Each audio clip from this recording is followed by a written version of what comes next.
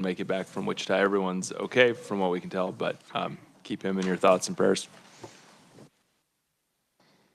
So prayers for Gary's family. And on our agenda today, we need to start with some agency presentations. And first we'll hear from Carolyn McGinn, Special Advisor to the Water for the Governor.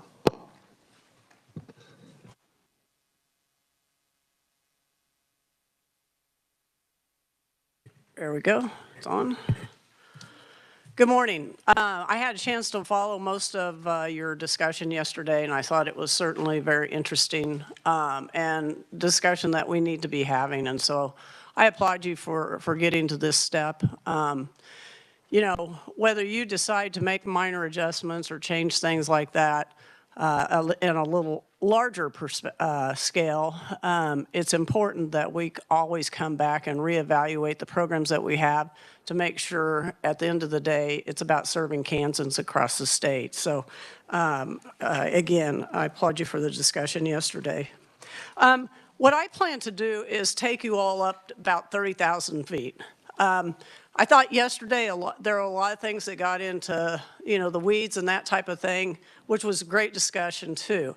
But I think as you move forward, it would be good to kind of get up a little bit higher so that when you come down and finally decide to put together a funding source, put together maybe a better way to do things to serve Kansans, you can think about that little higher view. Sometimes we need to go up there.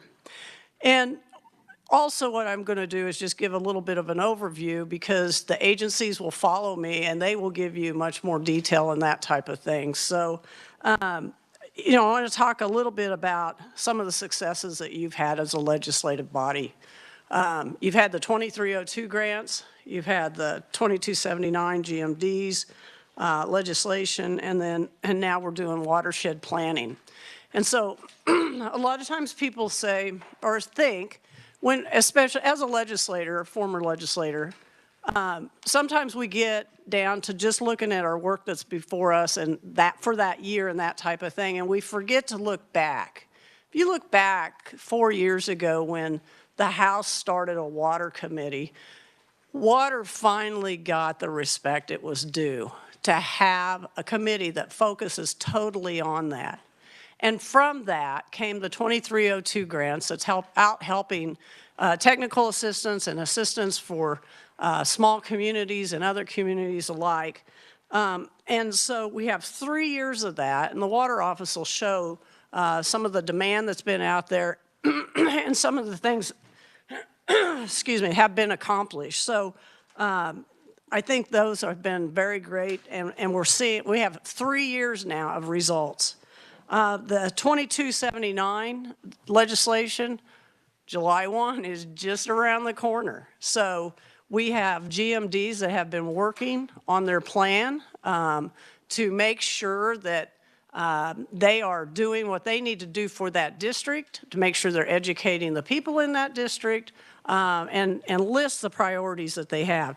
And then the regional watershed planning that I will talk about in just a little bit. And my slides are not up. So.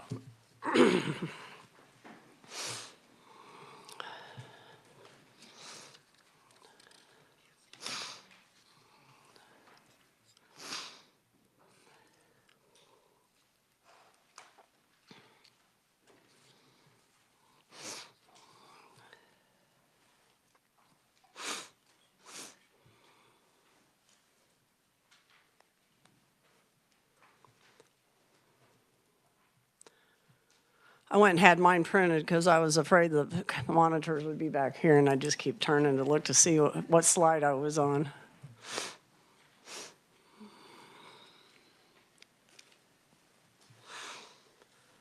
And you can get to the types of assistance provided. Slide, please.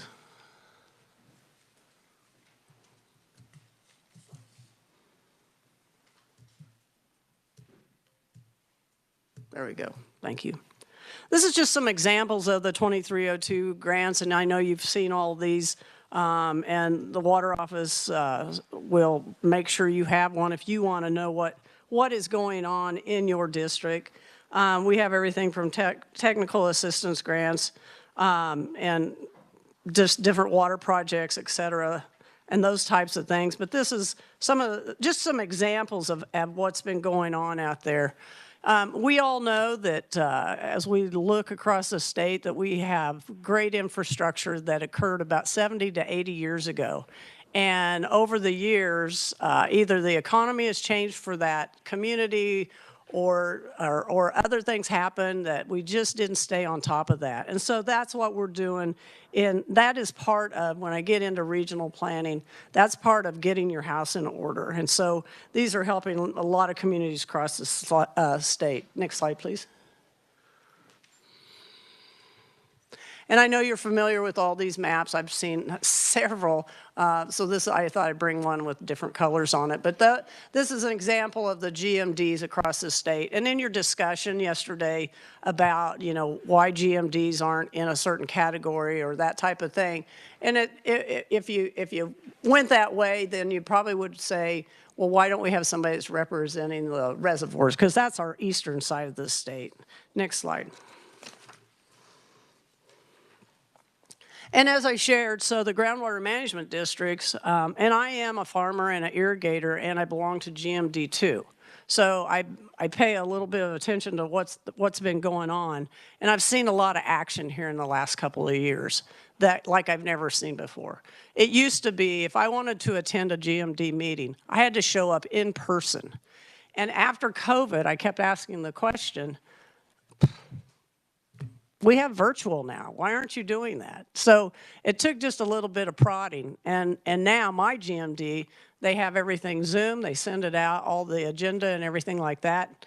And then they have a wonderful website now. So you can find things and learn about your district as well. And then the public education and outreach is important. A lot of times I think as farmers, we focus on us. But that water also belongs to other people that live in that GMD area.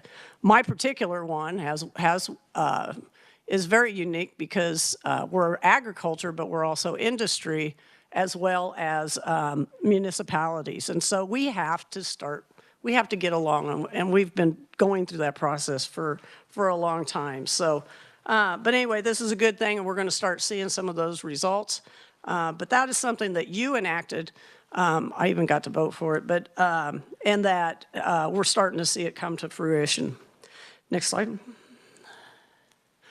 So we talked just a little bit about watershed planning yesterday, or you did, and this is something that is going to be, I believe, very key to all of the people across the state communities, whether it's finding out their supply of water, whether it's what is their economic development potential, back to getting your house in order.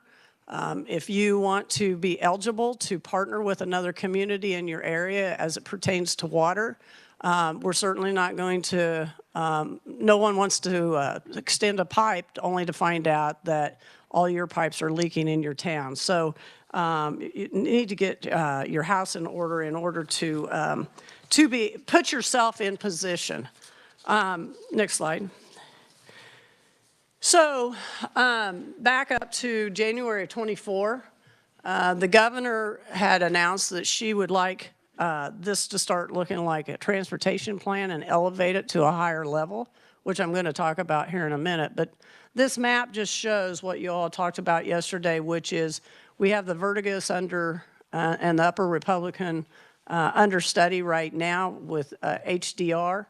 We're still working on the Equus Walnut. We're just about to finalize cross the T's and dot the I's, and that will be going. They'll be going to work into that, and that is the money that you allocated to the water office to do this work. And I just think it's going to be such a tremendous help to everyone across the state and these different communities that would never have the opportunity to figure out how long will my water last, what does my infrastructure look like, are my pipes under the road where we can't even get to them, those types of things. So very helpful tool. And it'll provide them with the technical expertise and data and all kinds of things and help them collaborate with other communities. Next slide. And what does it does? Oh, that's that slide. I just shared all that, so you have it in front of you. So let's go to the next slide, please. So for Kansas, it's going to create a comprehensive, coordinated, actionable planning framework and serve as a model for all watersheds. So the fact that we'll have this data on these early watersheds, we'll be able to, or the next administration will be able to see which one of those plans work best for Kansas, and they'll be able to continue the rest. Next slide.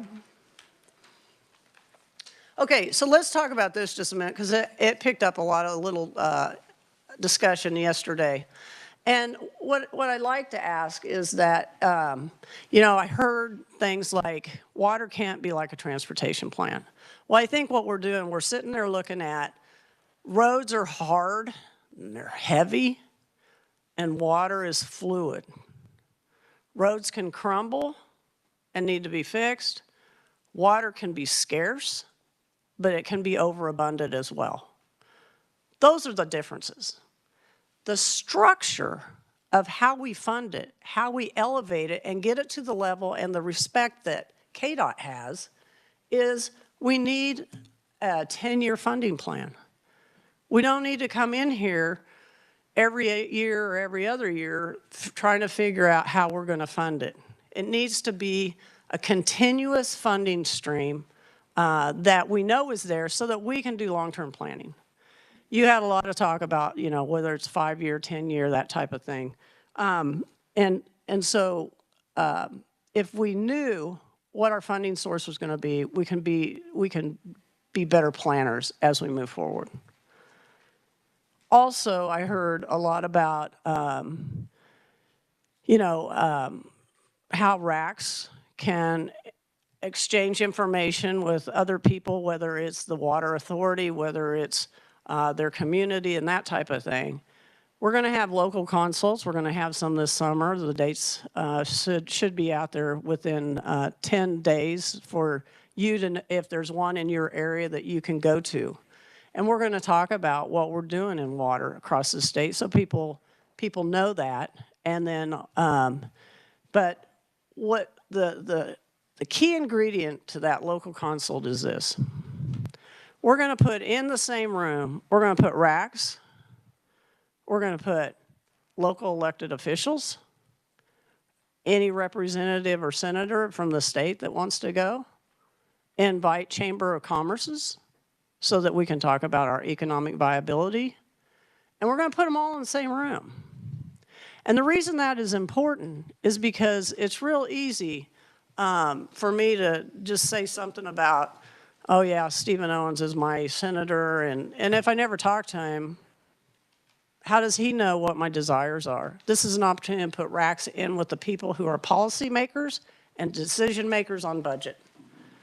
And then the most important part, it's about building relationships. We can have all the money in the world, we can have all the intelligence in the world, but if we don't build relationships with those key people, the boots on the ground people with passion, clear up to the people that hold the purse strings. So I am very excited about the local consults and getting people excited across the state to start talking about water and how to solve that problem. So finally, the other thing I was just wanting to share is what I didn't hear yesterday was I heard the 5-year plan and then which was a rolling plan, and then the 10-year plan. Whatever you decide, it doesn't matter. But what I didn't hear was about the project pipeline. And the pipeline is so important because we have, I want to say shovel ready, and then I was thinking about mud ready because it's water, but we have projects that are ready to go, and you put them in the pipeline for funding. KDOT does this, and they look at it every 2 years. And let's just say in KDOT's world, I didn't get an easement secured for my turn lane in my community, and so we can't start. So we pull you out, and we put someone else in that's ready to go. So the project pipeline is important, one for planning, but also for efficiency. In case a project gets stalled, you can still put something else in there and keep it moving.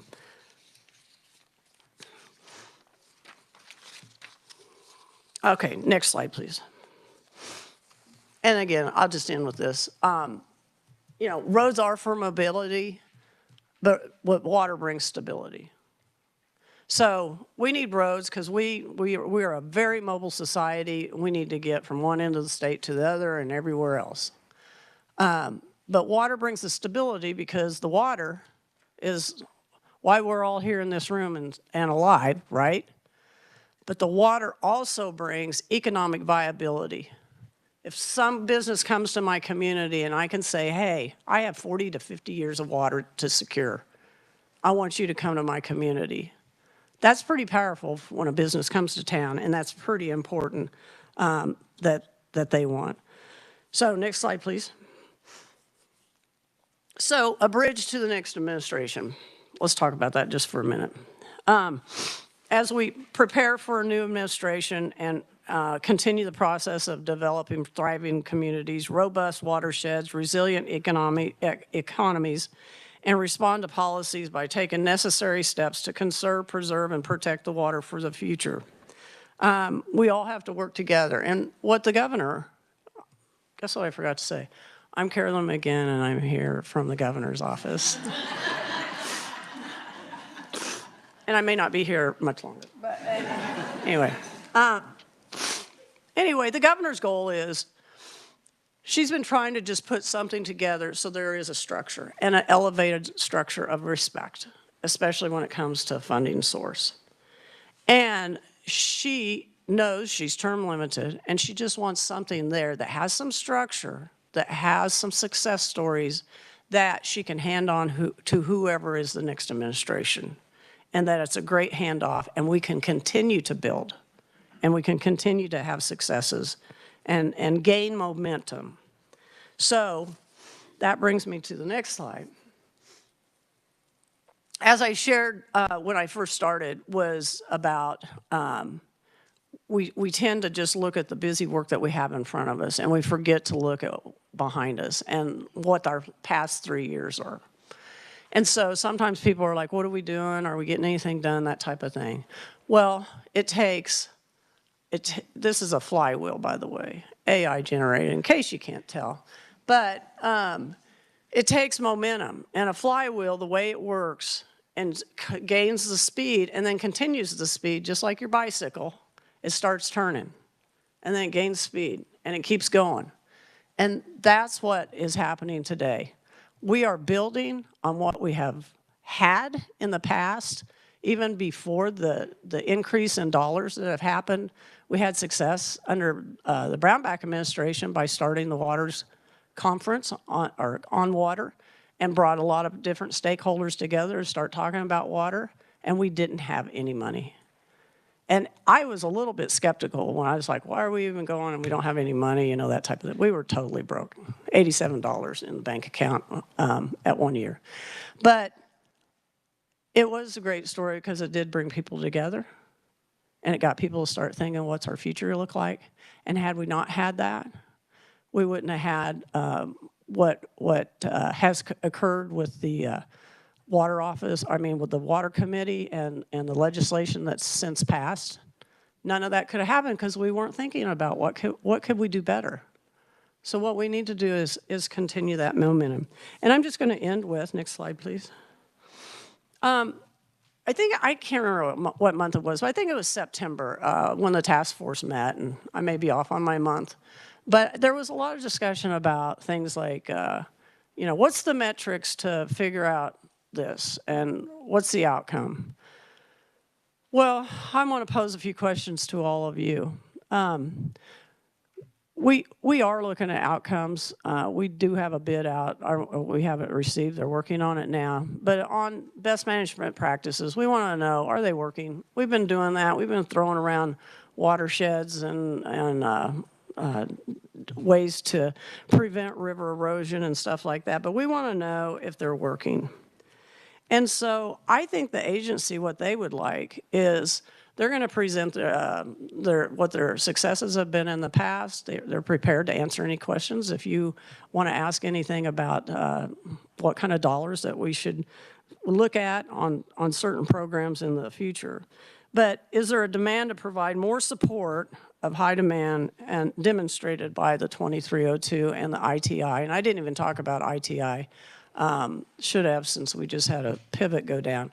But the ITI, as you all know, is helping farmers make their center pivots more efficient, making their pumps more efficient and that type of thing. But those are two programs that we are actually seeing great success with.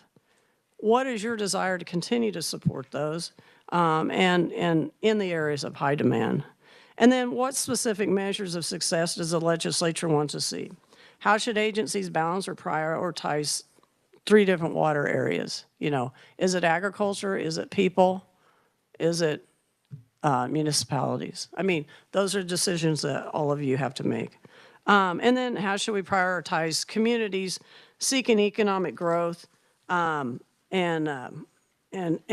development with a limited water supply and competing priorities? So there are things that can slow us down because we didn't have the answers to them, and we can't answer them without the input of this body as well as the legislature when they convene again in January. So I'll stand for questions at the appropriate time. Otherwise, we'll get going with the agencies. Does anybody have a short question for Carolyn at this time? Senator Pag. Thank you, Mr. Chairman. Carolyn, thank you for your presentation. When you say $1.5 million watershed planning, is that for new construction or is that for fixing the old stuff that we have? No, it's for evaluating those watersheds. To evaluate So the they'll watershed. go in and they'll look at different size of the cities and they'll evaluate their infrastructure and those types of things. They'll also look at how much water do you have? How's your wastewater looking? Are you in a reservoir area? Are you in a groundwater area? Those types of things. So it's a study, and that will help us build. You guys have looked at other states, I know, on your task force and that type of thing. Well, we can't get to that watershed planning unless we really know what's in that watershed. So it's for planning purposes, so when that watershed is done, they'll know exactly what I need to do if I want economic vitality, or maybe I just want to sustain my community. It's a town of 100 to 100 or 200 or that type of thing, and I may just want to sustain what I have. One quick follow-up. Does that include looking at the contracts and all of them that we have now, whether they're federal or state? You know, we got 1,500 watersheds we heard yesterday. Where's these contracts at, and have they been reviewed, and what's our liabilities in these kind of things? So And do you help the ones that the state's liable for, or do you help the ones that we're not liable for? Well, we're really just trying to focus on what do you have out there. Now, the contracts are a little bit separate here, and those watersheds, especially the ones that are taxing units, they have different priorities and those type of things. But since you brought that up, I'll just share. One of the things that we are also looking into is, because I know this is your thing, and it's always hits me in my head, is about the federal dollars out there. We need to make sure that we go look for those first. And the reason is, you could go, maybe it's Bureau of Reclamation, the Corps, somebody else, but you could go out there, USDA, and find out this will help this community with this infrastructure. So let's just say they plop $500,000 down to help them with that. But if they're such a small community, they can't do their match. And that's where I believe the 2302 grants should help, because they can help with a match, and then we use less money with the 2302 grants so that we can spread it amongst more communities. So we really do need to take a look at the federal dollars that are out there. And I appreciate you staying on top of that. Representative Rogers. Thank you. Senator, good to see you. Just kind of along that same line a little bit, but just kind of extending what, I'm curious if we would tackle this like a transportation plan with a water plan with these shovel-ready or mud-ready projects. kind of go through that, because I've been through that couple transportation plans now, and how those worked, and I kind of understand, because there are certain, you have major highways, you have others, we added bridges, we did some other things. When you look at this, will we have to recreate something? Because, when you look at major projects, say, for a metropolitan area, you may have a small community, say Sedgwick needs something. You may have, a rural water. I mean, would there be a point system, a priority, kind of what we do for some of these other plans, or what's your mindset? Kind of taking the page of transportation and kind of changing the name, or what? Have you given a lot of thought to kind of having those ready projects, and being able to, if something isn't quite done, to move on? Just maybe explain that a little bit. Well, first off, you have Senate Bill 317 that Senator Titus was drafted and that type of thing, and move forward that agenda. And so that will start outlining some of that criteria. And so, but you as a legislature, since it's going to be in statute, if it's just maybe a little out of balance, you will have the authority to change that a little bit. I see it more as maybe it's just a different way we get in line. And so I think you still have to go through the process. I don't see it as the big cities are going to win out over the little cities. Big cities have a little bit different needs. Usually they've got their pipes updated because they have the ability to hire people to make sure they maintain those types of things. Smaller communities, they don't necessarily have that. So those would be the projects that are high priority for them. Like Wichita's situation, the big reuse, we've got to invest in how we do that. So their projects are going to be just a little bit different. Their ability to go after federal money is going to be a little bit different. So I don't see major changes of who's using the programs. I just want us to be more efficient about it. And back to that transportation plan, again, the most important thing, this, in my mind, is the local consults. Because we have to bring everybody to the table, and that's the opportunity. So whether I see these guys are still hanging out. I don't know if they stayed here overnight or not. But no matter which plan that you decide to use, at the end of the day, we still need to connect all those people, and this is a good opportunity. And the beauty of it is again, RACs go to their meetings. They report to the water office. Here's our concerns, here's our priorities, and that type of thing. Thank you. And then Or go ahead. I just wanted to finish this. Okay. And I will stop. Oh, God, I'm starting to sound like a representative. But so at the end of the day, though, they need to be talking to those people that make the budget decisions. And if they have a good relationship with them, they're going to go a lot further. Very good. Thank you. Representative Howerton. Thank you, Mr. Chair. Senator, I don't know what to call it, Advisor McGinn. I don't know what your title is now, but from your perspective, It's you're at the grassroots. You're a farmer irrigator. You served in the legislature, and now you're on the governor's cabinet or administration. No, I'm just yes, an advisor. administration. So the question I have is, we talked a lot about yesterday elevating the voice of water to a cabinet level position. Do you have an opinion on that? Do you feel like, as just the advisor, whatever your title is, I'm sorry, is that effective, or what do we need to know from your experience when we're looking at this?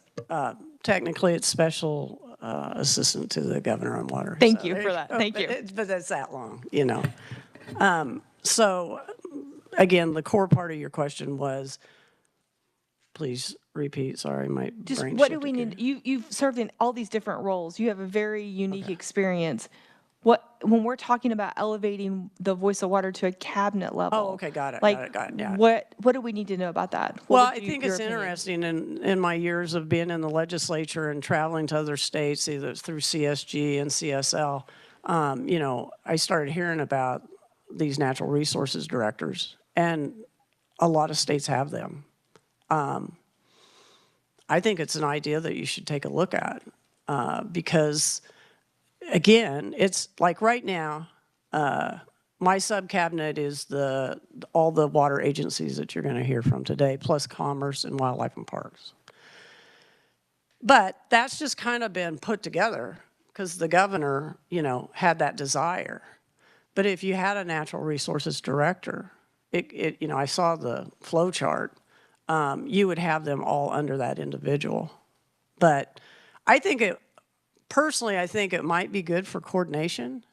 I think there's still some constituencies out there that are a little nervous about it because they're afraid of, maybe the person's too far left or right or too conservative or environmental or whatever. So they're concerned about that top person. But I just think in this state, we have a lot of elections that correct things. And so I think that I think it'll work. But you certainly need to work with groups like the Farm Bureau and the KLA. We need to make sure they're comfortable before we go forward. Thank you, Senator. All right, thank you. Appreciate it very much. You did a good job of setting things up for Matt Unruh with the Kansas Water Office.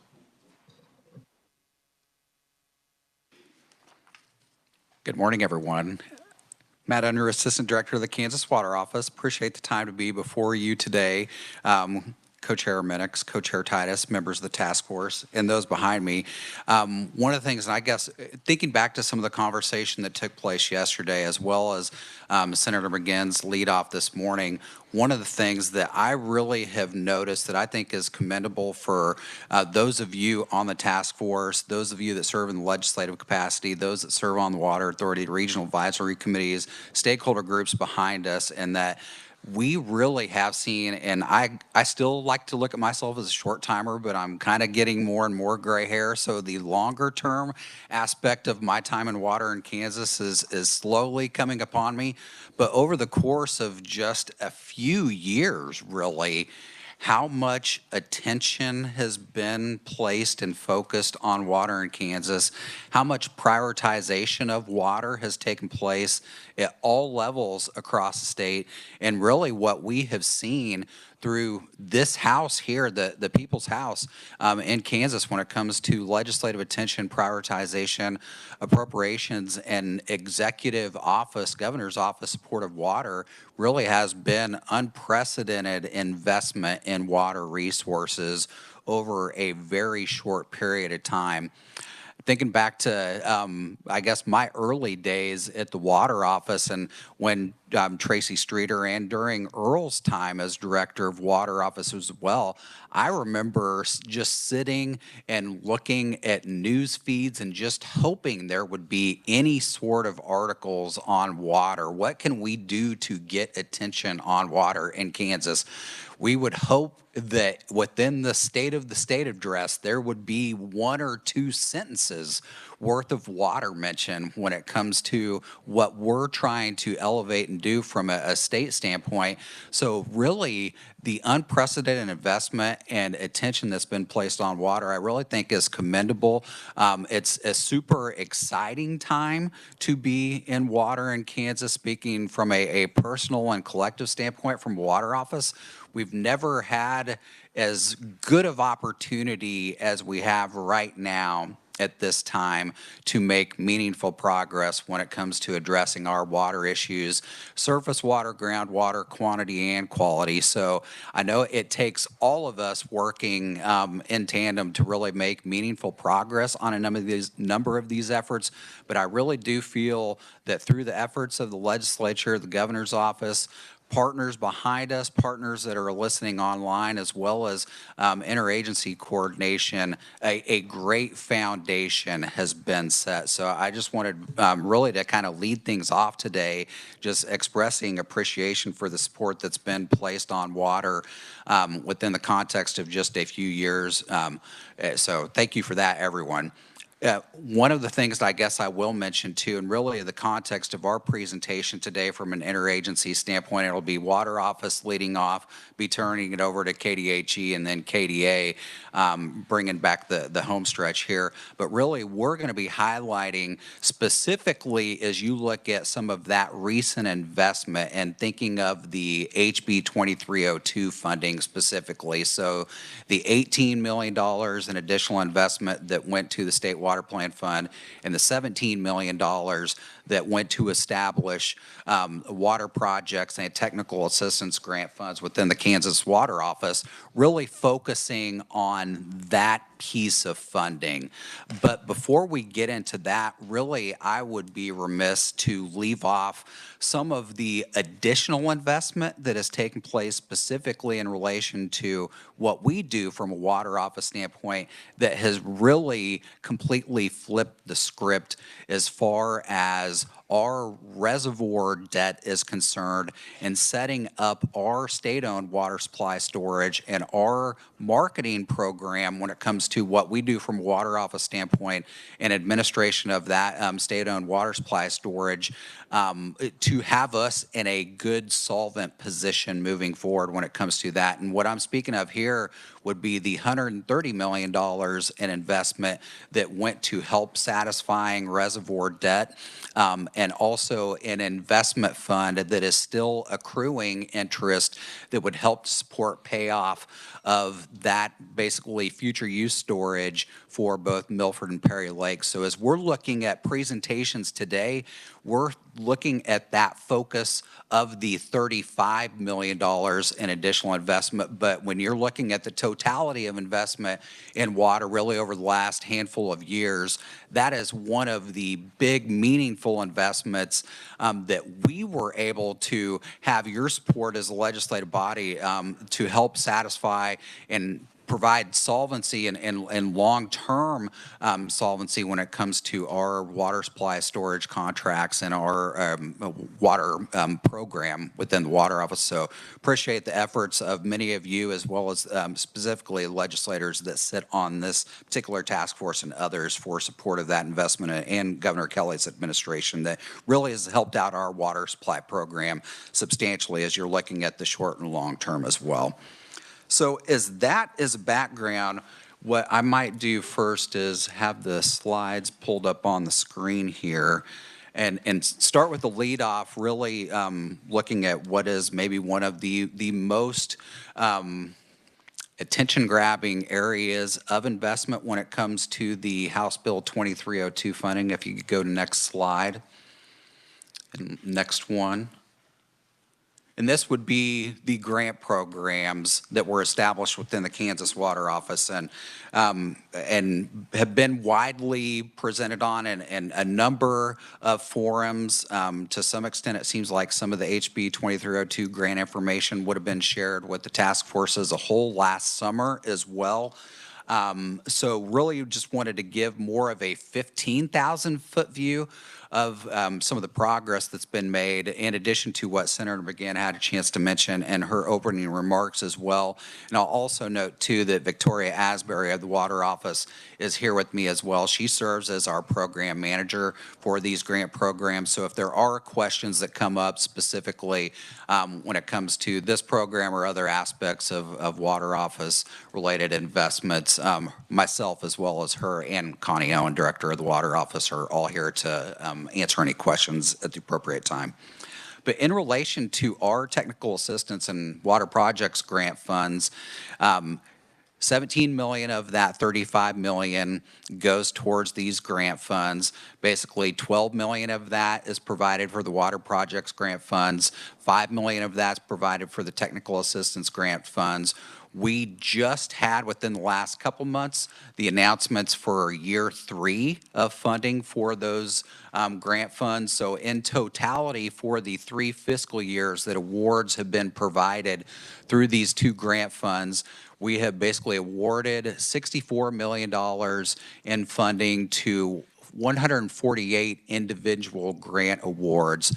So state fiscal year 27, and with some of the new guidelines associated with SB 317, we have current guidance on our website in anticipation of a call for applications that would be going out in early July as well. So as far as incorporation of some of that information in relation to SB 317 and aligning implementation of our grant program with some of that legislation last year, Victoria and others at the Water Office have been working really diligently since that legislation was passed to make sure that the Water Office was equipped and ready to roll out an application period consistent with that. So that guidance is on our website currently.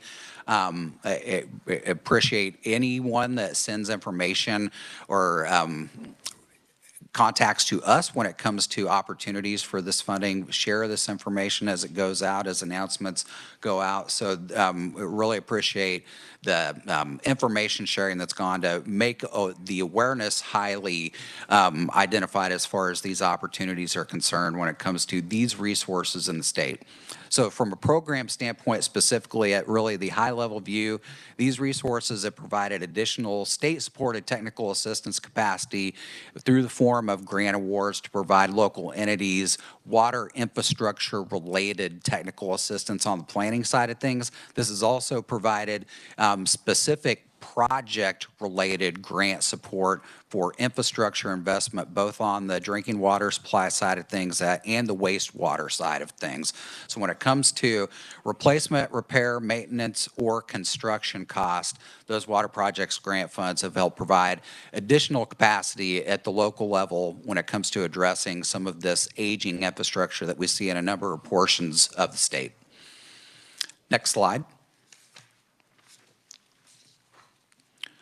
So on the theme of recent progress as well, continuing on with that, a couple of the other areas to highlight would be some of the efforts that have been taking place across the Ogallala High Plains portion of the state in partnership with the Kansas Geological Survey and highlighting the aquifer electromagnetic surveys that have been taking place starting out here a couple of years ago in Northwest Kansas and GMD1. Last summer, these efforts would have been taking place in GMD4 Northwest Kansas 2 years ago, last year in West Central Kansas GMD1, and more recently efforts that have been taking place within GMD3 that are really providing a look into the aquifer that has never taken place within the context of Kansas water resource identification, planning, and then modeling efforts. So this characterization of the aquifer levels through this AEM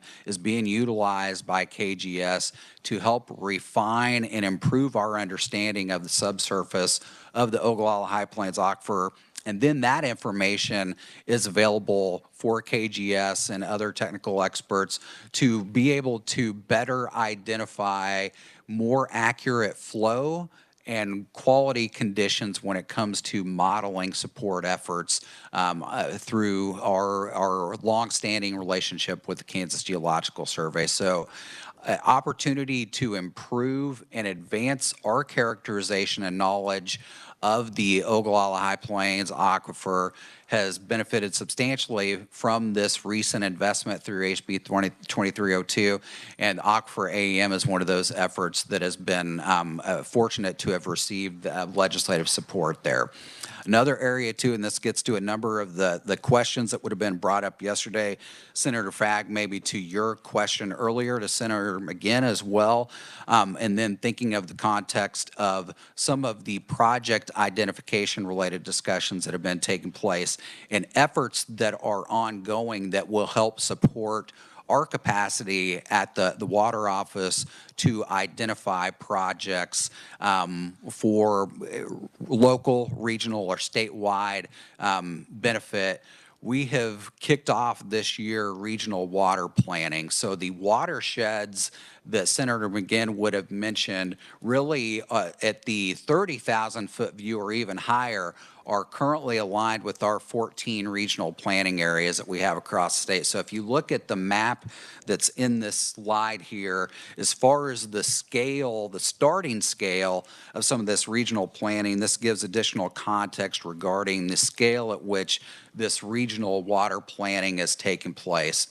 So where we are really beneficial when it comes to the recent investment that's taken place, provided us resources to kick off these regional planning efforts, is that this really, to me, is kind of a next step when it comes to development of a state water plan, implementation of a state water plan, and then identifying local resource issues, concerns, looking at things from a supply-demand standpoint, both quantity and quality, identifying local or regional solutions that emerge through this process to help rectify any sort of water quality concerns, to prolong the longevity of water supply, both quality and quantity within these regions, and looking at things through that 25-year to 50-year lens as far as planning horizons are concerned.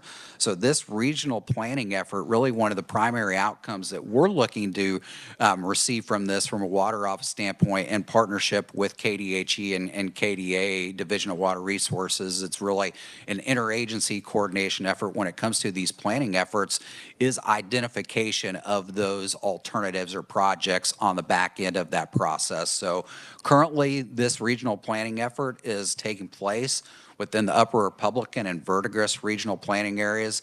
As Senator McGinn mentioned, we're within days, hopefully, of having a contract signed when it comes to planning efforts for the Equus Walnut regional planning area. And all of this regional planning has been supported by regional water planning and project development funding line within the State Water Plan Fund. That was first supported in FY26. We have FY27 resources that are available to help support continuation of these efforts from a regional planning standpoint. But really, we're hopeful from a water office standpoint that this model can serve as really kind of the foundation or backbone of identification of some of these project opportunities as an outcome of this regional planning process. For some of the discussion that would have taken place as far as a work group is concerned yesterday and some of those recommendations, I think there's an opportunity for good integration of this regional planning process in multiple forms when it comes to some of the proposals that have been discussed and brought forward by the work group yesterday. But more so than anything, recent investment has positioned the state and the water office specifically to work to build that project list. This is really the first time from an investment standpoint that we've had dedicated resources available to us from a water office standpoint to build that overall project identification list. Outcomes of this planning process will be helpful with that. Another thing too that gets to kind of the process and working with existing resources as well. There's a lot of opportunities when it comes to projects, especially on the infrastructure side of things, that have been identified through the intended use planning process at KDHE. Obviously, when it comes to the supply and demand side of things of our grant program specifically, we have a number, hundreds of $millions of applications that are not able to receive funding just due to the limited resources we have. So when it especially comes to the infrastructure side of things, particularly public water supply and wastewater infrastructure, there's a solid foundation that we have that we can draw on when it comes to project identification. One of the things that I'm really excited to see that has the opportunity to emerge from this regional planning process is looking at our raw water sources, both groundwater and reservoir water supply, surface water supply, as a key component of that infrastructure. And what do we need to be doing to make sure that component of infrastructure, those raw water sources, are available for basically the short and long term, looking out to those 20 to 25 to 50-year planning horizons. Next slide, please. Another area too, and this has been something that over the last several years, we have tried to be cognizant of the efforts, attention, prioritization of the legislature, as well as feedback that we receive from the Water Authority when it comes to what we can be doing to best position the state to leverage state water plan fund resources with other resources. And namely, what really has been the driver of some of this discussion is what can we be doing, particularly to leverage state resources with federal resources. So in response to that, several years ago, the Water Office established basically two new partnership funding lines within our agency, one of them being the High Plains Aquifer Partnerships, and the other one being Water Quality Partnerships. And really, the primary purpose of these two partnership funding lines is to position ourselves from a state standpoint and working in coordination with our partners from Department of Ag, Division of Conservation, DWR, and KDHE to have funding available to respond to some of these federal funding opportunities, and also leverage this with other non-federal resources to advance water plan implementation, particularly when it comes to water quality related considerations and the High Plains Aquifer specifically. So these two funding resources, specifically from the Water Office, and KDA can speak to this as far as how they've looked to leverage resources in a similar capacity. Really, we have utilized these two funding lines as our Water Office partnership contribution to two primary regional conservation partnership program projects that some of you and maybe all of you are familiar with. One of them being the High Plains Aquifer RCPP that unfortunately was one of the projects that basically funding was pulled back from and canceled when it came to basically some of the NRCS awards, particularly those that were funded through IRA-related resources. But also, when it comes to the Water Quality Partnerships funding line, we've been able to utilize this funding specifically when it comes to our partnership contribution for the Milford Lake Watershed RCPP. So within the context of what we've been able to do for these two funding lines to advance conservation efforts of the High Plains Aquifer, or at least position the state to better support those conservation efforts and leverage those resources when other funding opportunities come up. These two funding lines are really what we're using from a Water Office standpoint to position us to leverage and match those state water plan fund resources with federal and other non-state related resources. Within the context of the Milford Lake Watershed RCPP, this particular funding positioned us to have a pretty seamless renewal of the original RCPP project. And within the context of our Water Office contribution specifically, we're in roughly $750,000 is our Water Office contribution to this, which helped unlock nearly $3 million in federal investment when it came to financial assistance dollars and technical assistance dollars that NRCS is putting to the ground within the Milford Lake Watershed. Within the context of the High Plains Aquifer Partnership, RCPP, at that time, and I'm looking back to Steve Frost behind me from Division of Conservation just for confirmation, that would have been $20 million, $25 million in federal investment that would have been unlocked with the pooled resources from the Water Office as well as Division of Conservation for that RCPP project.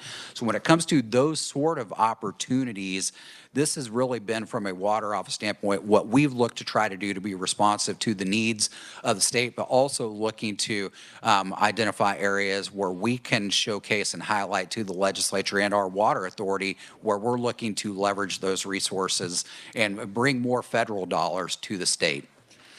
Next slide, please.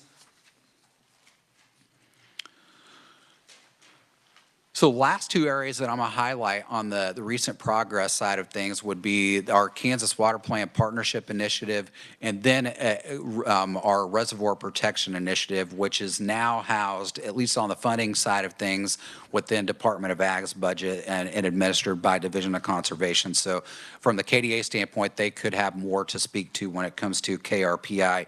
But I wanted really to highlight these two areas because they provide really good alignment as well with some of the areas that have been identified as far as water plan priorities and how we've looked to be responsive to priorities that have emerged from our really dating back to the vision days and some of the local feedback that was provided through the vision development process, our more recent water plan update, and also through the more recent water plan implementation framework. One of the things that we constantly hear through stakeholder input is the need and prioritization of increasing overall education opportunities when it comes to the water resources of Kansas.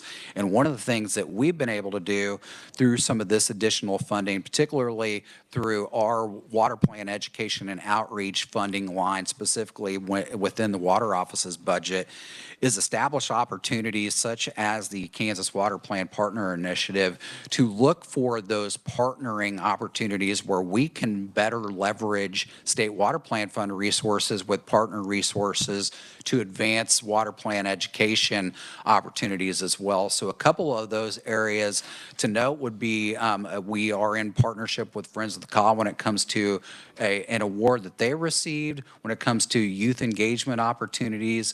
Also, an example of some of these partnership opportunities would be an agreement that we have that was funded through our partnership initiative for Emporia State University, their Profit Aquatic Research and Outreach Center, to establish a water ambassadors program, and also multiple partnership opportunities with conservation districts when it comes to purchasing of no-till equipment, no-till educational opportunities, as well as various youth and education-related education opportunities. So these are areas too where state water plan fund resources have been utilized and leveraged in conjunction with other partner resources to advance education offerings really across the state.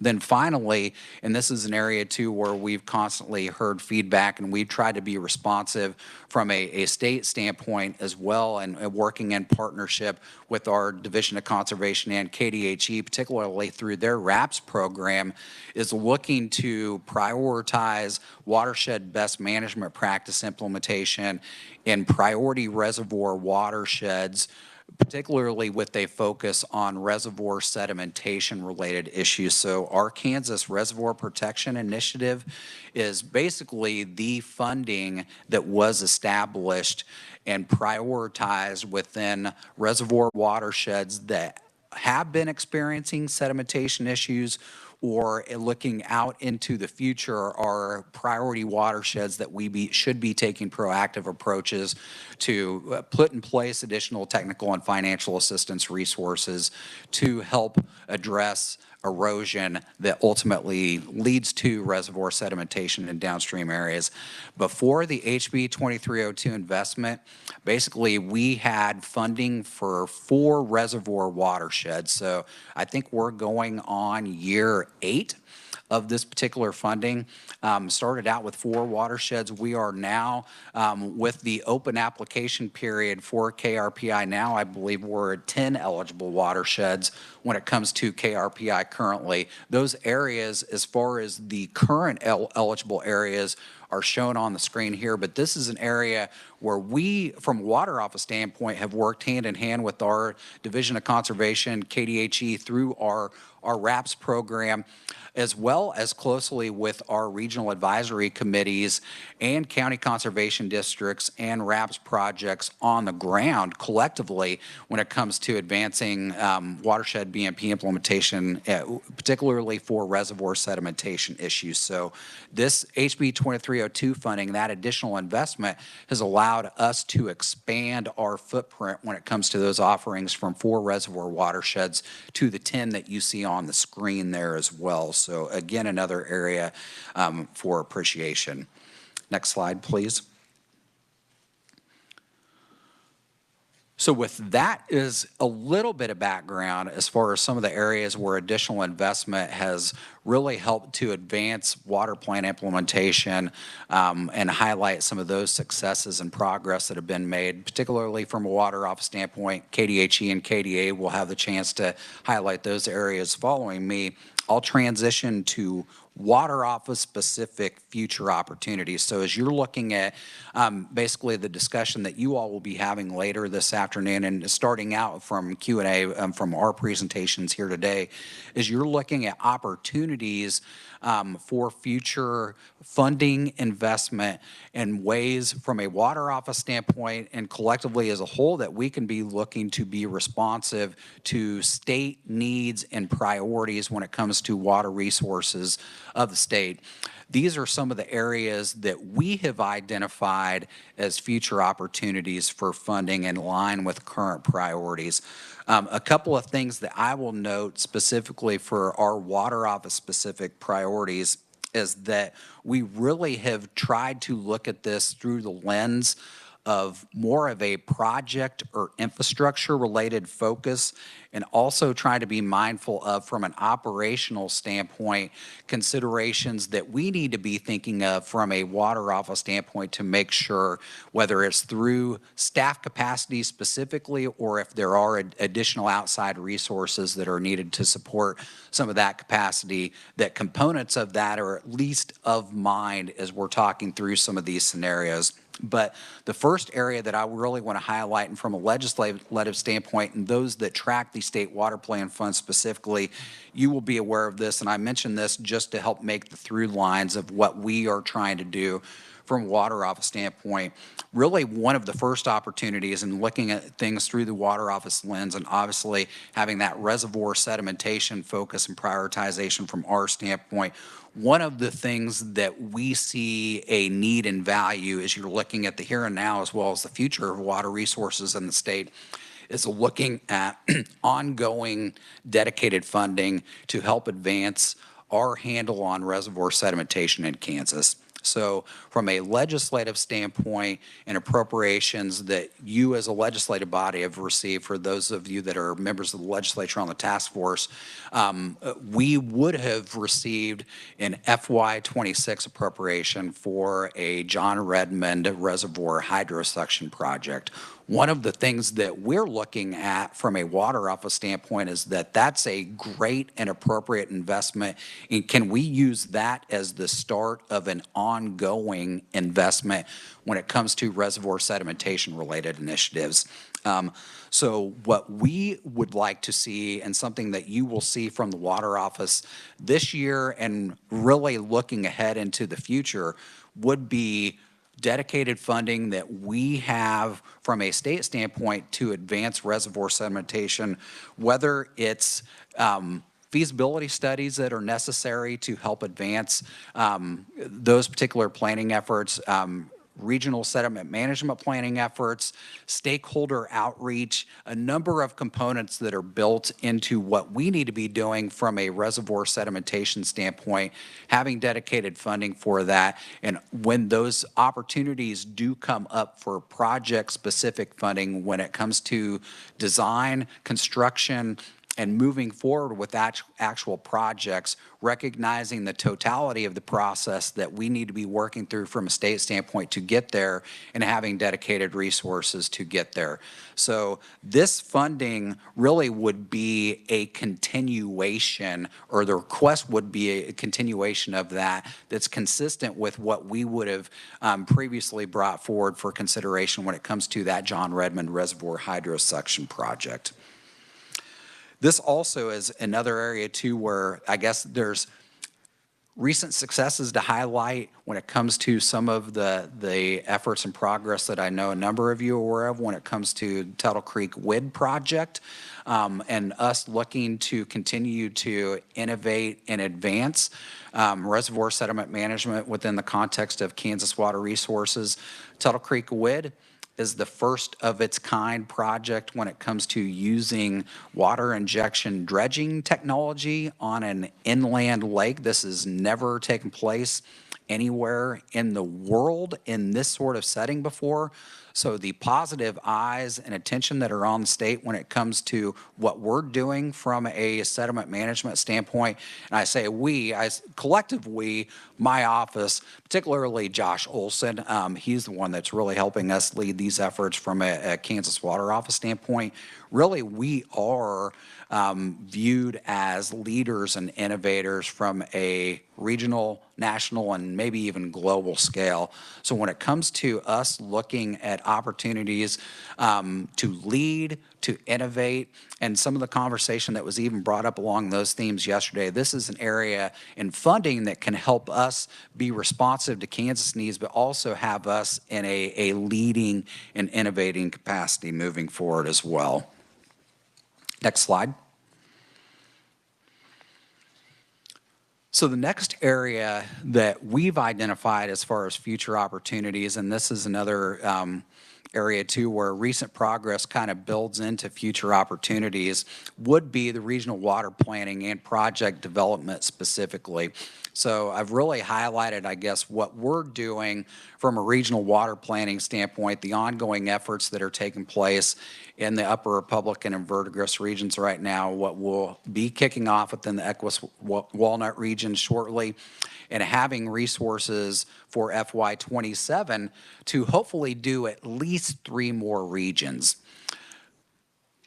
That has us in a very good position and has a very solid foundation when it comes to identifying supply demand projections, areas of the state where supplies, especially as you're looking out into that 20 to 50 year horizon, existing supply from a quantity or quality standpoint isn't satisfactory to meet demands identified, and identifying those opportunities for projects that can help advance or prolong the water supply within these respective regions. The opportunity that exists here is that, as you can see, at least from the numbers for FY26 and 27, current funding available does not have us in position to have this sort of planning and project identification taking place for the entirety of the state as you're looking at basically through the end of fiscal year 27. So from a water office standpoint, as I mentioned earlier, really this particular project planning process and regional planning process has us in a position that really we've never been in for before, to have these regionally identified and hopefully supported projects that work into the project pipeline, as Senator McGinn had mentioned. The project development component of this, as you're looking at additional opportunities and integration of this into what would hopefully become a funding program, would be dedicated funding to support projects that are identified on the back end of this process. So in addition to the specific funding opportunities associated with regional planning, the opportunity for setting aside dedicated funding to support implementation of projects that are identified through this planning process is an opportunity that we've identified as well. Then finally, last slide would be our technical assistance and water projects grant funds. So on the earlier slide, I highlighted the awards that have taken place, $64 million. It's been awarded over 3 fiscal years. Investment that's really unprecedented, particularly from a water office standpoint. But this slide here shows the demand side of things in relation to the total amount of applications that we receive for each of the 3 fiscal years as well. So the snapshot picture that's on the screen is from a dashboard that we have on the water office website. Shout out Katie Goff. She has built basically a GIS dashboard that allows for basically interactive evaluation of various aspects of our HB 2302 grant program. So if you're interested in seeing where awards are, whether it's technical assistance funds, water projects funds, from a statewide standpoint, this graphic is one of the pullouts from that dashboard. But for FY26 specifically, having received $272 million in applications for roughly $17 million to be awarded.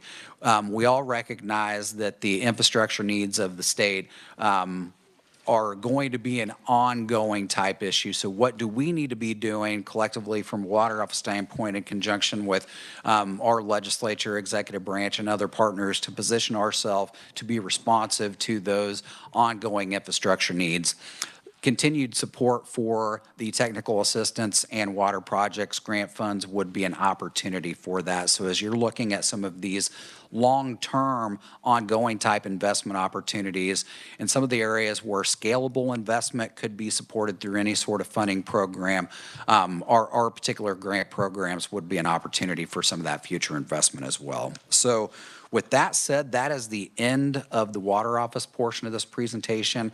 Some of the information that's included within the KDHE slides as well as KDA could be complementary of that. So I'm really happy to stand for questions now, or if you want to wait till the end of all three presentations and we can answer questions collectively, then I'm ready to go forward however you like.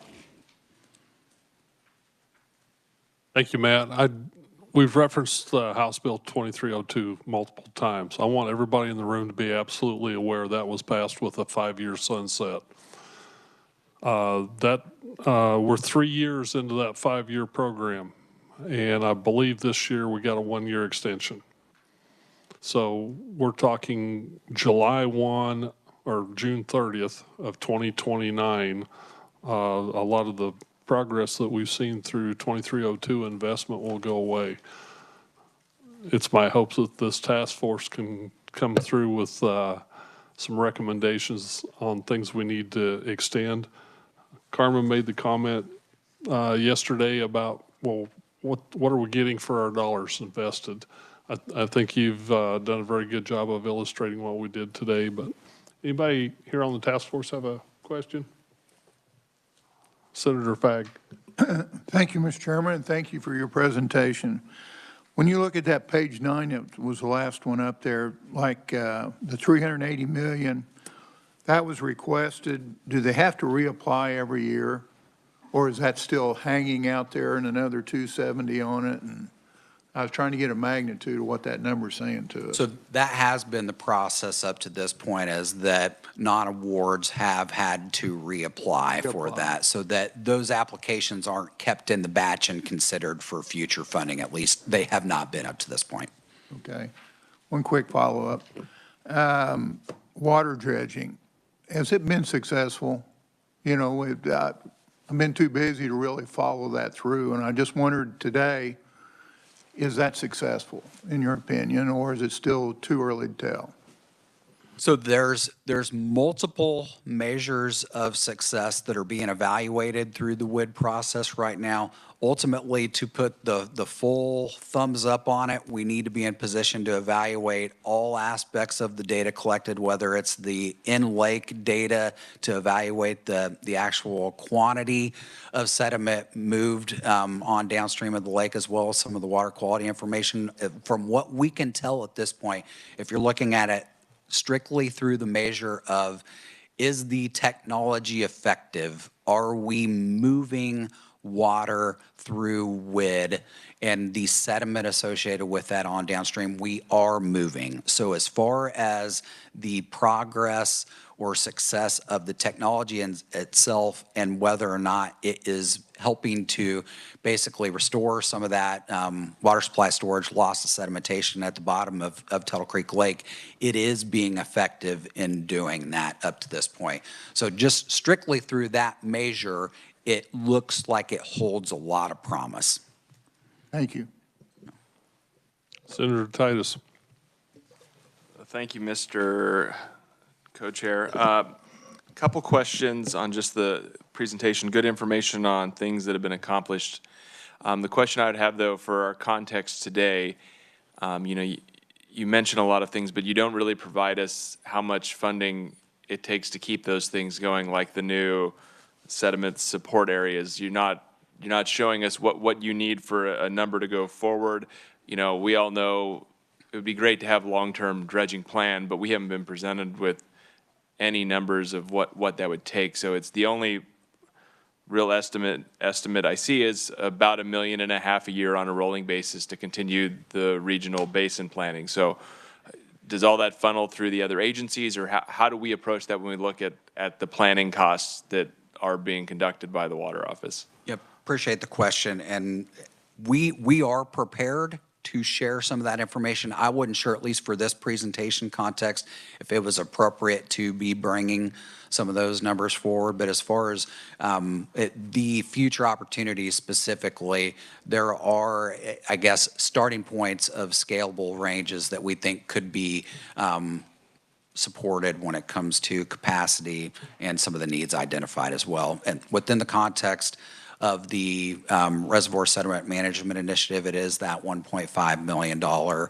range that would be utilized to support any number of the bullets that were included on the screen there.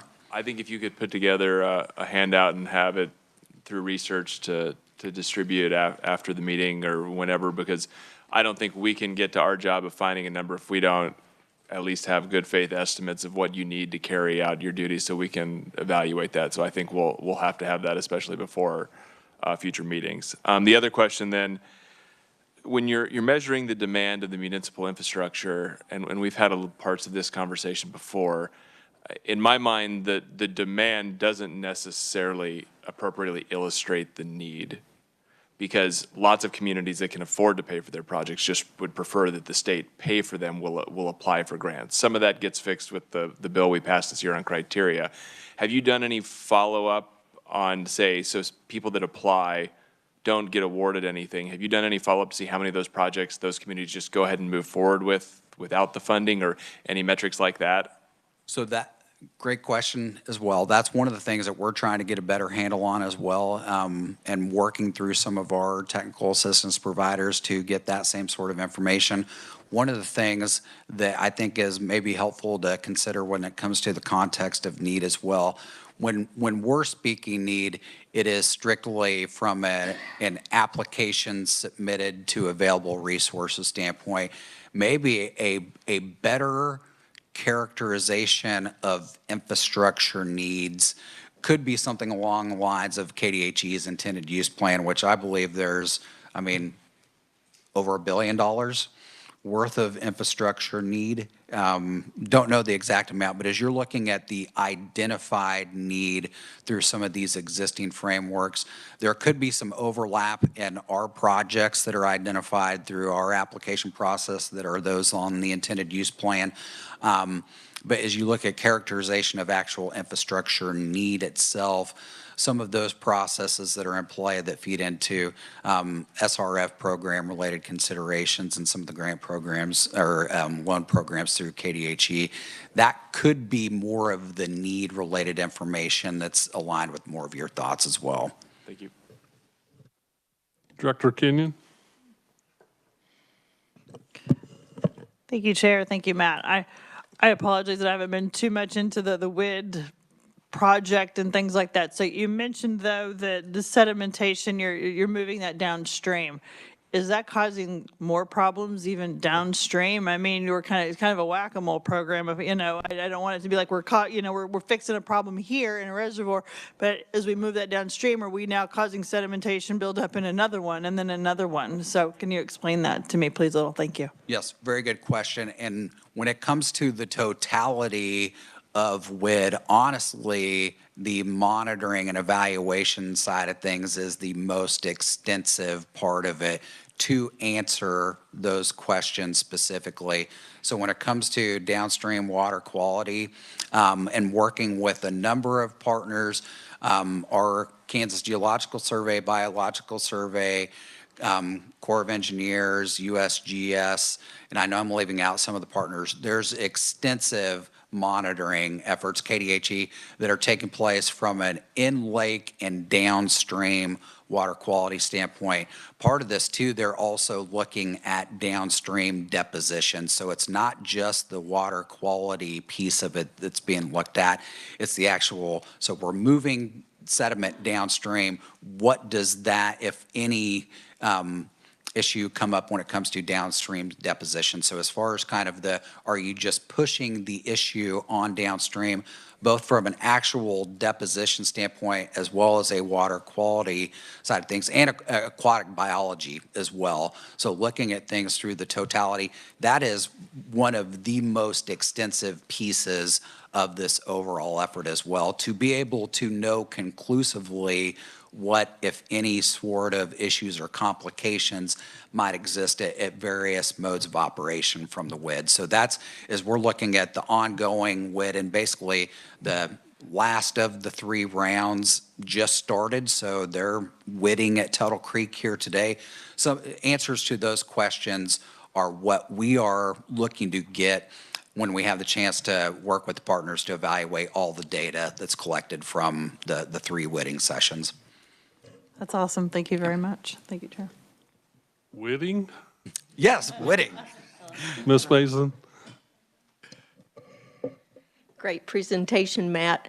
Co-Chair Minix, I did want to point out that when I asked my question about implementation yesterday, I had all the faith in the world that we would hear this kind of information from the Water Office.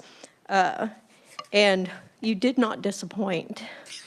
But I do have a couple of questions, some of it because of, 10 years ago, things that were going on with the Water Office. And what I recall is that there were studies being done of each one of the 14 regions, and they were being drawn up. And, I'm sitting here,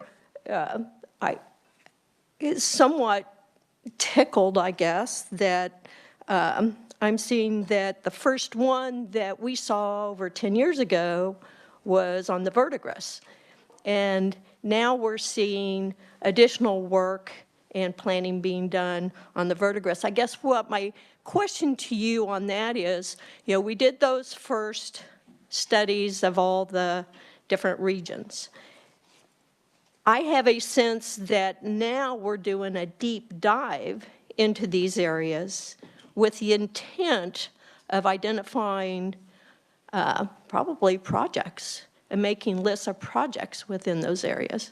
Is that a correct assumption? I think that's a great way to look at it. And if you referencing some of those previous efforts that Carm is mentioning, really that's in line with, at that time, it likely would have been some of our regional goal leadership teams and some of the goal setting and overall, I guess, planning efforts that were taking place to identify more so the issues and opportunities to advance implementation when it came to some of the issues that were identified.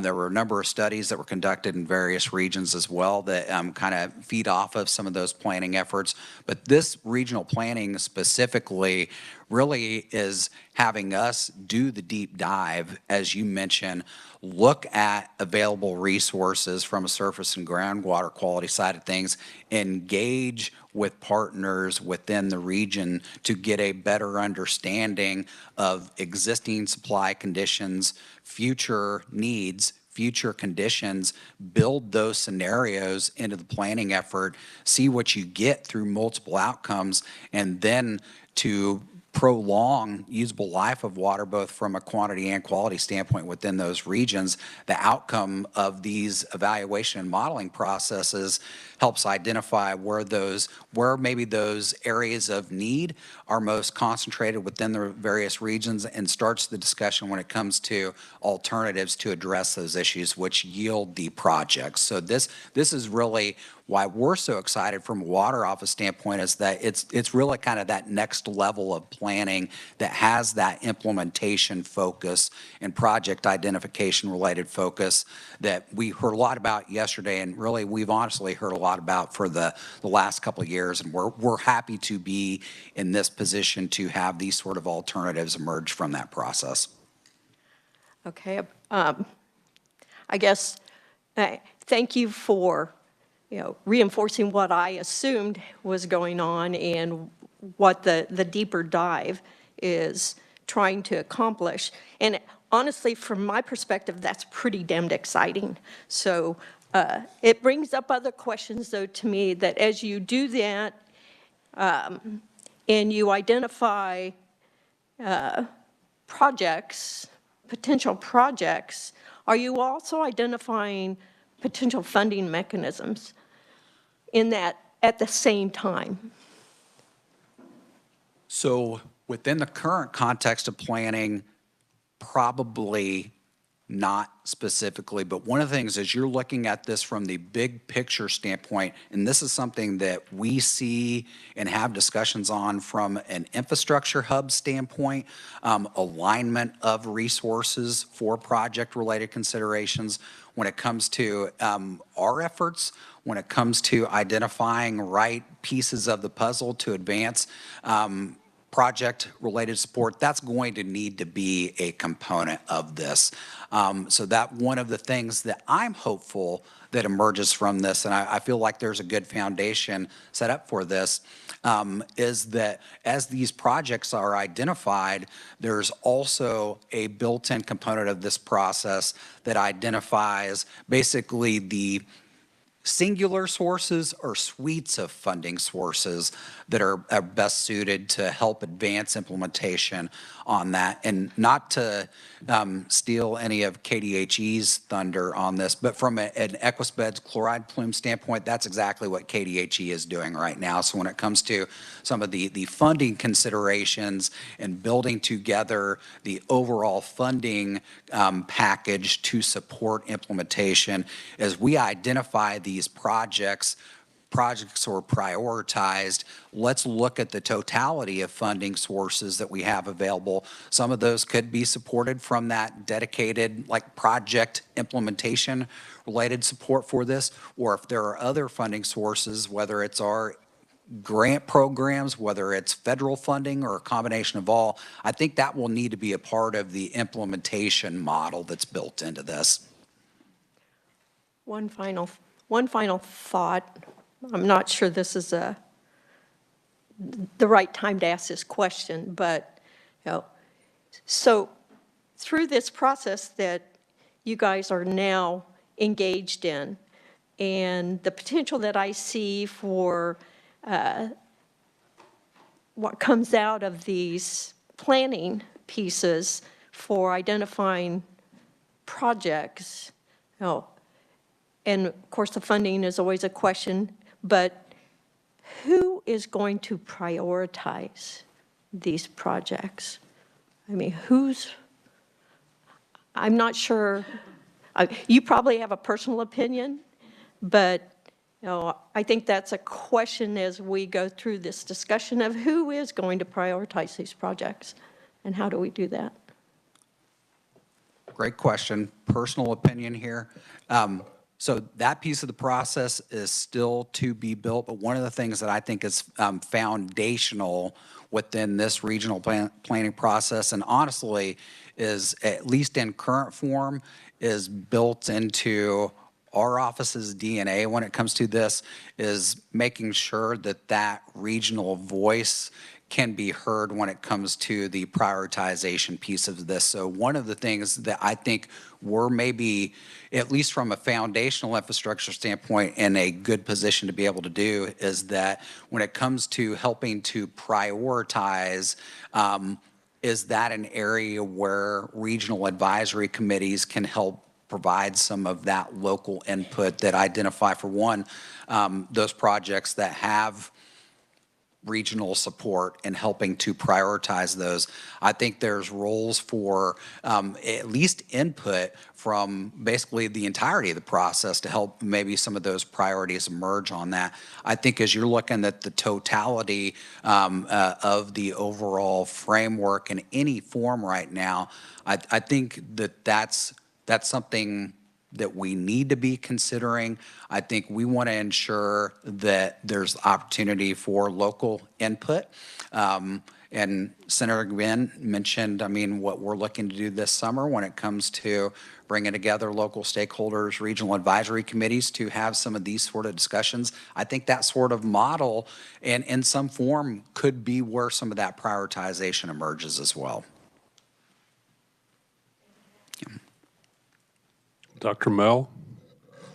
Thank you, Mr. Chair. And Matt, thank you for the great information, great presentation. I just need a little bit of clarification on the regional water planning. I'm looking at slide 8. So as KWO is developing these regional plans, is the focus solely on infrastructure and water supply? Or does the planning also include some of these larger, long-term landscape scale solutions that we need to meet our water plan goals? Like I'm thinking soil health, riparian restoration, or does that fall more to KDA and KDHE? Yes, to all of the above. So one of the things that we're really hoping emergence from this, really in some of the, I guess, maybe larger scale thoughts that you're having as well, one of the things that is beginning to emerge, and not specifically through this regional planning process that's taking place within the Verdigris or Upper Republican, but one of the things, and maybe to take a step back and to get to an answer here, one of the things that we're also trying to do from a water office standpoint, and it fits into basically the letter that would have been provided from the Water Authority and the specific focus on the project list that was provided within that. One of the things that we're trying to do from a water office standpoint is make sure that for the input that's been provided through our regional advisory committees, even outside of this regional planning process, that some of those project identification or priorities that are emerging are considered when it comes to this project pipeline development.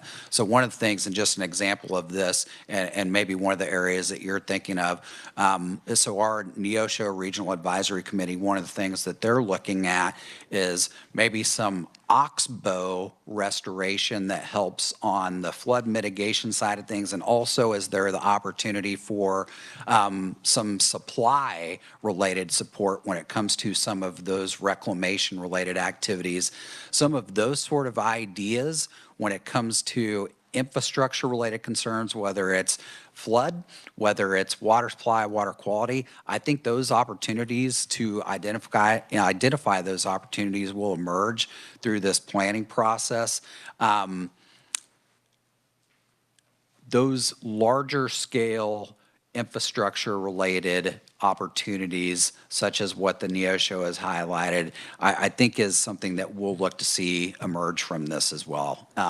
Another thing too that it maybe isn't necessarily highlighted up to this point, but another area too that I'm sure, and we've had this identified in other regional advisory committees as well, that I'm sure will be brought into the planning process, is opportunities for reuse or reclamation, and what that looks like as far as available water supply within respective regions as well. So as you're looking at maybe the totality of infrastructure related investments that could emerge as far as project opportunities through this planning process,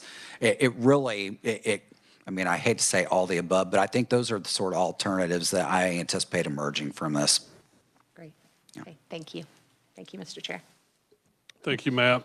I'll challenge you to condense that to 15 minutes before the House Budget Committees. Yeah. The information you just gave us, so you're going to have to put it on about 10 times normal speed. But that's what we're dealing with here at times. But thank you, Matt, very much. Next up, we have Director Kate Gleason with KDHE.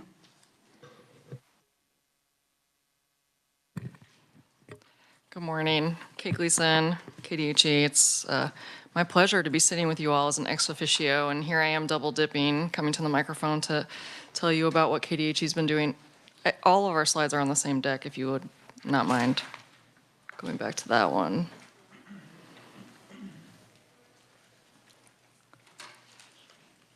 Okay, you can go on to the next slide. So I'm going to talk a little bit similarly about recent accomplishments that we've gotten done under 2302 and other state water plan funding, and also opportunities the agency sees for where that money can be plussed up and used in an efficient manner to get things done in the short term and the long term.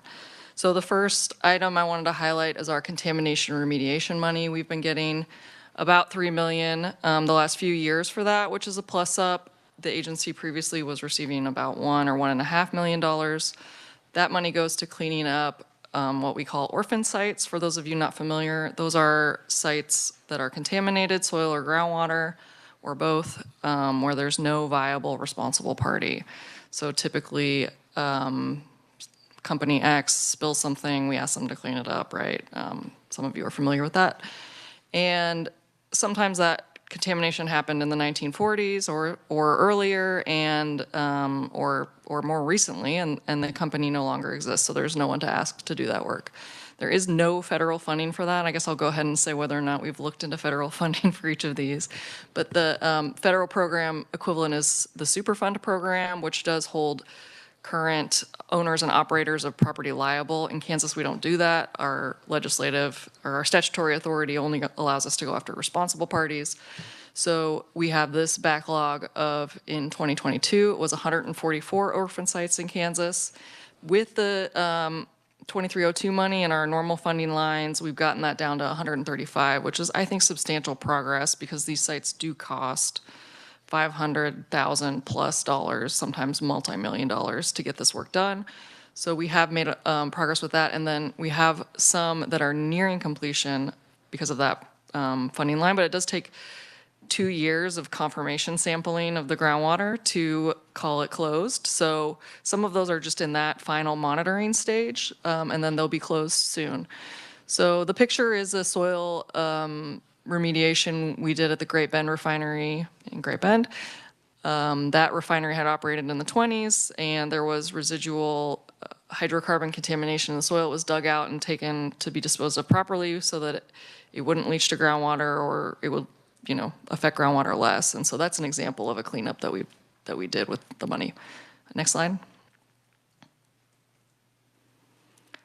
So as I said, they cost $500 to $1.5 million, I would say, on average to get these sites closed. There are some where our estimates right now are higher, $2-3 million to deal with. But if we plussed up this funding line, we would, of course, just put out more of these projects to work. We have them triaged right now in a list, and so we would just work down our list accordingly and get those sites to closure. And, I did note where there are capacity issues, right? If we did receive more money, that it would make sense logically for us to increase staff to handle that workload. So we have a certain number of sites per project manager right now, and if we add many more sites, then that may require additional FTE. I did want to note here the Burton chloride plume we've talked about in this building several times. This is a chloride plume northwest of Wichita. It is actually over Burton. That's why we call it the Burton chloride plume. It is attributable to historic oil and gas production in that area. A lot of chloride in the water, very elevated levels. So we believe that if this line were plussed up, we could do this project in a staged approach and maybe keep it in that program and not work it as a separate funding line for the state. So we have included that. I just included that here as a note. It's a 3-stage project that Burns and Mac identified for us, and we think that there are some additional ways to stage it out so that we could include that if we plussed up this funding. We did also, we have, as Matt said, looked at federal funding for that project and other orphan sites. If there is federal funding available, we obviously would use that first.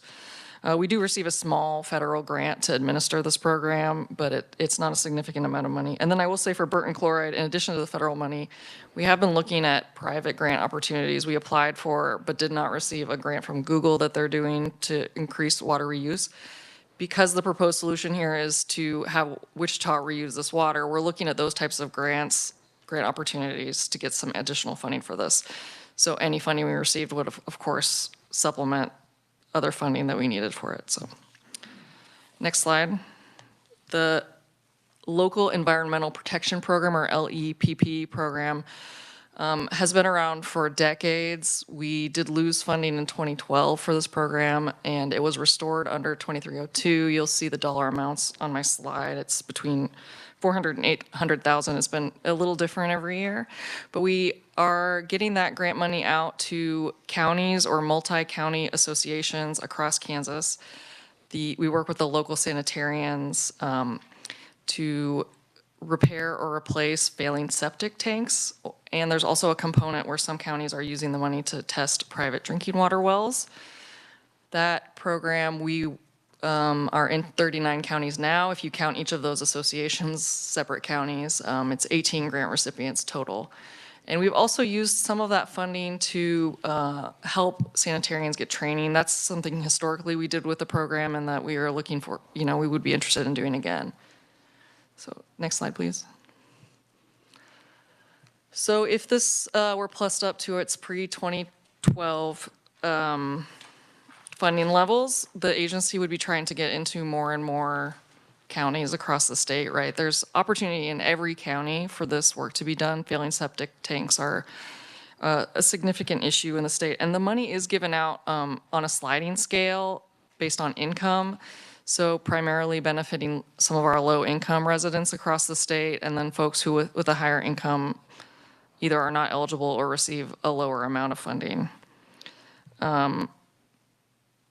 And then another opportunity of work that the agency did before 2012 on this is rehabbing drinking water wells, also on a sliding scale for low-income folks.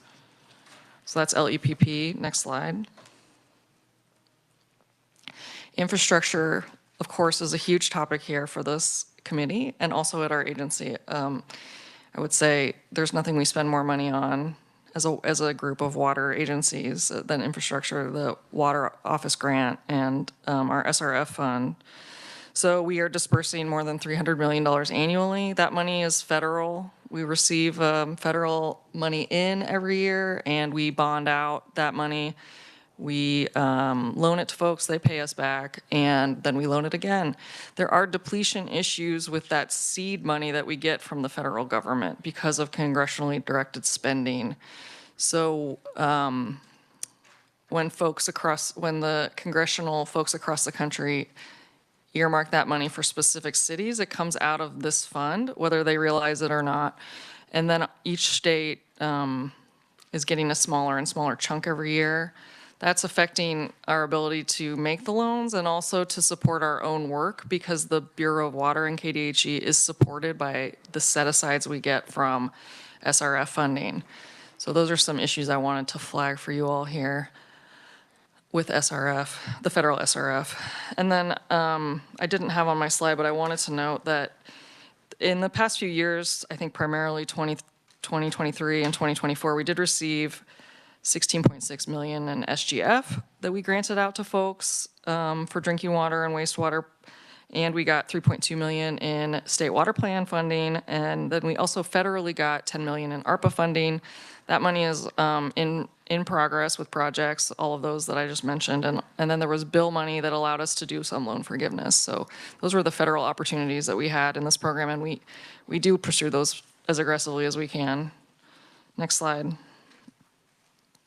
Plus up opportunity here for state water plan funding is an idea that we have suggested before. Leo Henning, when he was in this position, brought this, I think, in one of our budget discussions, is a state-funded revolving loan fund for mid-sized cities, right? So the federal SRF has some restrictive requirements that sometimes price out mid-sized projects for folks. So the vision for this was that the smallest cities, and I'm just going to use these numbers as an example, this is not locked in anywhere, up to 2,000 would go to Water Office for grant funding. And then from 2 to 10,000, folks could come and use a state SRF that doesn't have as many requirements, is more nimble and easier for folks to get into and use. It obviously requires change in capacity for the agency to run a new loan program and also a significant starting seed money. We would suggest that if this were included, that we do not do it immediately, and it's more of a ramp up plus up for the state water plan, because we would want to get statutes and regs in place to run this program first, and then develop capacity and get it off the ground that way. So that's an idea that we've had as an agency for a long time, and I think that is worth the task force consideration. Okay, next slide. I have a few things that are miscellaneous or don't really fit into any big categories, but I wanted to note for you all, the independent program evaluation of BMPs has been discussed previously by folks. That project is out now with our contractor, and we're looking at, we wanted to have an independent evaluator look at best management practices across the state. Look at which watersheds we're choosing, look at what data we do have and we don't have, talk to our stakeholders, identify, where we're putting the BMPs currently and whether or not that's effective. So that report is due at the end of this calendar year. And we are hoping that we learn more about the effectiveness of BMPs. I will say ag, I don't know if they're going to talk about it, but they're also doing an evaluation of BMPs. So with those two evaluations combined, I think that this is an opportunity for in the future for us to talk about BMP funding and effectiveness and where to put that money and how much to put in. So we're not, as an agency, suggesting plus-ups on that right now, but we do think that the line item that we have for watershed is valuable because it does unlock a significant amount of federal funding that we can use for soil health initiatives. And then our drinking water protection program, this line in the state water plan, we use for cities that are affected mostly by nitrates, but it could be any, I think all of the ones currently enrolled are nitrates, but it could be any contaminant for those systems to evaluate their water sources and whether or not there's an localized effects around the wellhead and whether there's anything they can do about those effects. This, we're not suggesting for a plus up because we're still ramping up the existing funding that we have now. We haven't had a significant amount of uptake and we're handling folks who are interested within the current funding line. Next slide, please. And then some items that are not current funding lines, but that we would like to discuss today are the district technical assistant staff. We have brought this up before. We called them district engineers initially. I think that was misleading. I don't think we need engineers to be doing this, but we have in the past had technical assistants in each of our 6 district offices who sort of become liaisons to cities and other water systems in their district area. They we had them in the southeast, and you'll see where there's the most regionalization in the state is in the southeast, because they can go to those local meetings, they can make relationships with those folks, they can push them to the proper funding sources. These would be experts who know, oh, you should be talking to Bureau of Reclamation maybe, or you should be talking to SRF or Water Office about the funding opportunities. So we will view those folks as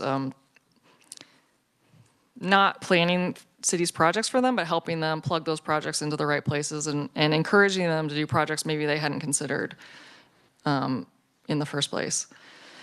And then stream trash removal, we had a funding line for this. We had some false starts and we did lose this funding. It lapsed this year. We wanted originally to spend it in partnership with some cities, and we didn't get that pushed through and the cities backed out. And then we were working with Friends of the Caw on having them do some cleanups, and the consternation about whether or not we should be in other watersheds too, cleaning upstream trash. I understand that discussion. So I think there's opportunity here for the agency to have this funding line again, if you all are interested, and work with groups across the state in addressing stream trash in, the ARC, in the CAW, in other streams and rivers that we have to get those projects done. And we think that working with those groups is really effective because of the number of people they draw in with their volunteer events and things like that. They're already plugged into folks that get all of this work done. They bring in the equipment and the pizza, and they get a lot pulled out. So we want to be able to assist them. And then, RAP's already talked about. So those are all of my slides, and I will stand for questions. Any questions?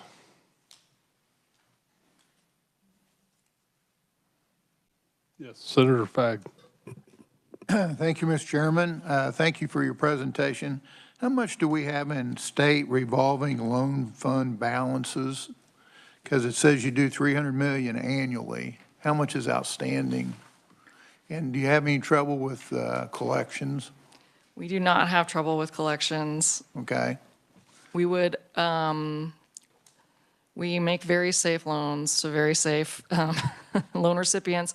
I don't know what the balance is. Tom, do you know what the balance is? The total outstanding The balance. SRF? It changes every day, I guess.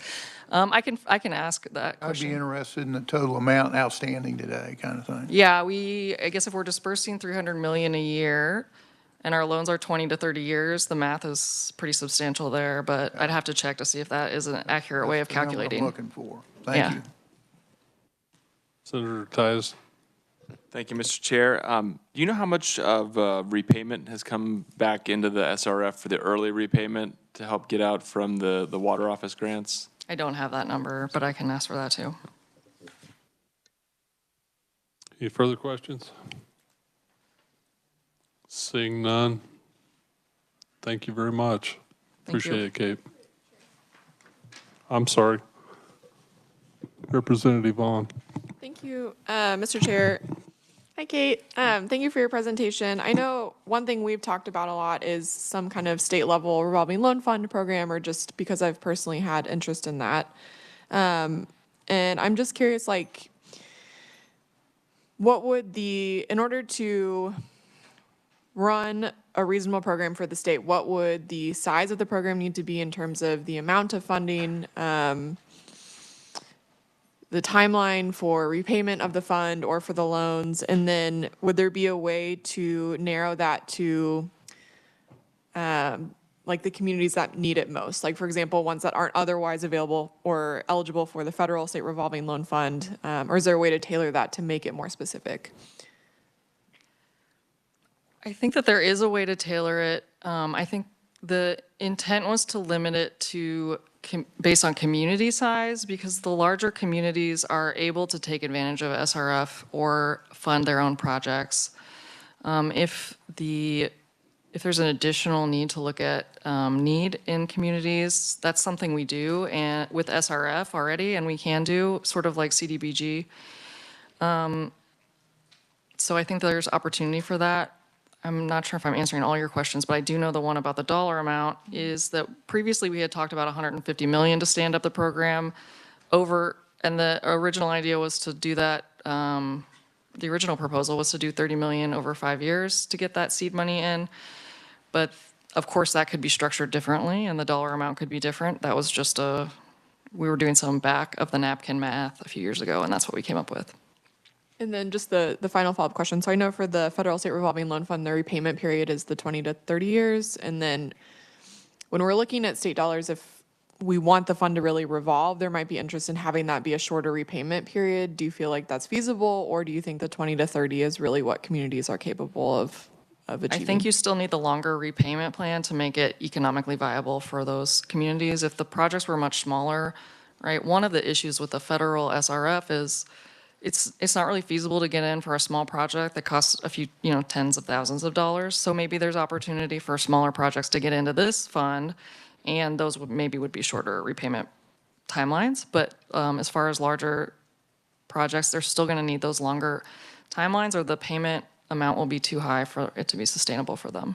Yeah, that makes sense. Okay, yeah, thank you. Seeing no further questions, thank you. Do you have Joshua McGinn on WebEx? Yeah, I'm here. Can you hear me? Yes, we can. Go ahead, Josh. All right. Thank you very much.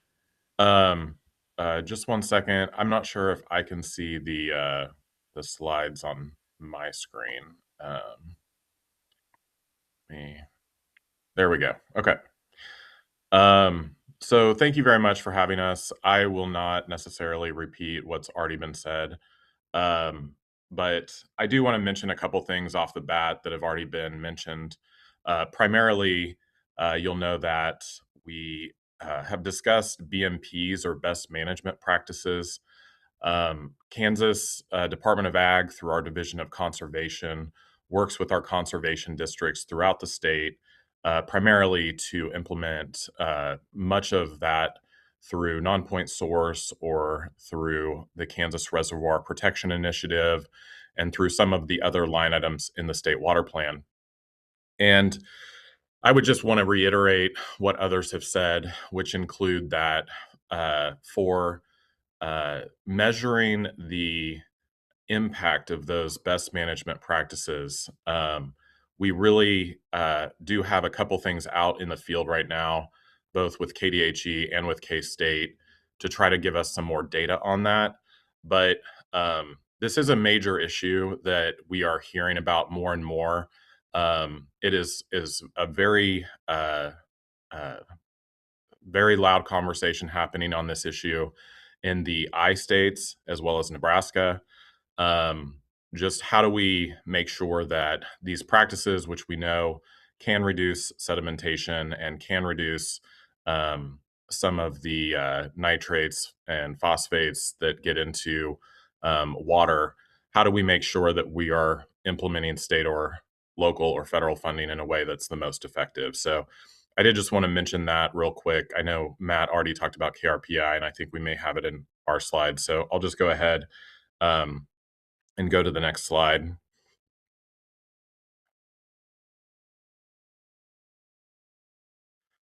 All right. So a couple of our projects that I wanted to highlight that have been made possible due to the HB 2302 funding that we've seen a lot of success with um, are also related to a federal funding opportunity that we were awarded a few years ago.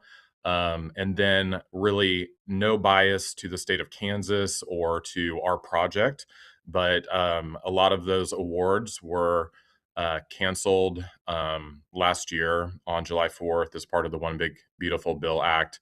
But at the same time that the feds canceled several of those contracts that had not been fully executed, and we were very near that point of full execution.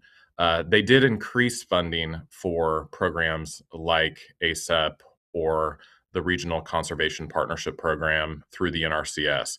And so I do want to mention that as well, because we do expect that those opportunities will continue to exist. And we actually just got news that there is a new funding opportunity for a new RCPP that I know Steve Frost, who may still be in the room, has been working on developing a new application for some federal funds to help match our state funds for projects such as this irrigation technology project, which is here at the top of this slide.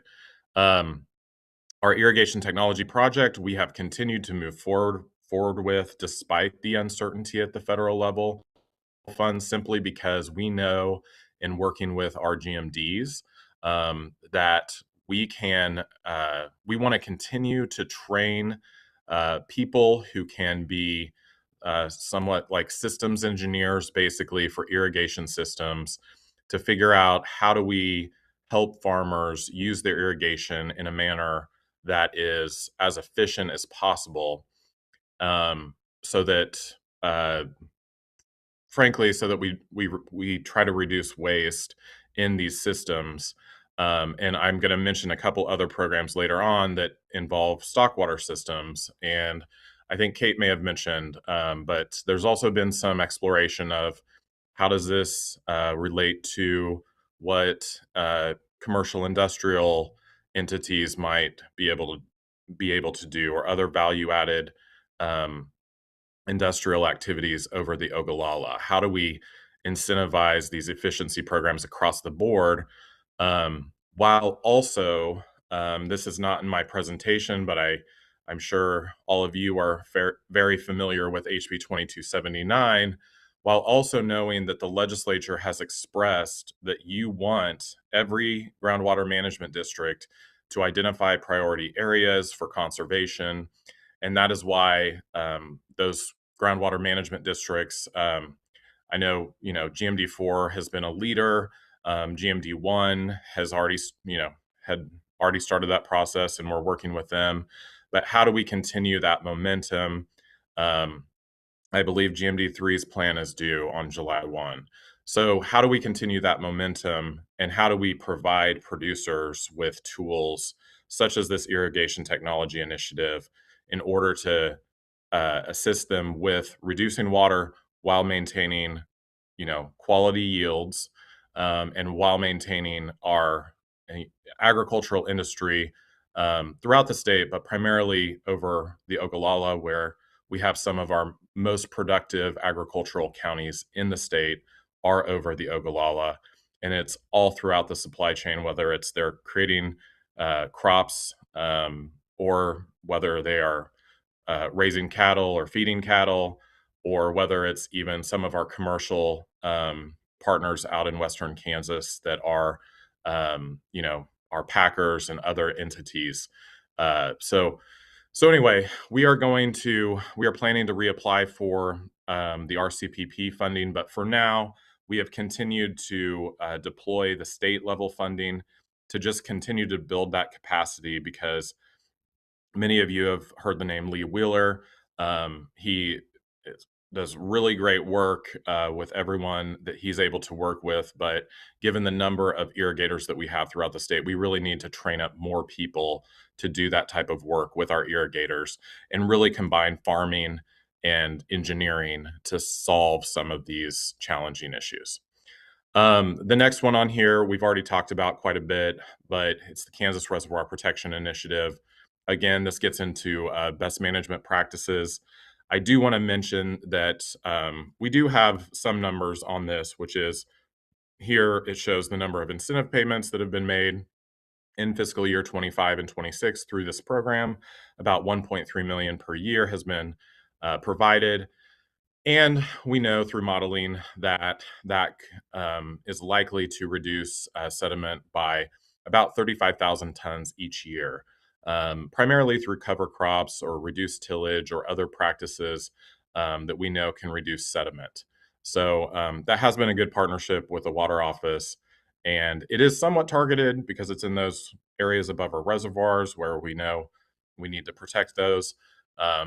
But like I said, there's more data that should be coming out in the near future to really give us some more understanding of how can we target these practices to have the greatest effect.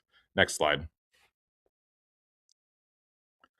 So I probably should have put both of these on one slide, but the other project going back out to the Ogallala is that we've had a lot of success with, just with state funding primarily, is livestock water efficiency projects. These projects help our livestock producers in Western Kansas, primarily our feed yards, with sensors, tank upgrades, even can help with, I believe, reclamation projects. And in just 2 years of funding at just 1.2 million of state funding, and next year the legislature did increase this to 750,000, so that'll be about $2 million over 3 years. We have far exceeded that in the number of applications for this funding. And the other thing I want to mention about this funding is that we looked at this in depth during the budget process this year and found that I believe that the private sector, our producers, are matching this funding with private money at a rate of 2.6 to $1 of state money. So when I say that this is, a great state investment, it's also attracting, our producers to put this money into their operation at a rate that's higher than the state funding. So I think this is a great model, similar to irrigation technology, where once you give the producers the data on how much water is getting saved, they want to make a difference and they want to increase their efficiency as an operation, because they are always thinking about how can we reduce input costs and how can we make our investment more effective. So between this and irrigation technology, we are going to try to actually combine the two of these when we apply for new federal funding. This livestock water efficiency project was not quite ready to be included the previous funding round for RCPP, but at this point, we do think that these really create a great two sides of the same coin sort of situation with our producers out in Western Kansas, whether they are irrigating or whether they are feeding livestock. they will have opportunities to upgrade their operation with this funding. The next item is something that I just want to touch on briefly. This is not something that aid to conservation districts is not a funding line that is funding projects that will be implemented by farmers or ranchers or others to reduce water or increase water quality. However, if we do not have adequate staff at the local level to help work with producers, then we are going to have many fewer successful, whether water quantity or water quality or any kind of best management practices implementation. So, as part of 2302, the legislature has gradually ramped up this funding to provide a $50,000 state match to a $25,000 local match. In increasing that funding, the counties have responded. Over 90 are meeting that full match requirement at the local level. For any of you that have done payroll, you know that previously, when it was a maximum of $50,000 state and local, $50,000 typically does not allow you to provide benefits to any employees that are funded with that unless you're paying that employee probably close to $32,000. So in any case, $75,000 as kind of a baseline helps these conservation districts recruit and retain staff and provide a minimum benefit package so that we can hopefully continue to have well-qualified staff at the local level. And the local counties also, in many cases, contribute local funds above and beyond that and provide other sources of funding for their local producers to tap into local conservation dollars. Next slide. All right, wrapping up here. I don't want to spend too much time on this, but just as an example of a one-time project that HB 2302 helped fund, in 2023, with the first year of 2302 funding, the State Finance Council allocated $7 million to help with basically postponing an administrative action on Rattlesnake Creek. That is the administration, the governor's administration wrote a letter to U.S. Fish and Wildlife Services asking for them to engage in a collaborative process with local producers in the state of Kansas to figure out how to address the significant impairment of Quivira National Wildlife Refuge's senior water right, and kicked off a 5-year or at least 5-year process where U.S. Fish and Wildlife basically said, if you all will show progress on addressing this impairment, we will continue to engage in this process. And so far, U.S. Fish and Wildlife has continued to stay involved in that process, and we have started to make some progress on it. What I like to highlight here, it does talk about the potential for leasing acre feet of water during this transitional period while the local groundwater management district and others work on projects to address the impairment, such as a larger augmentation project where they're bringing water in from other wells to augment the Quivira National Wildlife Refuge. The state of Kansas has also worked with GMDs and local producers to actually do a pilot augmentation project, which has meant that for the first time, and as far as I'm aware of, that impairment of Quivira National Wildlife Refuge, although it is still there and it is still a very large impairment, there has actually been water going into the refuge at ecologically significant timeframes because of this funding. So that's still a lot of work to do there, but certainly very important to that regional area that a enforcement action did not have to be taken in such a way that would have significantly impacted irrigation in that area. The next one is watershed dam construction and rehabilitation. So Kansas has the second highest number of dams in the country. And these dams are primarily there to provide for reducing sediment, which is important to the state water plan, but also for flood control. We've had a lot of moisture in eastern Kansas and even in northwest Kansas, I just saw the other day. I'm not sure that there are a lot of watershed structures out in Decatur County, but in eastern Kansas, these are held by local watershed districts, and they are then administered. And as Senator Fagwell knows, there's some degree of state liability over this. So all of that is to say, this HB 2302 funding has enabled us to work more with those districts to make sure that those dams are in good repair and will not breach in the event of large water events like we have been having. And currently that allocation is only $3 million. However, I would say that part of our challenge here is that we don't necessarily have a lot of funding to make sure that these dams are checked on a recommended timeline, and to make sure that we are keeping up with the large inventory of dams that we have. I will just go off script a little bit here. The cost share for this program is subject to, I will just say, there's a lot of different thoughts on who should pay for this. And I think that that's definitely a subject for future conversation.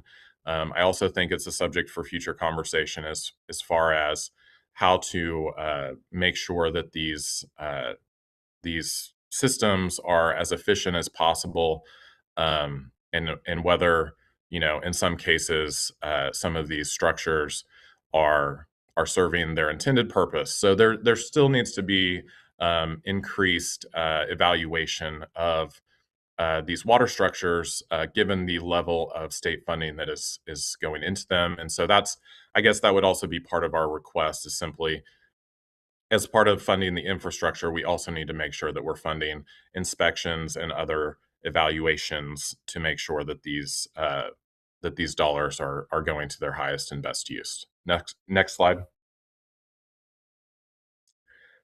All right, real quick. So crop and livestock research is administered by the Department of Agriculture in collaboration with the Water Office and other partners, including KDHE. I just want to mention, because you passed HB 2302, you had funding available for both a collaborative sorghum investment program that was able to match at least 4-to-1 state money with Kansas sorghum producer money, and also U.S. sorghum producer money. So U.S. sorghum producers were paying into this program because of your investment. And that is just another good example of how HB 2302, if you allow there to be some money available for individual projects like this, you can get an increased investment out of that funding. Next slide. And then this year, there was actually an effort with Kansas Wheat, who received a significant gift from the Lee and Carolyn Musil estate to match state funding, both with that gift, but also they're going to continue to increase funding for the Musil Center for Sustainable Wheat Production at K-State. I think I mentioned here, wheat is not typically something that in the past we've discussed providing funding for as part of crop and livestock research. However, it is a very limited irrigation or no irrigation crop in the state of Kansas. So in my opinion, this was a great investment. Also, leverage state dollars to bring down private dollars, which is something that the more we can do, the better. I will finish there. I will mention, though, we didn't include it because it was a relatively small amount of funding, but the Division of Water Resources has also been able to upgrade their water rights information system through the increased funding through HB 2302. It's, like I said, it's a very small amount of funding in the range of a couple $100,000 per year, but that has also improved our ability to serve our water right users across the state. So I will stand for any questions. Thank you. Any questions for Josh? Seeing none, could I call Senator McGinn forward for a few more comments? Thank you, Representative Mennix and Senator Titus and members of the committee. Just want to let you know, since your next discussion is on funding, we do have some numbers and we'll present those to you right after the break. The reason we weren't just going to throw those out right away is because the numbers that the agencies have come up with have to do with what we can do in the next 2 years at what we're currently doing. What we don't want to do is limit the task force opportunities if they want to make changes so that in the future we wouldn't be able to be limited to this dollar amount. But this dollar amount that you will see has to do with if nothing changes and as we exist today, this is what we can accomplish in the next couple of years. So we will have those if that is helpful to your work, and we'll have them after the break. All right? Thank you. We're just a little bit behind. I'd appreciate it if everybody could be back in the room by 11:30. That gives us about a 9-minute break. Run quickly, please. And we'll try to keep working forward.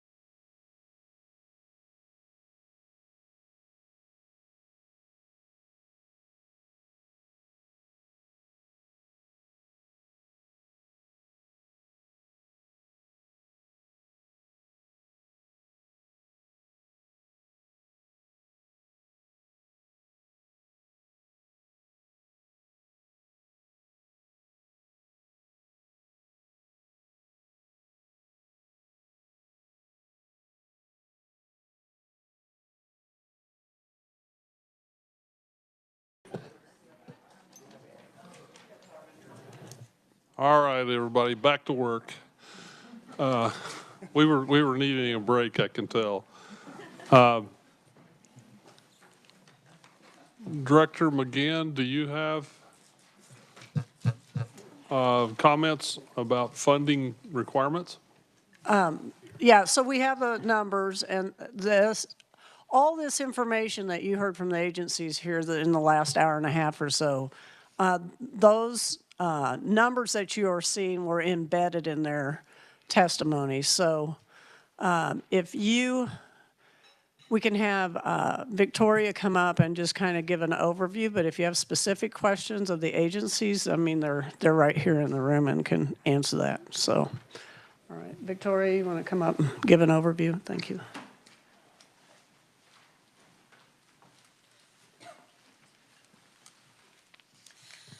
Good morning, Victoria Asbury with the Kansas Water Office. So you were just handed out this table. It's got a blue heading at the top.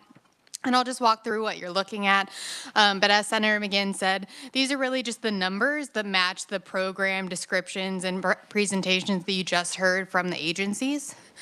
So on the left, you can see it's broken down by state agency, Department of Agriculture, Health and Environment, and the Water Office.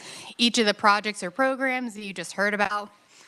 That middle column, additional or new funding requests. So this would be the plus up amount that agencies could support within the next few years and be ready to implement.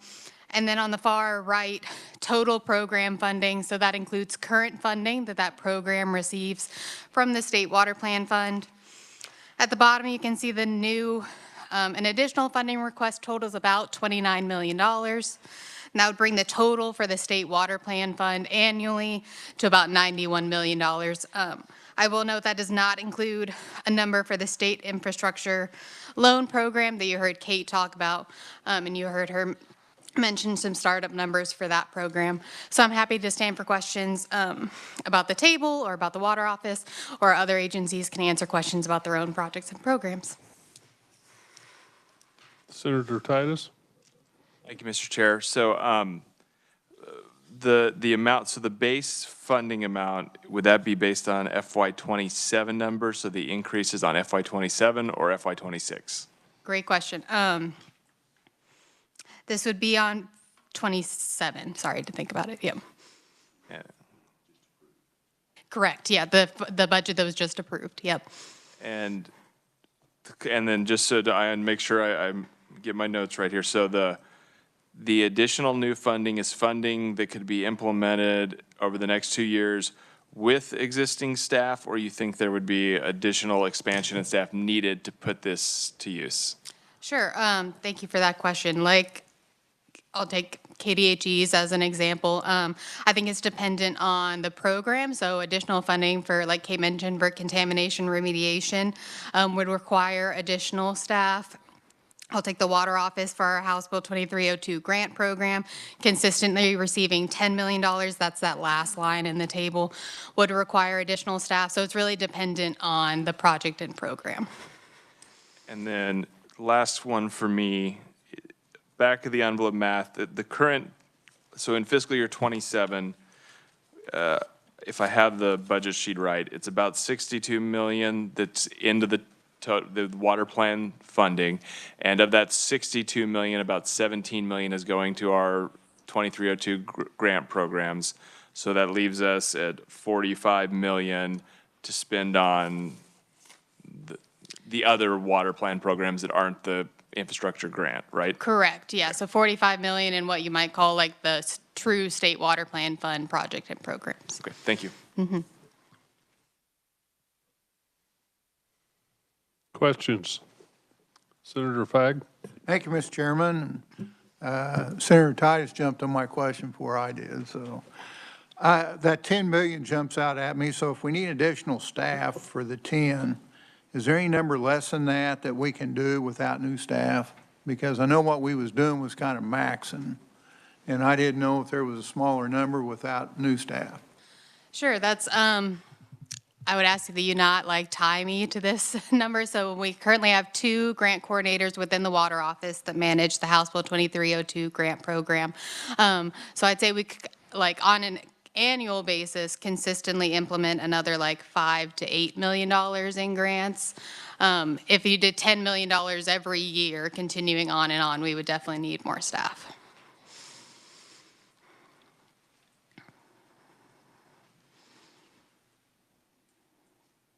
Any further questions?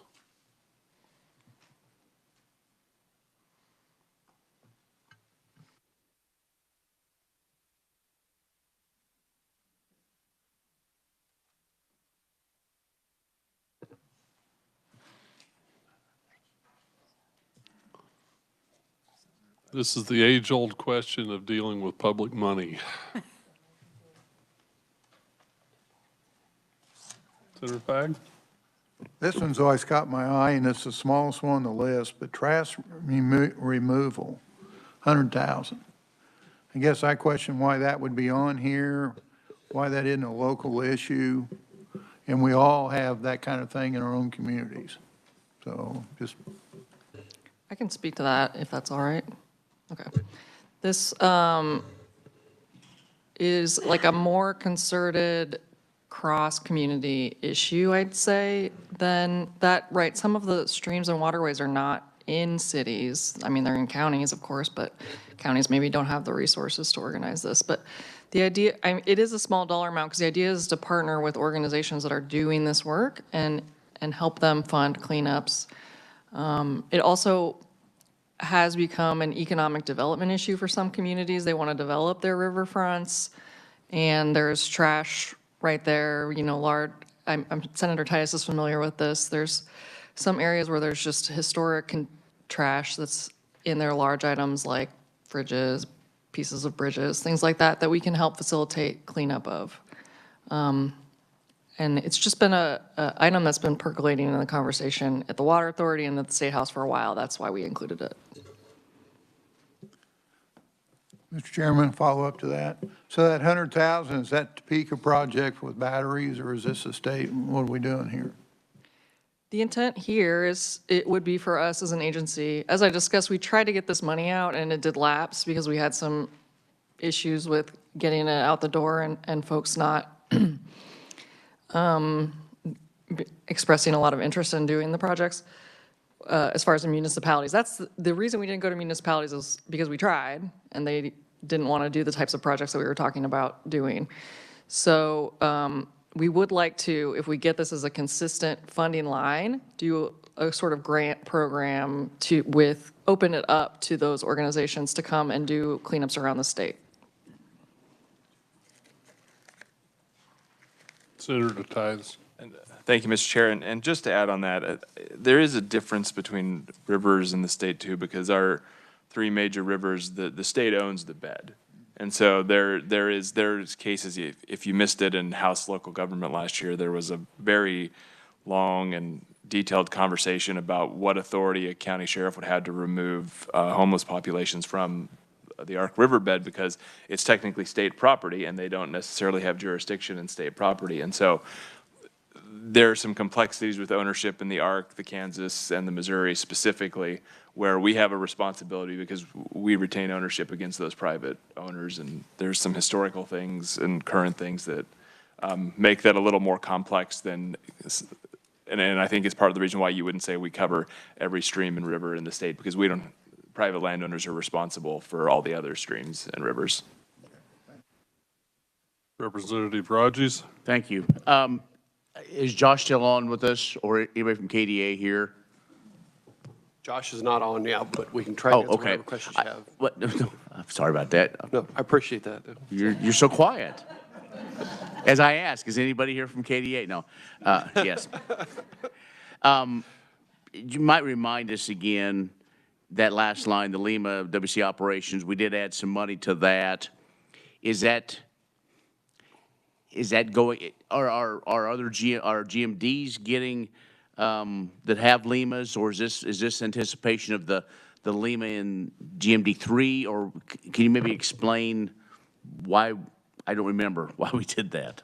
Yeah, thank you, Representative Rogers. I think the thought here, and just what you'll see is, there's some existing funding that's really within, if you look at the blue sheet from yesterday, it's really within our sub-basin water resources planning. But it goes towards helping either the GMDs, the work that we need to do on our side to implement the LEMAs, or folks that come in with WCAs, and those kind of things. Frankly, we are stretched pretty thin to try and get that done, and are pulling resources from other activities in order to do that in the short term. I think with the implementation of 2279, I think that's going to be an ongoing issue. We're going to have discussions about LEMAs and other activities going forward, and just monitoring and helping folks to maneuver through that. So the thought here, and again, all this is open for discussion, debate, but the thought here would be really to essentially add another person tied, DWR staff, but assigned, if you will, to work with each of the GMDs to make sure that we are serving what they're trying to accomplish. I have a question. Is the ITI program, according to this, expected to expand, or is the ITI program already covered here? Steve?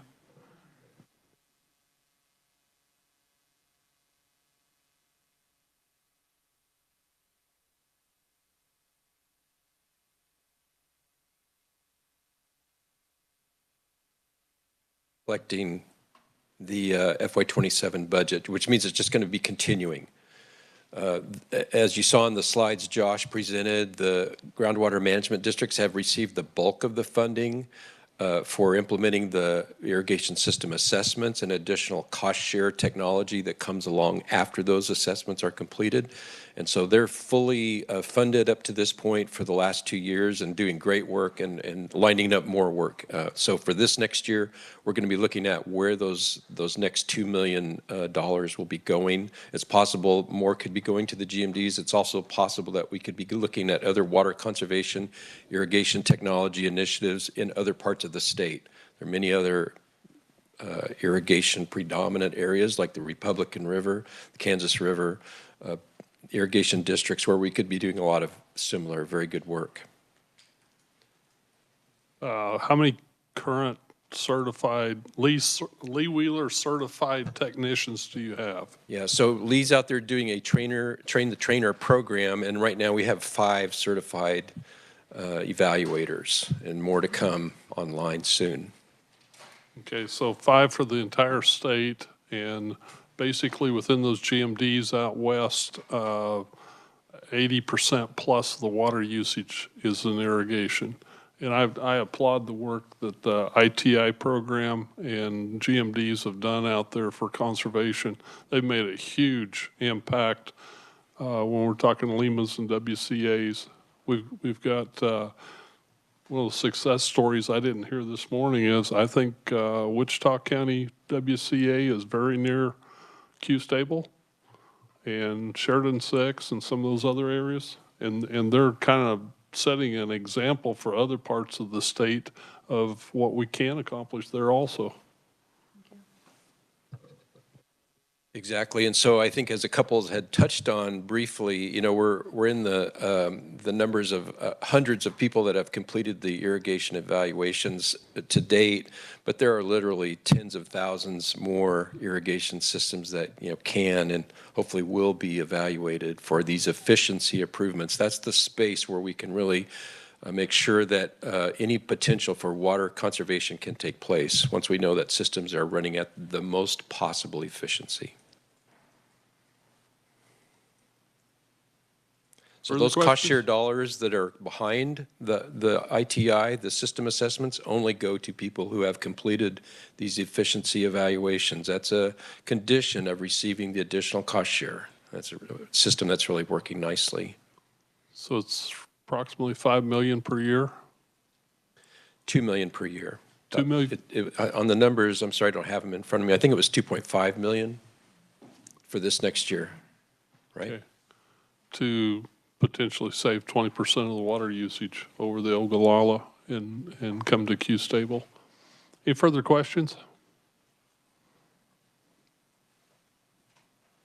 Representative Howerton. Thank you. I'm glad to hear that. I wish there was an involuntary way to make some of the irrigators do this, because being on this water committee, like, I pay attention now, and I'm driving to my daughter's house in the country, and it's pouring down rain, there's water staying in the field, and the irrigation things are going. And I'm like, why? Why are we doing that? How do we get that to, and maybe it was a one-off thing, like an accidental, miscalculation or something, but anyway, thank you for doing that work. I just want to say that. Absolutely. Thank you.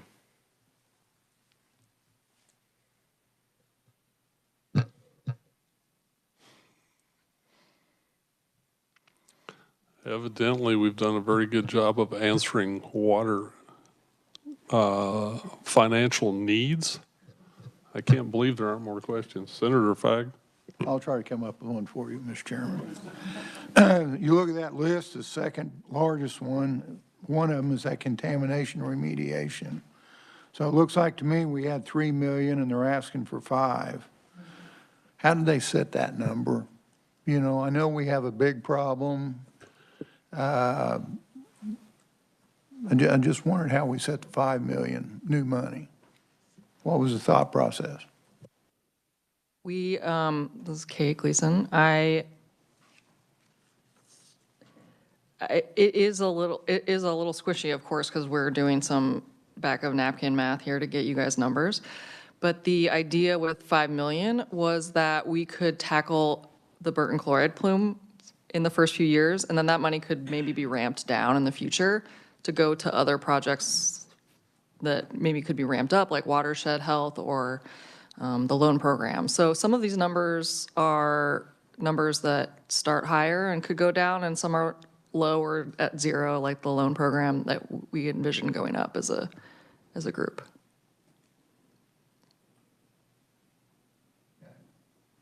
Just notice when you say on Ways and Means and they're looking for cuts, that's the kind of thing.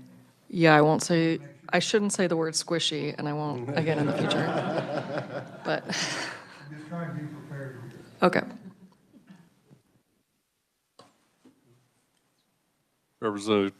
Senator Titus, I'm sorry. Thank you, Mr. Chair. Probably for Victoria, this is more of a overall just framework on this question. So we're talking about the build out for 2 years. How should we think about this number for the long term? Say we hash all this through, we want to build in a little cushion. Let's just say we decide $100 million a year total is the number, however we get there, right? So there's a little bit of room to potentially grow some of these programs more than you've asked for in the minimum here. But how should we think about these numbers and 10 years down the road? Are we accomplishing enough in these chunks that we'll continue to make progress in our problems? Or if that makes sense, just big picture, how do you think about these numbers long term? Sure, thank you. I will take a stab at it, and Kate or Earl or Senator McGinn or Matt or anyone can add on.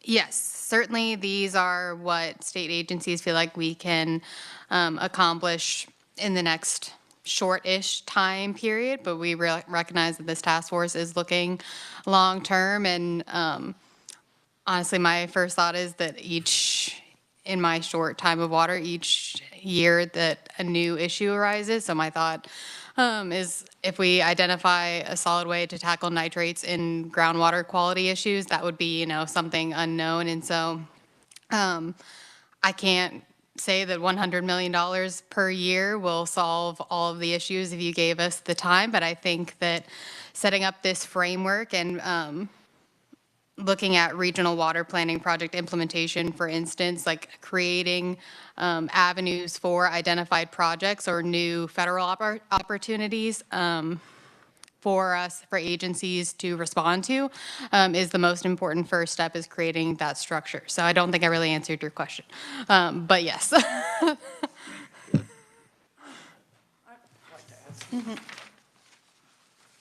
Carolyn McGinn, Office of the Governor.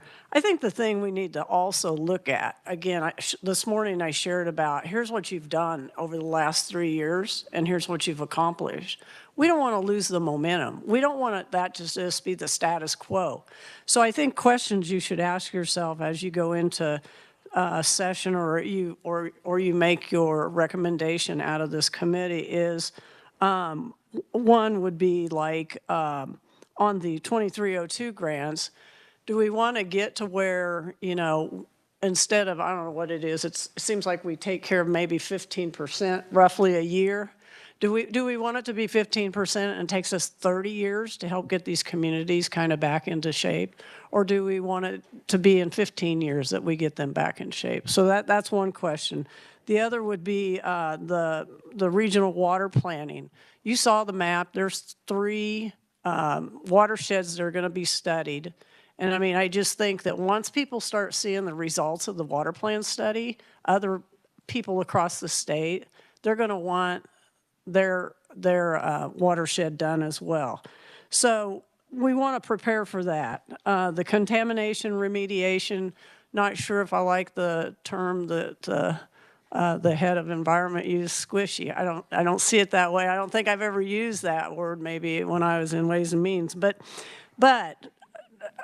her point is that, you know, we have this contamination, let's just say the chloride plume. We're continuing to get more accurate numbers on how to tackle that situation. So then we will have those numbers, but we have lots of contaminated sites across the state out there that we could start cleaning up as well.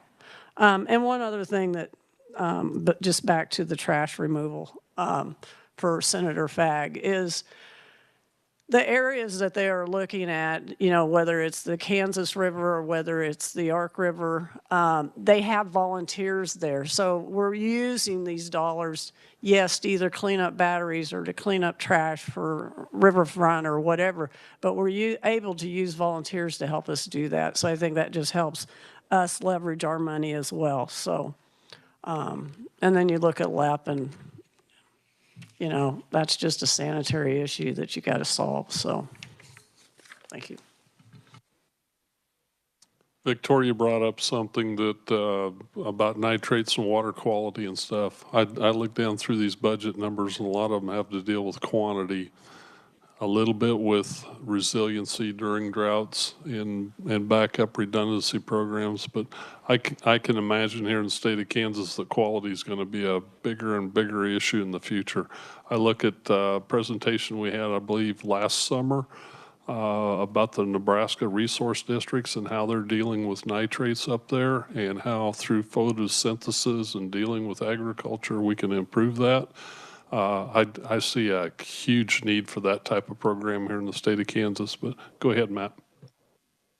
Yep. Thank you, Mr. Co-Chair. And just to add on the previous comments as well, and maybe making some of the connection to some of the proposals that were brought forward from the work group yesterday, one of the things that we also try to consider in this, at least from a water office standpoint, is you're looking at regional planning efforts and timeframes or recurrence intervals, whether it comes to the regional planning or state water plan development as a whole. One of the components of supporting those ongoing regional planning efforts, even beyond just this existing initial round, would be that specific regional planning funding support. So as you're looking at continuing needs capacity, as you're looking at some of the timeframes that are discussed as far as some of those planning horizons, this would be some of that sort of support that would support ongoing planning efforts.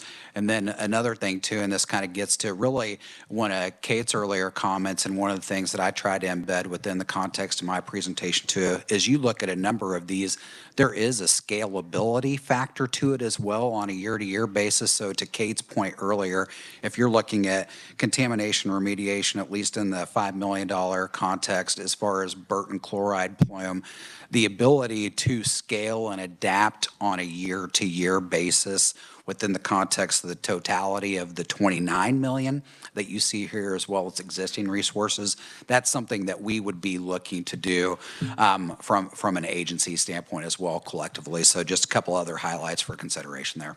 Thank you. Seeing no further comments for the moment, we're going to take a break here, and I believe lunch is outside in the lobby.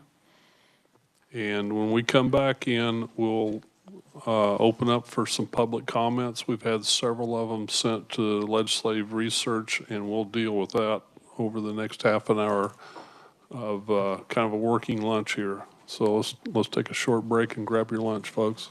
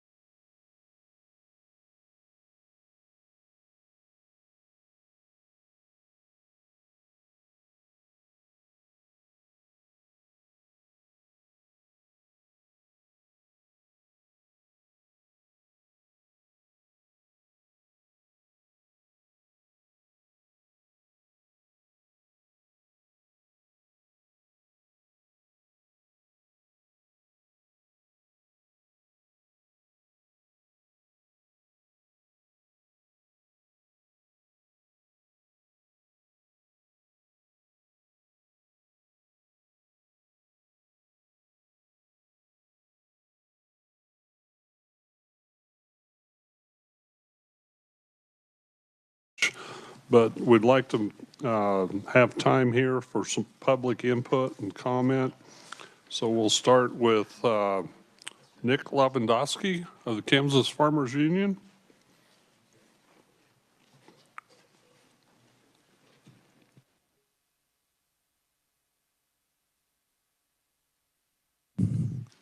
We good now? Okay.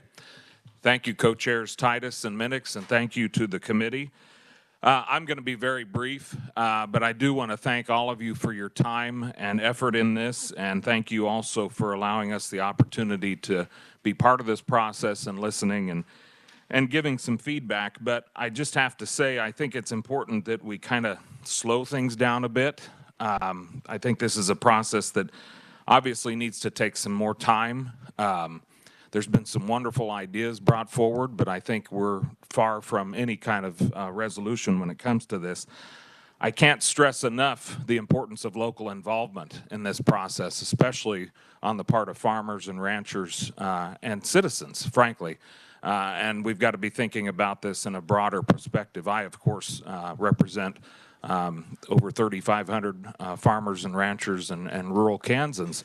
But, you know, the water issue, as we've heard time and time again, is bigger than just farmers and ranchers. It's also communities and municipalities. So, again, I want to stress the importance of local involvement.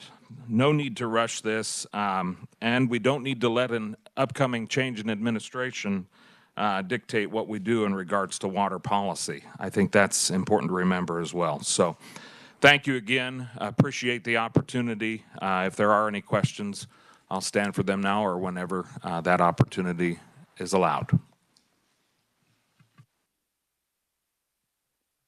Any brief questions?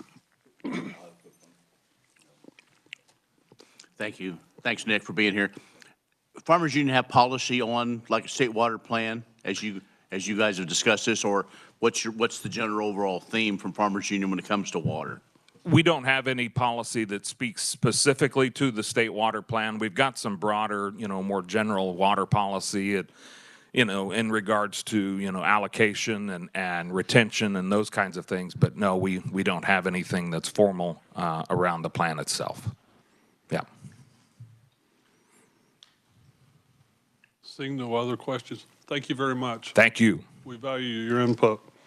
Next, we have Aaron Propelka with the Kansas Livestock Association.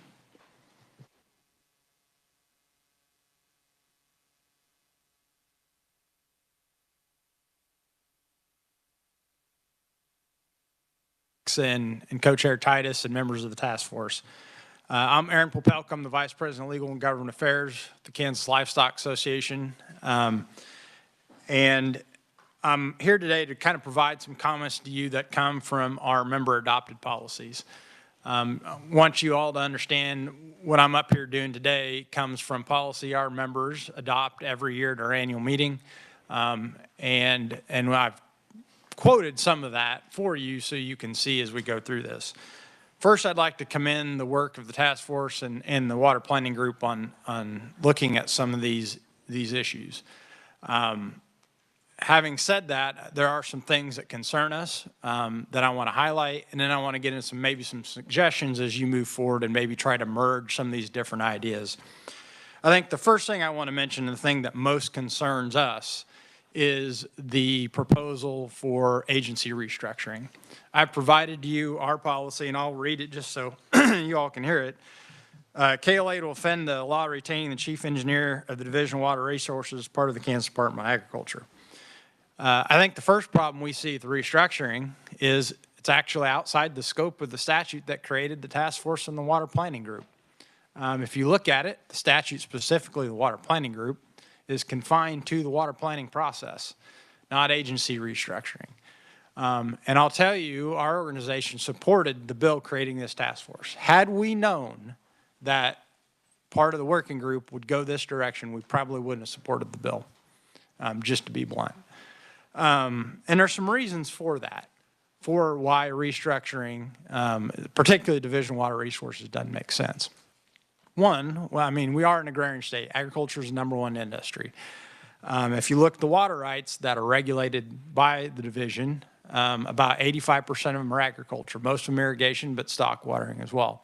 And there are certain synergies that are built on between the division and other parts of the Department of Agriculture, particular Division of Conservation. You heard the Deputy Secretary give you a highlight of the Livestock Watering Conservation Program. That's collaboration between DWR and DOC we think would be injured by such a restructuring. I think the other is, and this is one of the things I think to keep in mind, is that when you look at really what this task force focused on is planning, and the division and KDHE as well are implementing. And we're not here to say that water planning shouldn't be elevated, and there's probably a way you could do that.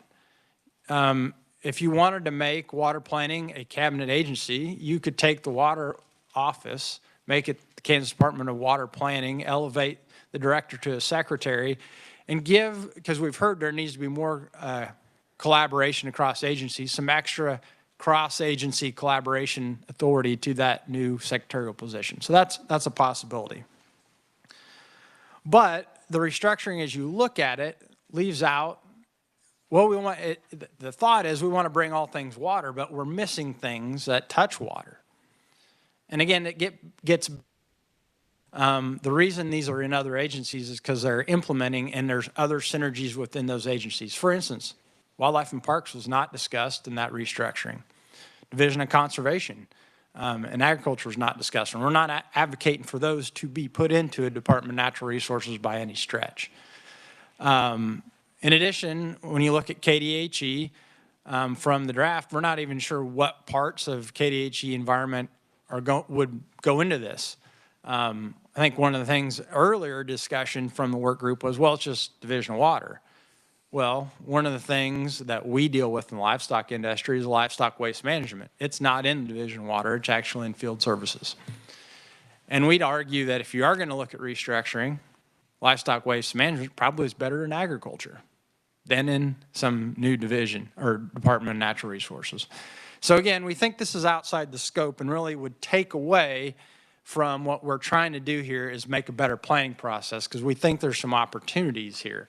And again, the legislature's been down this road. In 2022, House Bill 2686 was politically divisive, ended up not getting out of committee, and actually ended up delaying funding policy changes that took additional years to do.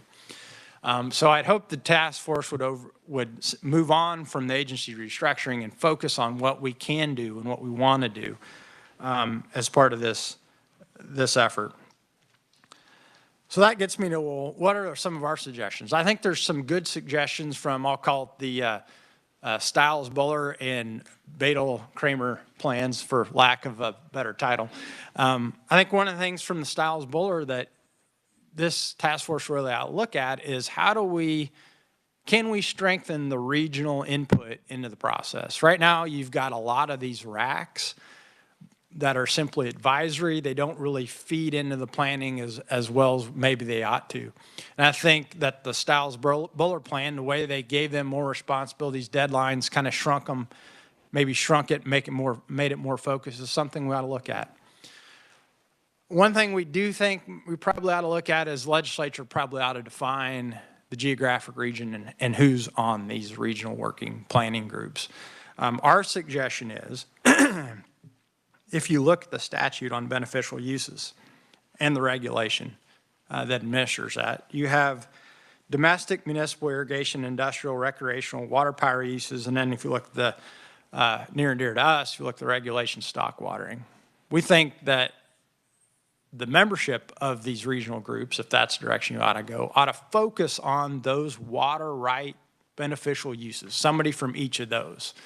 And that's really not how the Water Authority is set up right now, because it's really the water right owners who, should be driving this conversation.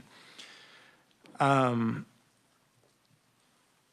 other thing, though, I think that the Badel-Kramer plan had that we would probably agree with is it may be, and this isn't to take offense before I get any angry comments from anybody on the Water Authority or been on the Water Authority may have outlived its useful life. When you look at it, it's a bunch of regional voices that are appointed to a state group that simply are another layer of bureaucracy, so to speak. And I'm not advocating for those on the Water Authority necessarily go away. If you kind of paid attention to how we're suggesting maybe restructuring the regional based on the beneficial uses, you can move the folks on the current Water Authority to these more streamlined regional groups and have the appointments come from the groundwater management districts and others. And then based on that Badel-Kramer model, the water office, in our opinion, the water office would then vet those regional plans and be the lead, the tip of the spear of the legislature, because that's one of the things as advocates for water policy, we hear is, or there's all this different stuff. And if you have the water office clearly articulating the plan, the budget, we think it would help streamline the legislative process as well. Now, if you choose to go the route of keeping the water authority, I think you should look at restructuring the membership. And again, this gets you, I mean, what struck me is, again, getting back to 85% of the water rights are agriculture and nature. Agriculture actually doesn't have a designated seat on the water authority. Now, they usually get there through at-large appointments or through GMD appointments, but that's not how the water authority is structured. And so our suggestion is, again, getting back to those beneficial uses ought to be the things that drive the appointments. And then you can make the local groups, like GMDs and watersheds and others, have some of those appointments. And then the other thing, and this comes from the Stiles-Buller approach, is we need to find ways to get the legislature a little more involved, not to dominate it, but a little more involved. And so I think our suggestion was, if you take the 7 beneficial uses we're suggesting, you could also then take the Senate Agriculture and Natural Resources Chair and Ranking Member and the House Ag Budget Chair and Ranking Member, so you're touching budget and authorizing. And if you've paid attention to budgeting lately, the Senate uses its authorizing committees to do the subcommittee work. So you're really kind of getting both there. That gets you to 13, and that's the current size of the authority, so you're not necessarily growing it. So that's, I think, and this is quickly based on our policy, some of our staff putting our heads together, like, how would we merge some of these ideas? The final thing I'll touch on is revenue. We do have some policies direct on revenue. KLA was a signature. Our CEO, Matt Teagarden, was a signature to the Blue Ribbon Task Force, and we have had policies supporting that 0.1% carve off of sales tax ever since then. We think that's a good way. I know there are some legislative appropriators that don't like it, but part of the reason they don't like it is because it makes it tougher to grab the funds, and that's why it's, in our opinion, a good idea. And if you look at what legislative research gave you, it actually gets you a little more money than you have now with the state general fund transfers. Now, absent the Blue Ribbon Task Force, we would say probably using the state general fund transfers at current levels or higher would be our advice. The final thing on revenue is we do have policy, and I have it in here. We oppose increasing user fees. One of the reasons is of all that stock watering is the one agriculture use that pays a direct fee, and our members would oppose increasing the burden that they're paying in for that. So with that, Mr. Co-Chairs and members of the task force, I'll wrap up my testimony and happy to answer any questions. Any questions?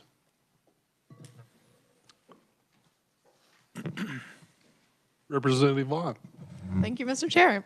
Thank you, Mr. Popolka. I appreciate your testimony, and I know this is not our first rodeo on some of these topics. But, you know, I appreciate you stating your organization's policy in regards to reorganization, but I'm wondering if you could state for the committee as to why you believe that the chief engineer should remain in KDA, because I think my longstanding position has always been it's a conflict of interest. You know, you have the chief water regulator who is required to regulate water use and maintain impartiality with impairment cases for everyone across the state. But when you have that individual underneath a political appointee whose job is to advocate for agriculture, I think that potentially sets up a conflict of interest or opportunity for political pressure to a role that really needs to stay impartial. So that's my position, but I'm curious if you have a counter argument or what your reasoning for wanting to keep it there is. So hopefully I articulated it, but the two reasons that we would have is that 85% of the water rights are agriculture. There's certain synergies within the department, and I go to that livestock watering conservation program that help that facilitate better operations. I don't think it's conflict of interest. I think you look at every agency, there are advocacies and regulatory bodies, KDHE being one of those. They provide funding, they advocate for the environment, they also regulate. And if you look at the review, you have secretarial review at every agency. So there's initial determination and the secretary is going to review it. So I don't see it as a conflict of interest. And if it is, every agency in the state government has this inherent conflict.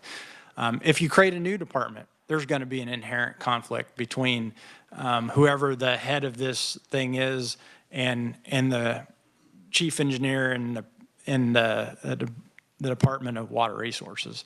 So I don't see it as that. And again, getting back to planning versus implementation, which are very different things. And I think having regulatory part of agencies, implementing part of agencies stay within where they're at probably is a better route, in our opinion. And I know we have a different opinion than that, and that's fine.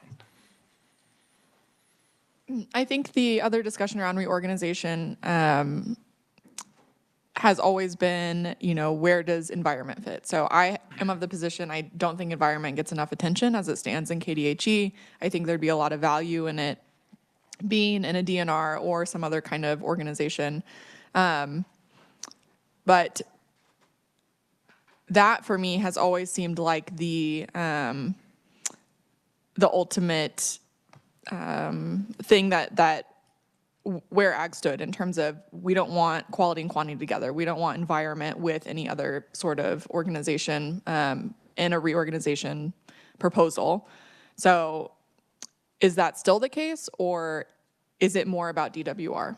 No, I didn't put that in my testimony, but I think there are some inherent potential conflicts between having quality and quantity the same. And I know Farm Bureau probably will focus on that more than I will, but that is definitely a concern about how you pair those up. Okay.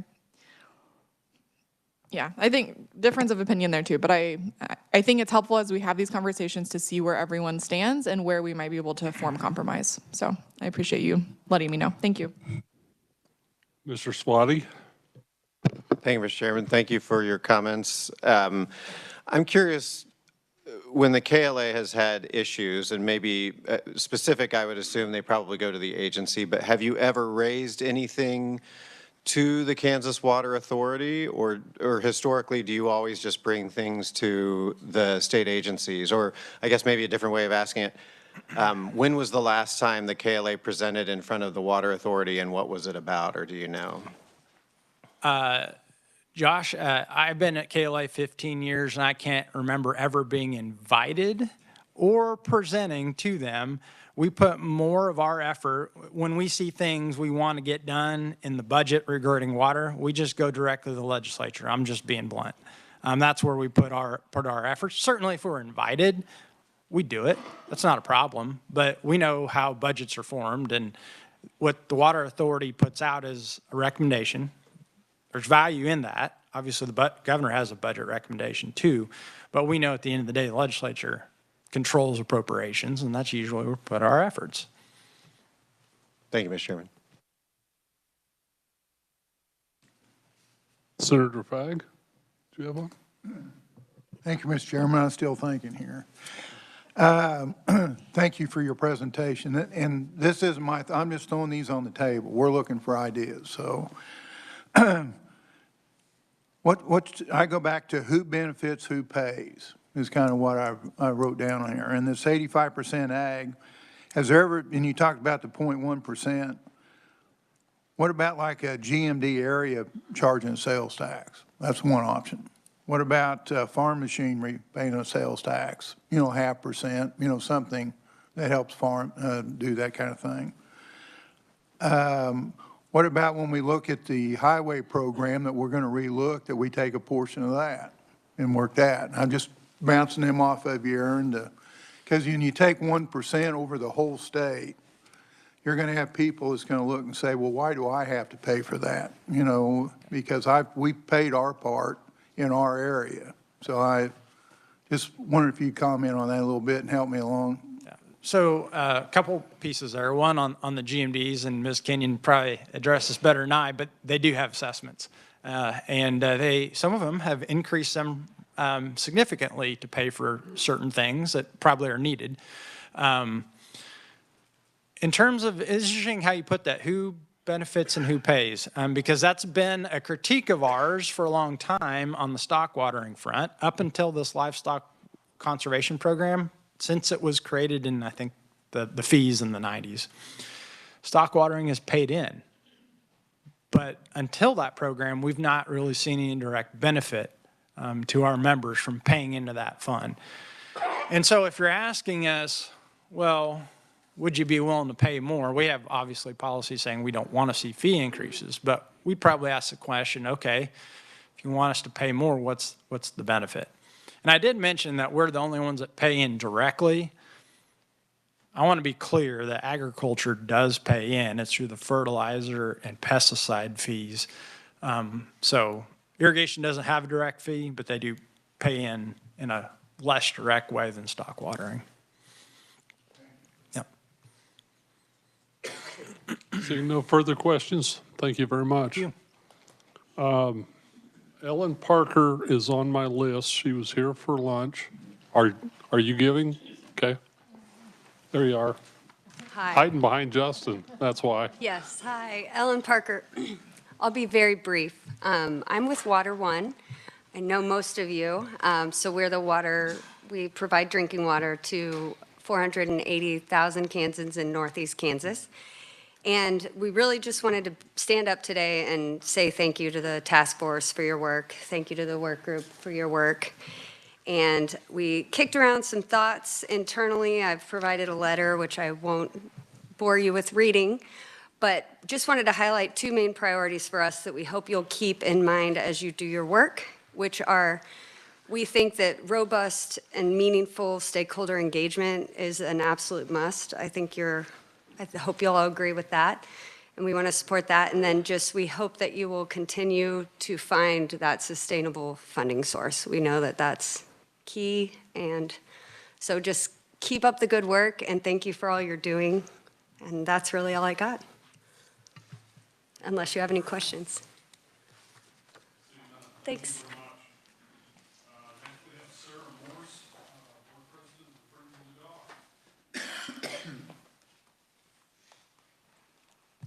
Thank you. Good afternoon. My name is Sarah Morse, and I am president of the Board of Directors of Friends of the Kaw, a nonprofit dedicated to the Kansas River, the largest prairie-based river system in the world, and a drinking water source for over 950,000 Kansans. Thank you very much for the opportunity to speak today and for the work this task force is doing to modernize water and planning. We recognize and applaud the legislature for all you have done to elevate water and for working so hard for Kansans. Friends of the Kaw believes the Water Resources Planning Act is due for an update, and we support 4 key components for a strengthened planning process.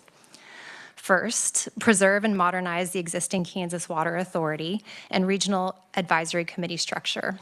We believe these bodies work, but we should build on them. Updating membership, right-sizing the number of regional advisory committees, and creating a project pipeline that ties legislative funding requests directly to regional plans and projects on the ground. Second, Friends of the Kaw supports establishing a legislative water finance council. Kansans need a dedicated, transparent structure to oversee water funding, one that bridges the gap between policymakers, water managers, and the Kansas Water Authority and regional advisory committees. Third, we support the creation of regional water plans updated every 5 years and submitted through the Kansas Water Authority and Kansas Water Office to the Water Finance Council. Local challenges deserve local solutions and grounded in data and tied to a statewide planning framework. And finally, we support requiring service on the Regional Advisory Committee before appointment to the Kansas Water Authority. Experience at that regional level should be a prerequisite for statewide leadership. So these recommendations supported by Friends of the Cause share a common thread. Water planning works best when it's grounded in both science and in the voices of the people it serves.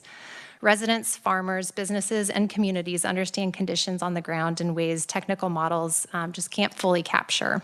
They see changes in the stream flows, they feel the stress on the wells, and they experience water quality issues firsthand.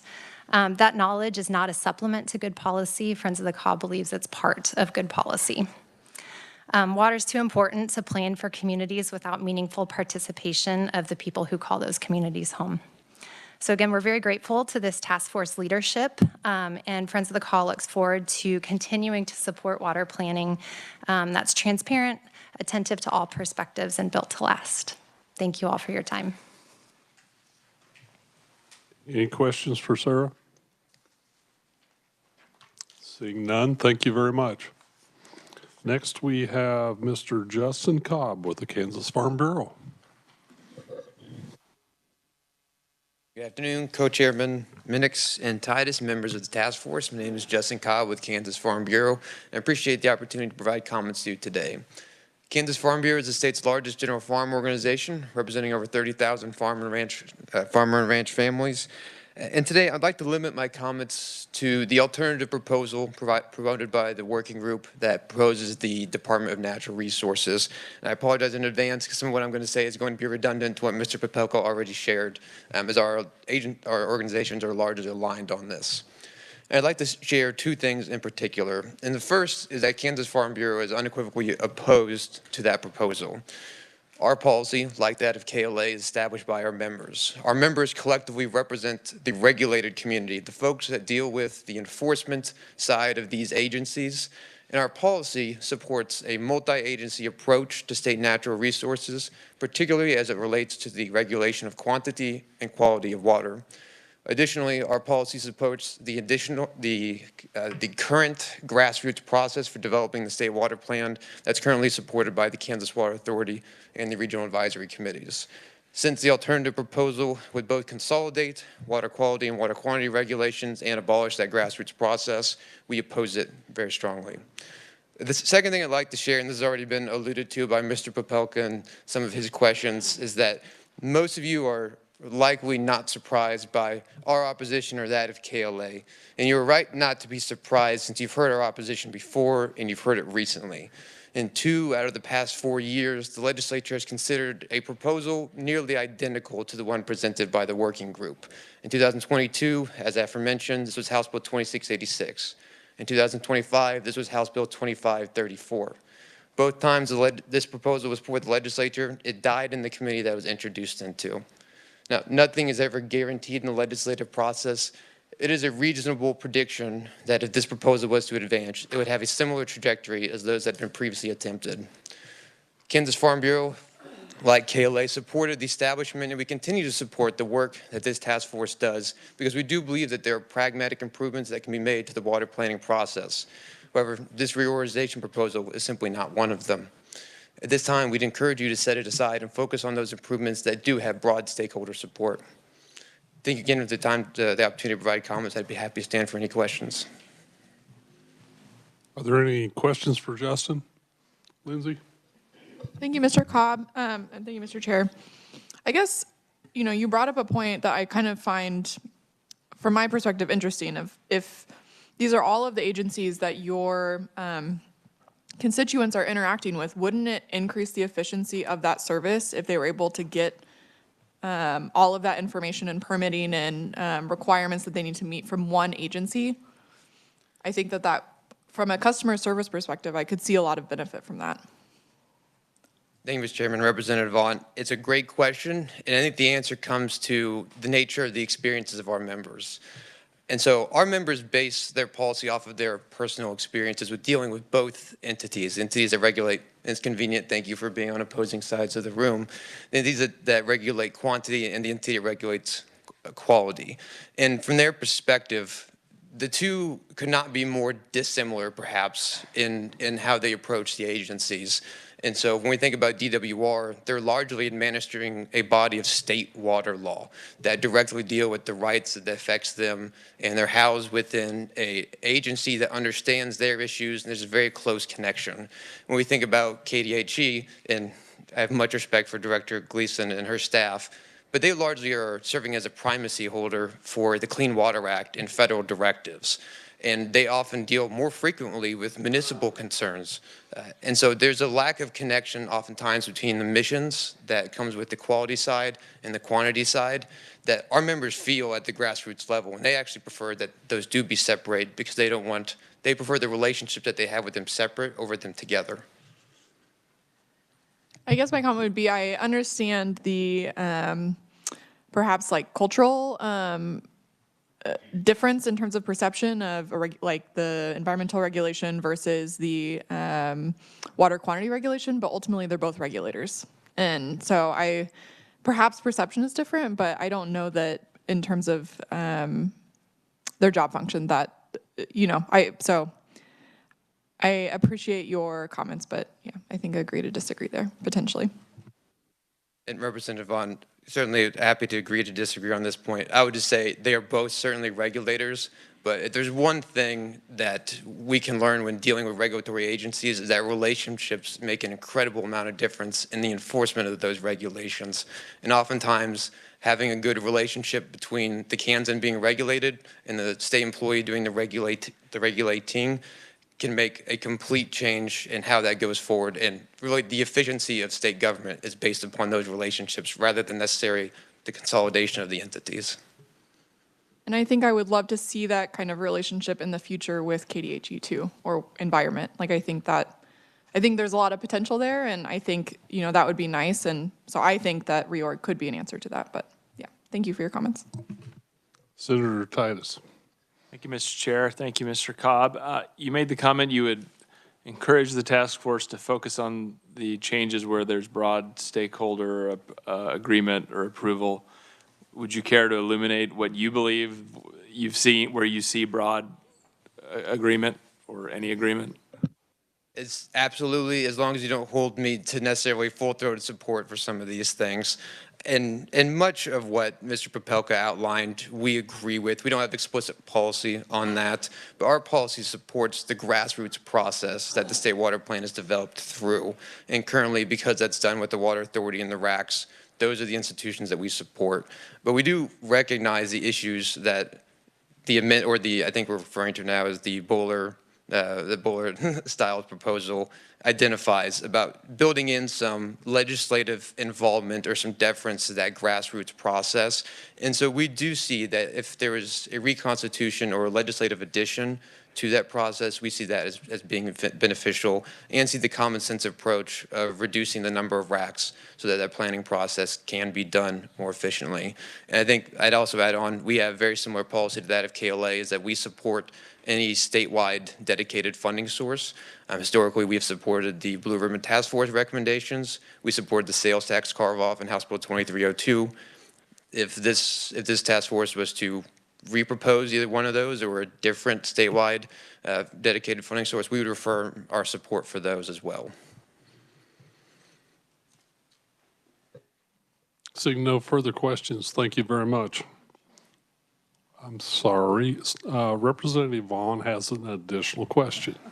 Thank you, Mr. Chair, and I'm sorry, that's happened twice today. I have a thought as soon as you start to wrap up. This is just because I don't remember. On the Blue Ribbon Task Force, do you guys remember if you were supportive of the water bottle fee or not? And if so, why or why not? Would it be all right if I got back to you that information, Representative? Okay, yeah, that'd be great. Thank you. Thank you very much, Justin. Is there anyone else in the room that would like to make a comment? Seeing none, we'll move to WebEx. We have two people, and the first is Mark Watts. Mark, are you there? I am here. Can you hear me? Yes, we can. Oh, excellent. Hello, good afternoon. Uh, Thank you, co-chairs Titus and Minix. My name is Mark Watts, Medicine Lodge, Kansas. Thank you to your task force group and the working group for their efforts and allowing me to sit in on 4 recent meetings with the working group. After listening to the discussions yesterday, I'm completely confident in the passion of every person in the room's desire to elevate water as a priority in the state of Kansas.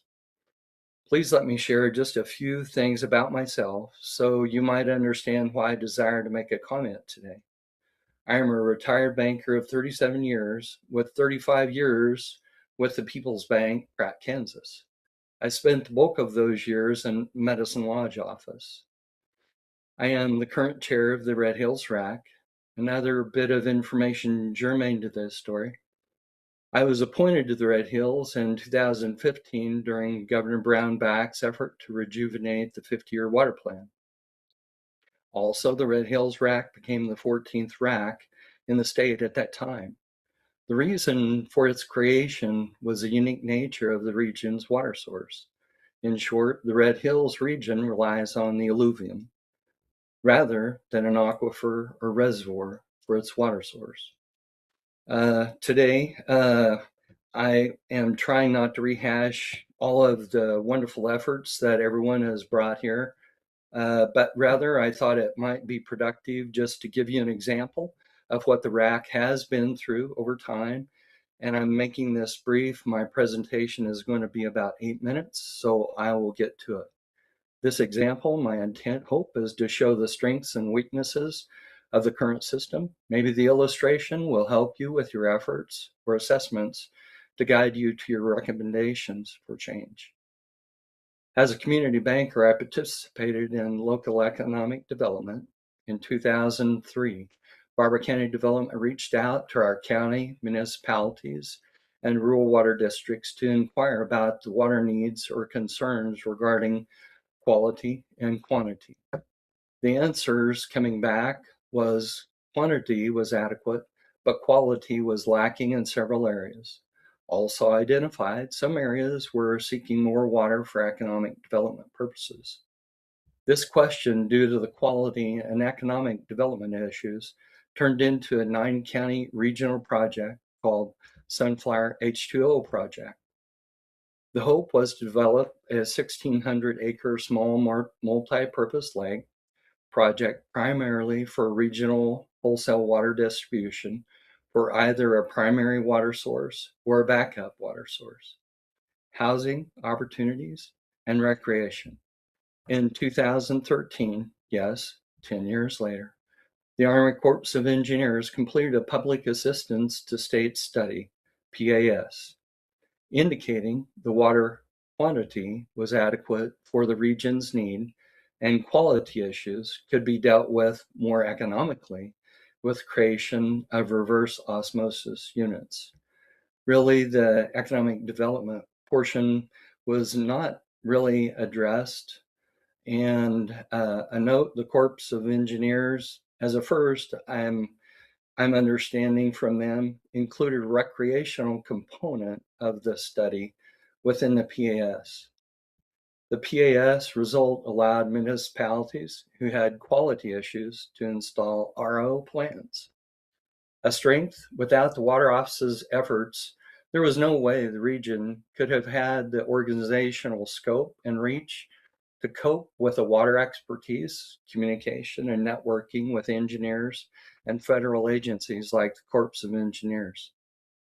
Their efforts brought an awareness of being helpful and skilled at completing tasks given to them. Their efforts brought a sense of trust to the Barber County Development Group and to the Sunflower H2O Working Group. The project had tremendous public buy-in over the 9-county region. I need to mention that that was 6 Kansas counties and 3 Oklahoma counties. The group needed to raise funding for 2 preliminary studies, engineering costs, and the PAS study. The region raised $350,000 in 18 months. It also received assistance grants from the state and from some federal assistance. Weakness. In 2013, there were no state or federal funding sources available to proceed with further studies or project costs. As mentioned yesterday, the creation of a separate group to go after federal funding should be needed. And I'd also like to agree with Carolyn McGuinn on her funding comments. Back in that period, there was just absolutely no money. Maybe that's why the board took their approach that they did. A strength. Over the 10-year period, the Water Office communicated regularly.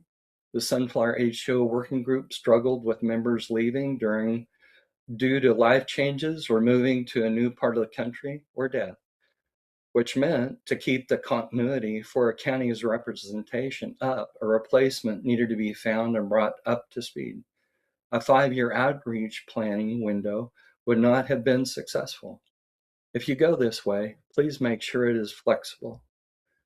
Our weather and environment is volatile. Our planning processes need to allow for volatility, a weakness. When I attend the Water Office Legislative Day in January and speak with new legislators regarding the water budget, new legislators sometimes can be confused by various budget items from various agencies. Is there some way to funnel all water budget items through one agency? I realize that's what we're talking about today. I know this could be politically sensitive, but I think that it could allow water to receive a better focus. Strength. 2302 grant program, what a breath of fresh air for our region. Actually seeing some projects being able to move forward, small communities. Thank you. The small multi-purpose lake still remains as the Red Hill Rack second priority project today. Conclusions. I agree in part with both sides from the Water Working Group regarding needed changes. I have not heard the term water reuse mentioned except for just previous to the lunch break today. So it is a big part, become a large positive opportunity for our state. With your changes, please set clear expectations for authorities, agencies, and advisories with timeframes as guardrails to get projects done and in and through. And I have no doubt you're going to be looking for efficiencies in governmental structure. There has been much wisdom put forth in the creation of this task force and in your efforts. Wishing you all the best. If you have questions, I'd be happy to try and answer. I must also say, due to the time frame that I had, I would say that these are my comments and not those of the RACs. So I have not been able to vet my comments with the RAC, but anyway, wanted you to know that, and thank you so much. Any questions for Mark? Seeing none, thank you very much, Mark. Appreciate it. Next, we have via WebEx, Kathy Sharplaz. Kathy, are you there?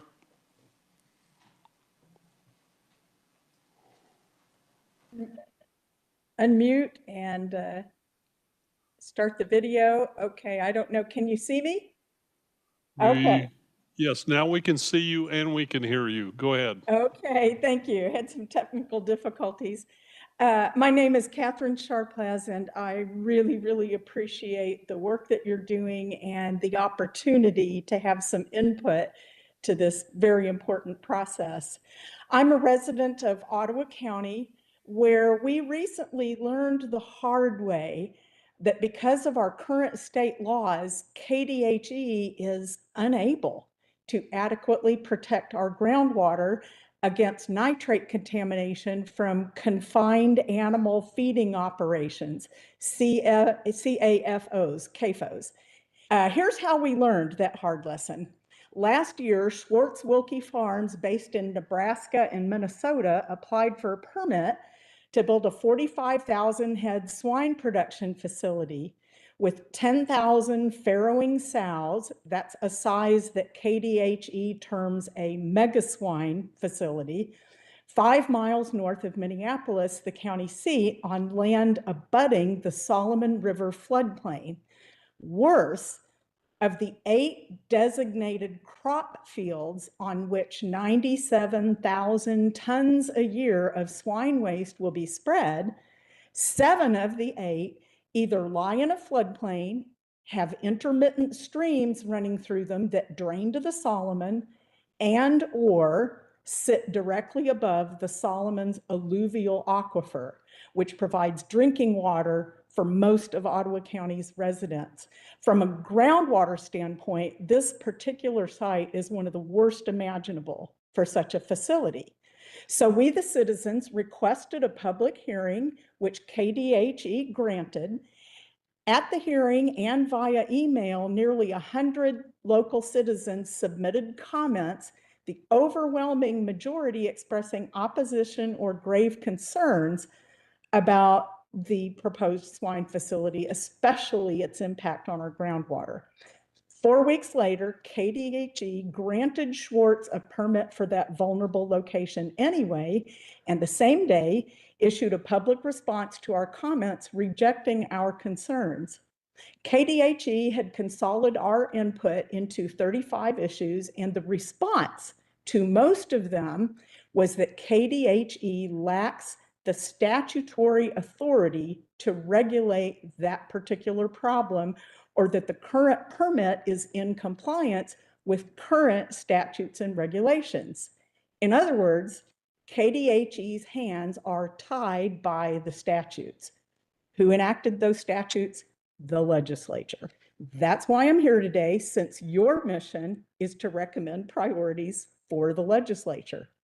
A group of us Ottawa County citizens incorporated as a nonprofit group called Restore Rural Kansas, and we initiated the appeal process to KDHE that's laid out in state regulations. We did a tremendous amount of research, and 6 weeks after KDHE issued the swine facilities permit and the response to our public comments, we submitted to the Director of Environment a petition for reconsideration covering 14 different issues in 6 different areas. We did not receive a response from KDHE until 6 months later, after construction of the swine facility was well underway. KDHE rejected our appeal, and for all the same reasons they had given 6 months earlier. The statutes and regulations, and remember, the regulations are simply implementations of the statutes written by the legislature. It always comes back to the statutes. They don't give KDHE authority to do this or that.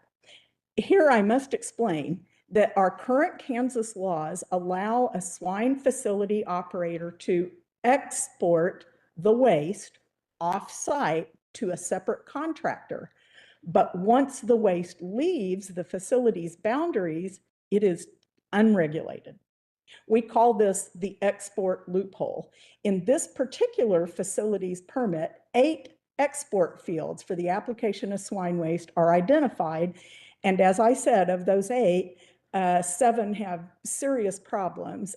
Several of them are in what the Kansas Geological Survey has officially designated sensitive groundwater area, a technical term that they decide on based on factors including the soil profile and the depth to groundwater, which make that particular spot particularly vulnerable to groundwater contamination by pollutants penetrating down from the surface.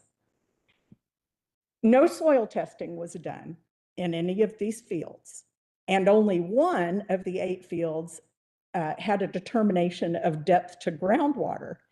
We protested this, and KDHE told us that they had no statutory mandate to make these determinations in the export fields. You can see what a big loophole that is.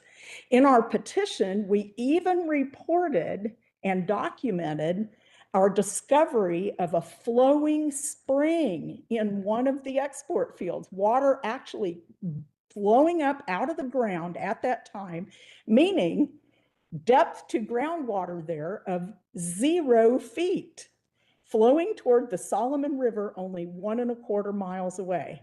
KDHE responded to our concerns about the export fields with these exact words. KDHE is given no statutory authority to demand applicants provide core sampling for proposed application fields, nor has KDHE been directed in regulations to consider groundwater depth as a factor for approving application fields. Fields that are in sensitive groundwater areas or designated floodplains are subject to no additional requirements. One last thing I'll mention. In the past 10 months, ironically, the 10 months since this swine facilities permit was granted, Ottawa County has had several record rainfalls causing severe flood damage in various places. Current regulations spell out that if such a rainfall threatens to break the earthen berms that contain the manure lagoons, the operator is allowed to pump the waste from the lagoons and simply dump it, meaning it will end up in the Solomon River.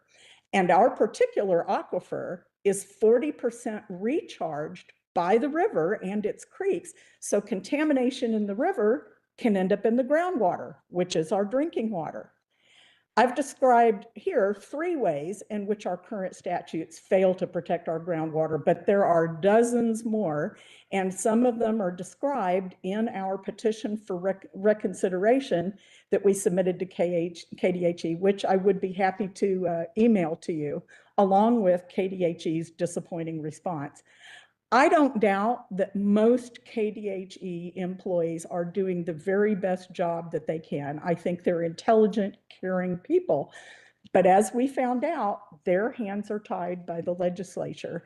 As one KDHE staffer told me, KDHE can take remedial measures after groundwater has been contaminated, but it is essentially prohibited by law from taking steps to prevent the groundwater contamination before it happens.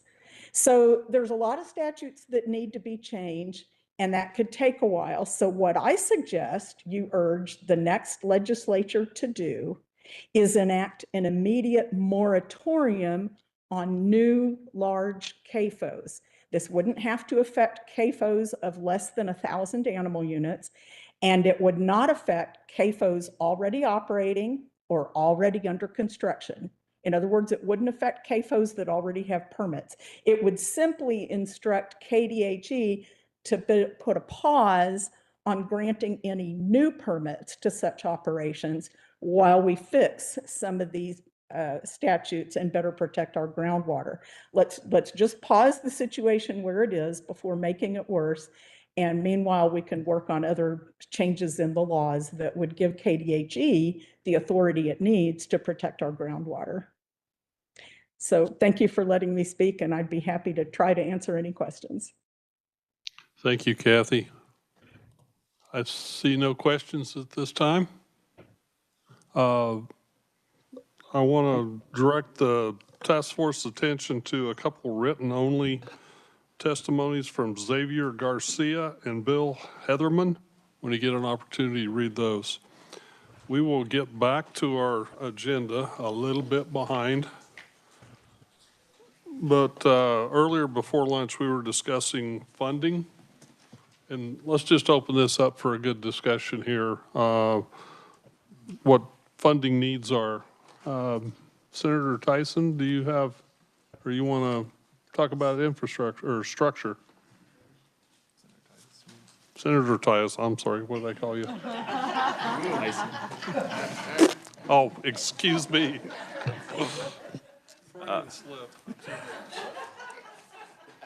I'd be happy to share some thoughts, Mr. Co-Chair. I think just from my point of view, it would be good to hear other people's thoughts on the number here. I think the agencies have been very reasonable and straightforward in what they presented us to give us an idea. They've kind of laid out how this would work. I think the number they've put forward is flexible. We could structure it to be flexible over time, and we end up somewhere in that $98 to $100 million.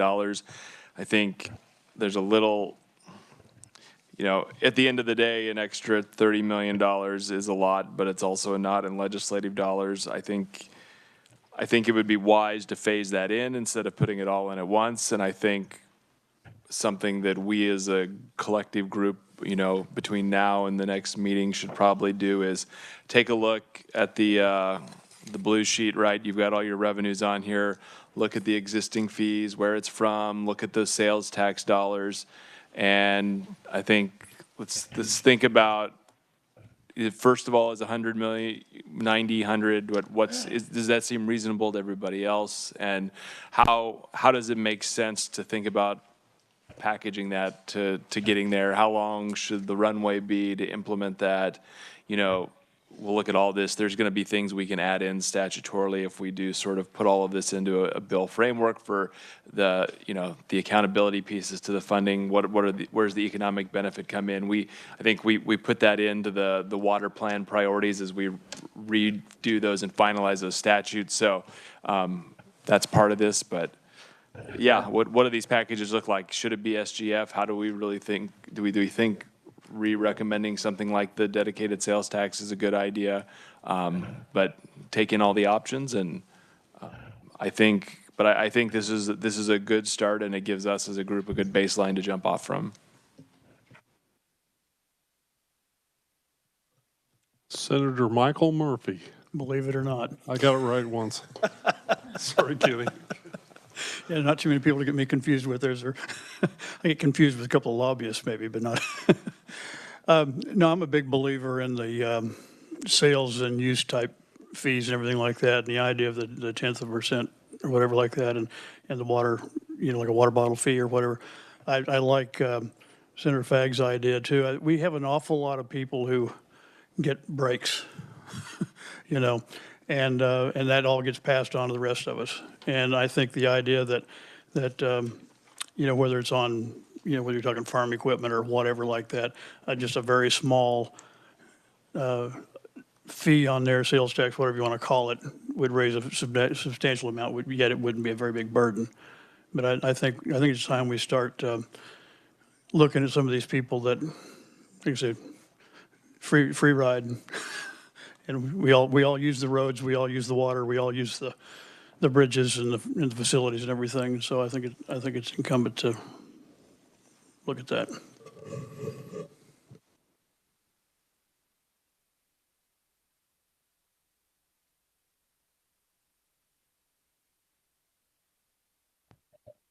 Pastor Dave, say a prayer for me, please.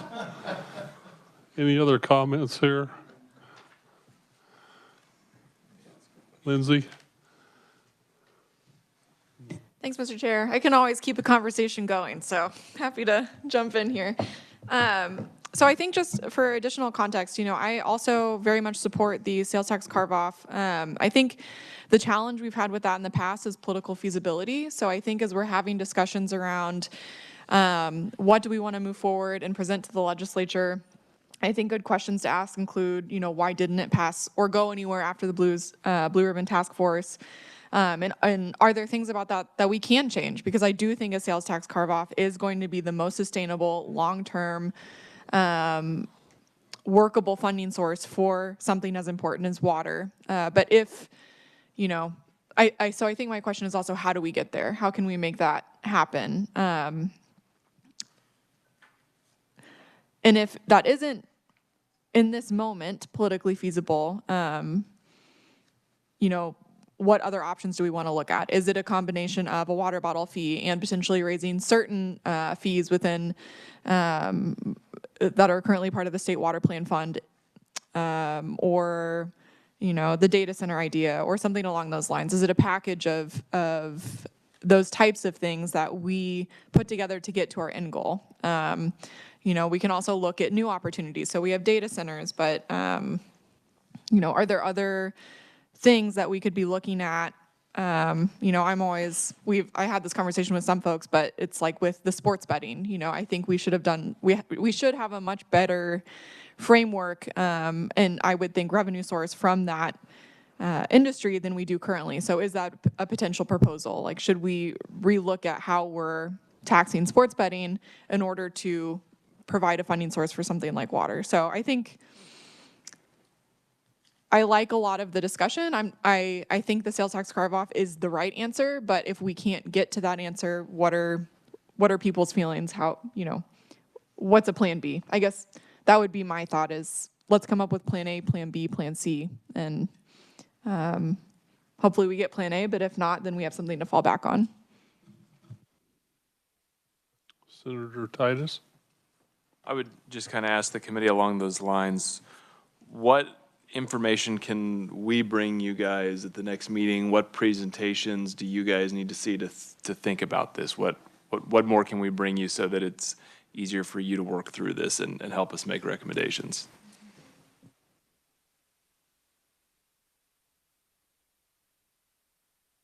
Ms. Mason?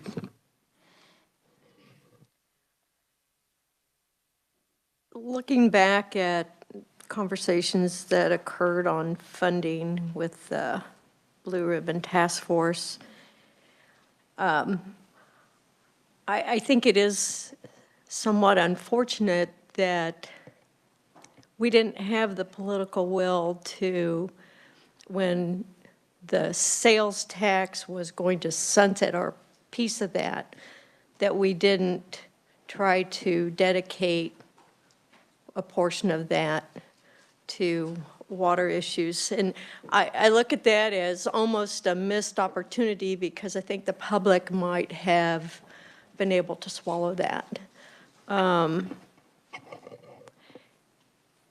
As Lindsay stated, how would we be able to present a sales tax option that the public could swallow and be willing to support?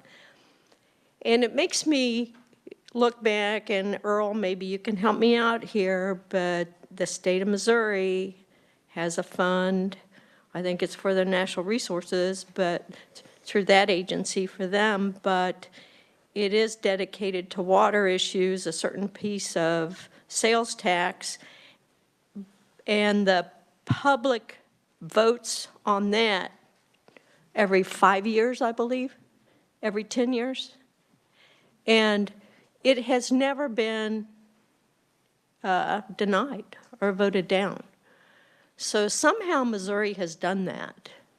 And I don't know how they did that. Maybe that's something we look at is how they introduced that.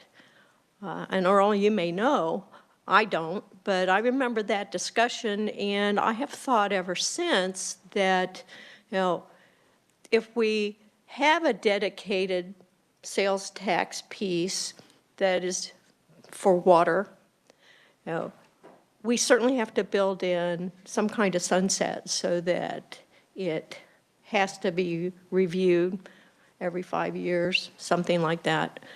I am not one for taxing people, but I do think that that's probably the best mechanism we could look at to sustain funding water. We're just going to have to figure out how to get the public bought in. And I think there are ways we could do that. I mean, there is a heightened awareness of water issues, and today it might be flooding. So, my 2 cents worth. Just a real quick recap of history. In 23, when we were doing the 2302 bill, we were asking for 60 million. And and we started with a dedicated 0.08% of the existing sales tax. And I still think that was a good approach at the time. The gray sad gray sheet that we were given has an estimate of about $61.4 million for a 0.1% of sales tax. And I like Karma's idea of let's vote on this maybe every 10 years. And but of the existing sales tax dedicated that way, I think in our financial times in the legislature, we're going to have a hard time for any new taxes unless these guys in Ways and Means have some ways of printing I'm not aware of. Right, Senator Fagg? Okay. If we could dedicate 0.1% of existing sales tax over a long-term basis and maybe let the public vote on it every 10 years or something, it's just a thought, a starting place. Yes? Just another thought. I should have said this when I was talking just a couple minutes ago, but if we were to do that, we would have to build in a mechanism that would not allow that funding to be swept. If we could. For every way you can build the mousetrap, there seem to be legislators that can overcome that. But it's a good attempt. To complicate things somewhat, 2302 funding added $35 million to that. If we work on a statute of some kind or a change here, that sunsets basically June 30th of 2029, and then we'd start something new for some additional long-term, or we can transition to it. The reason this last legislative session to extend 2302 funding for, I finally got 1 year, was to give legislature time to take action on things that we recommend from this task force. So, what's other people's thoughts on these issues?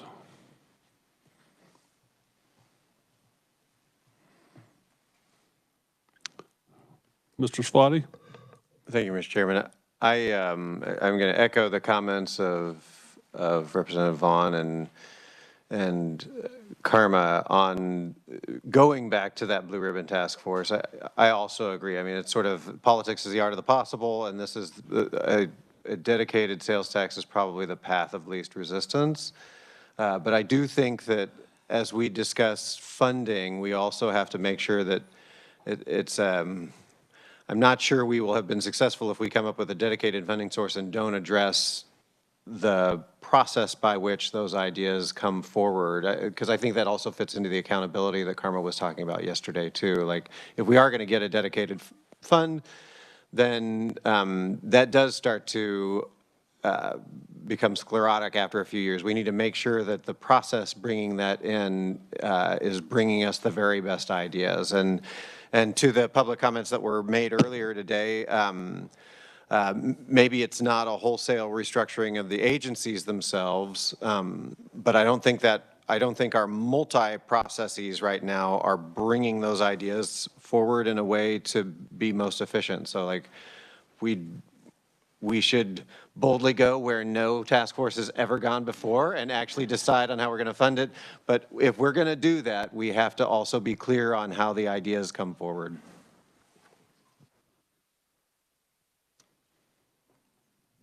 Mr. Lewis. Thank you, Mr. Co-Chair. Just kind of building on Josh's comment there, or both Karma and Josh's comments. I think, and again, this is not necessarily something for this meeting, but maybe to think about for the next meeting or two, as we think about what does it mean to have good projects that are being brought forth?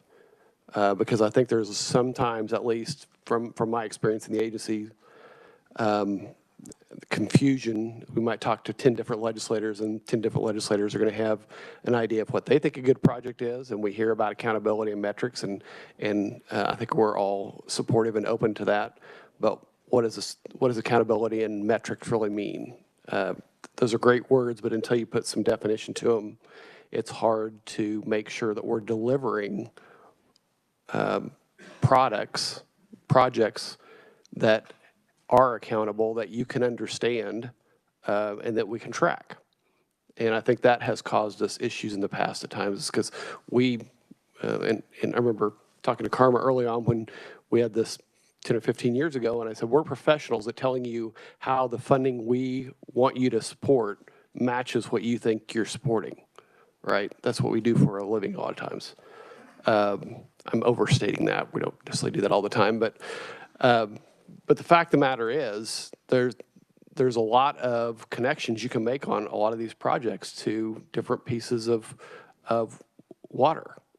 And so what is it that the task force thinks is important? 90 or $100 million is also what is politically feasible. Because frankly, we could probably come up with projects that are twice that amount or half that amount. It's a balance of what's available and what do we put priority. But I think if we can get some thought or feedback, at least at some level during this process of what does that accountability really mean? What kind of metrics, what kind of outcomes do you really want to see being delivered from the planning process and from the agencies? I think we're all going to do a better job of providing you all better projects and better products and more accountability.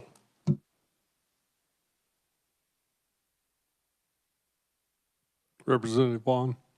Thank you, Mr. Chair. In regards to and Senator Titus's question about, what do we feel like we might need in order to think about some of these questions, I think building on that comment, for one thing, I know how the current process works for state water plan fund development and, how that is kind of developed currently. But for me, it might be helpful to kind of see it in terms of project development and prioritization of like, how does that process currently work and how does that compare to what we're currently talking about? So I know this is a little bit outside the funding discussion, but as we're talking about accountability and how we build accountability to build the case for funding, that's something I had been thinking about the last couple of days is something that might be helpful, of just a side by side of what's currently happening and these changes that we're talking about, how does it compare to that? And then my second thought would be, we've talked a lot about the transportation plan and how there's this idea of, in some ways, modeling water to some extent around how the case was built for transportation funding and planning.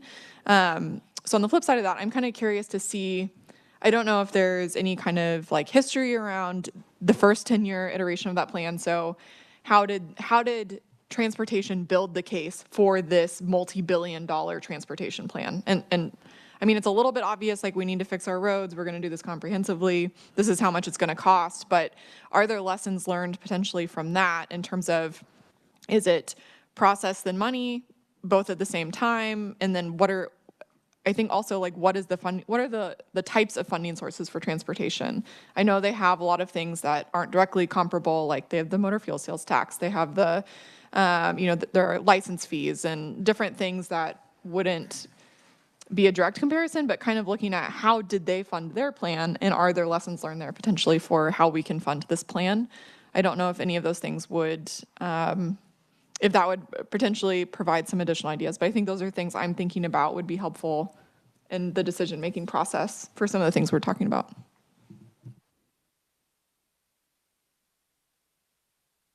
Just a quick comment. If we base this upon a sales tax deal, your inflation factors build in. As the prices of things go up, so does the amount of funds that go to the Kansas Water Office. And I've seen over the last several years the legislature do a better job of trying to inflation index things. During COVID, building construction costs went up far faster than if we just put a dollar figure on something. It really got the state in trouble on some of those things. Director Owen? Yes, thank you, Mr. Co-Chair. A few random thoughts that have come to me over the last hour or so, just sort of tying back to a number of things. But I appreciate all the public comments. I'm very grateful to the people that took their time to prepare comments and share them with us. I really appreciate the stakeholders' support for finding ways to increase dedicated funding source. I'm very grateful to hear that. I would mention a couple things just to make sure we're continuing to consider. When we talk about the fees, and we kind of went through those earlier, the fees that feed into the State Water Plan Fund, a couple of thoughts about those. As a question that was asked, have they been increased basically since they were created in 1989? No. Do we want to consider that?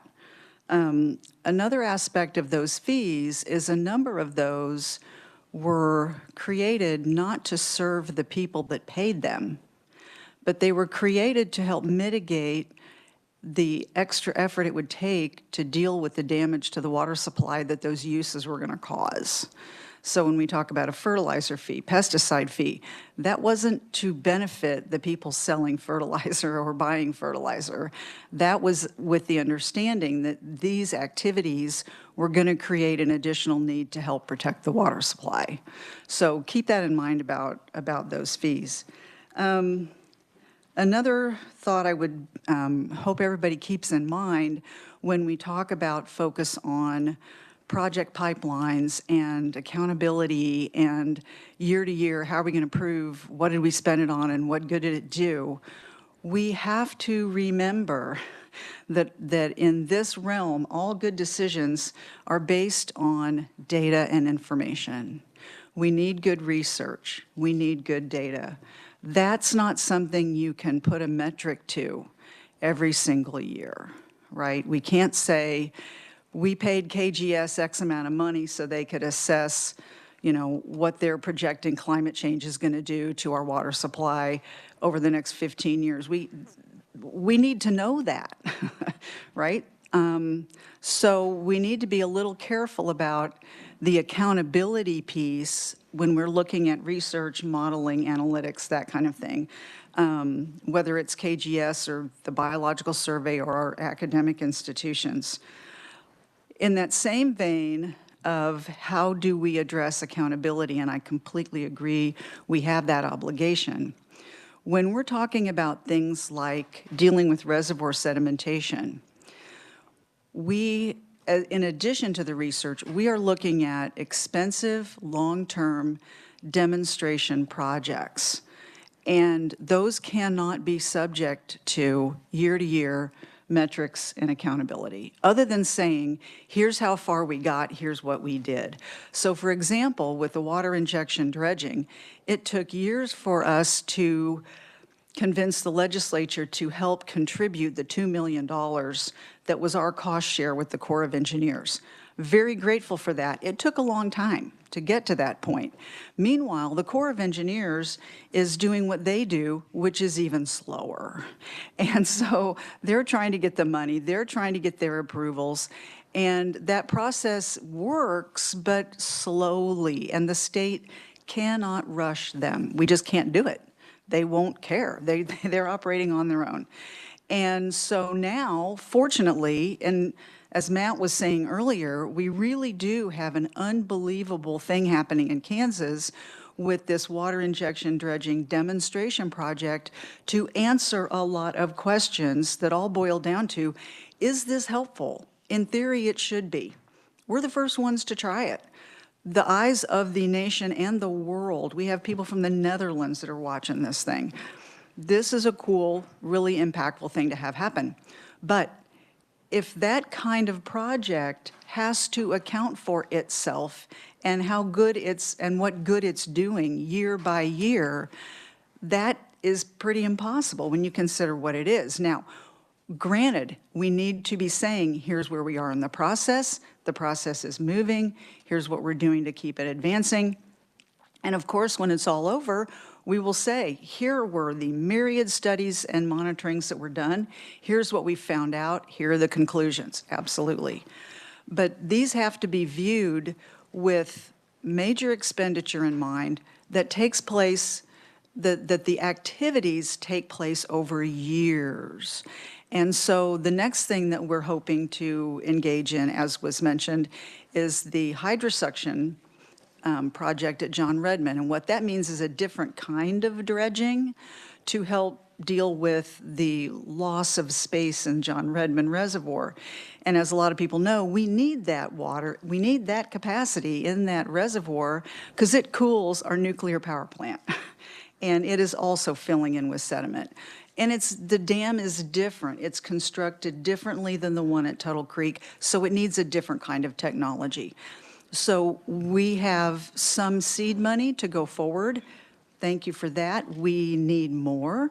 That was stripped out this year, so hopefully we'll see some success with that next year.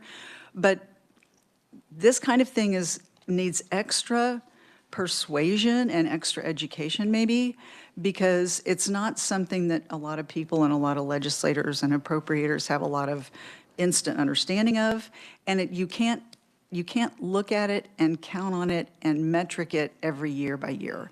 So that's something that I think, we talk about project pipelines and everything sounds like we can make a quick metric this, metric that, and truly with those things that we can, we should. But a lot of what water's involved with, that's just not the way the paradigm works. So I hope we all keep that in mind going forward.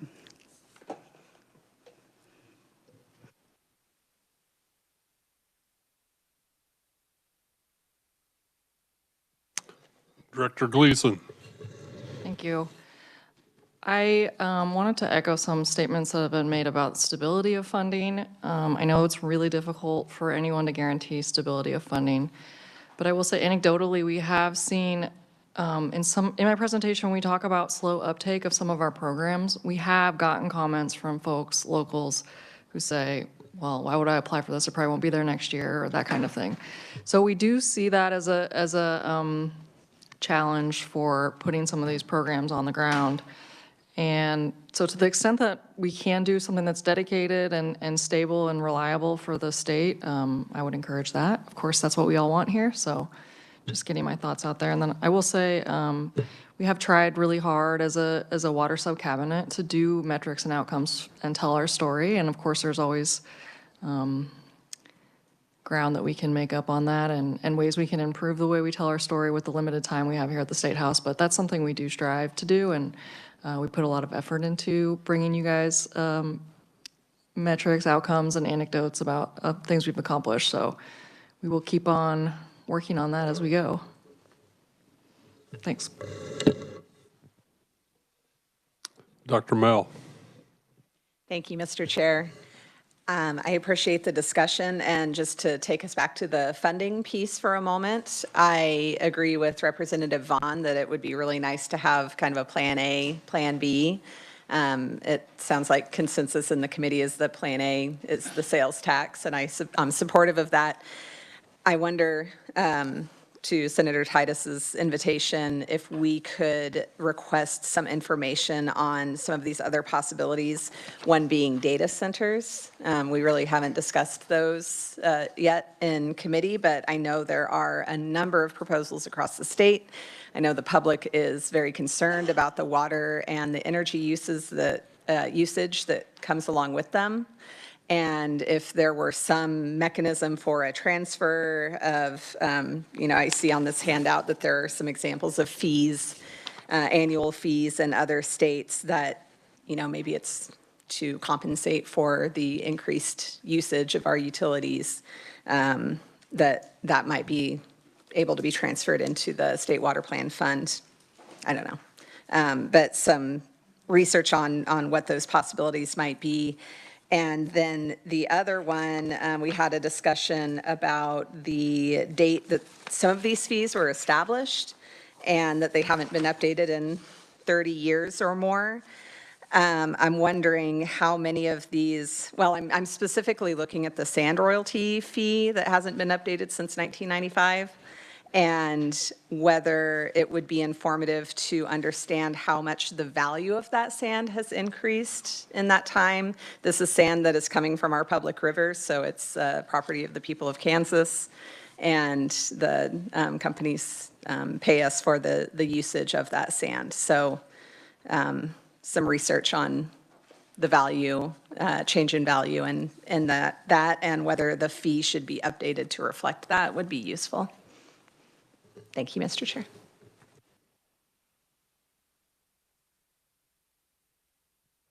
Heard from quite a few of you. Senator Fagg.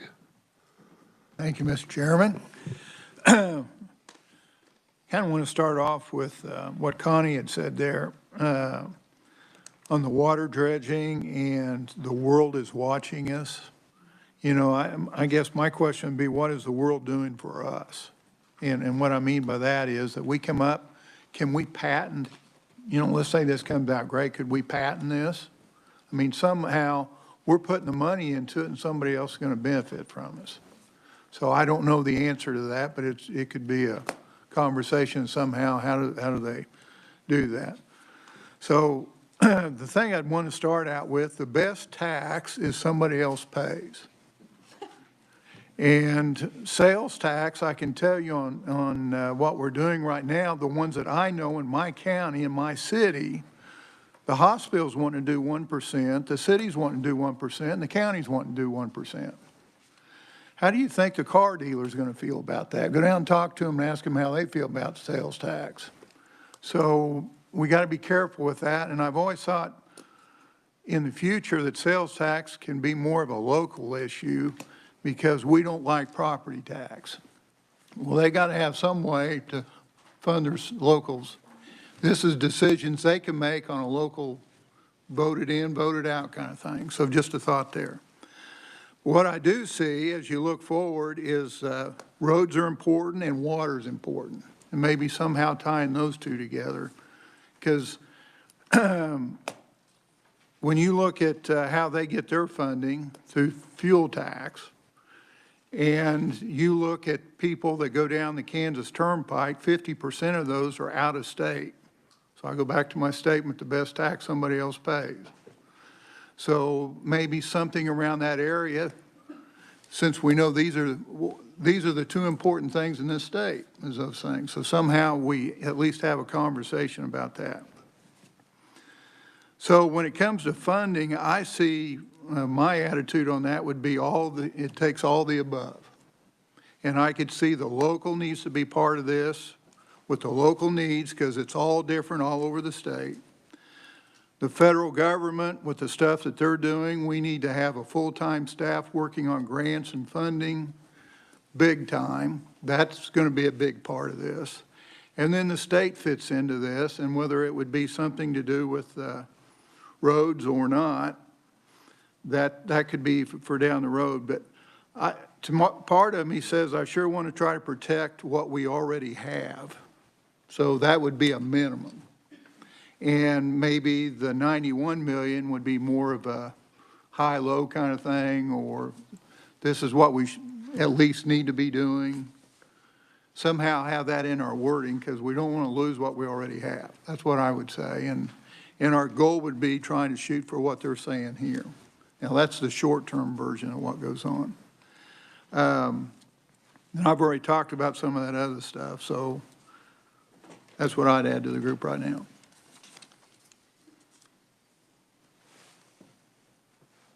Ms. Mason. Josh, maybe you or Earl could help me out here, but during the Blue Ribbon Task Force, wasn't there some discussion about just a water user fee and using that as a funding mechanism?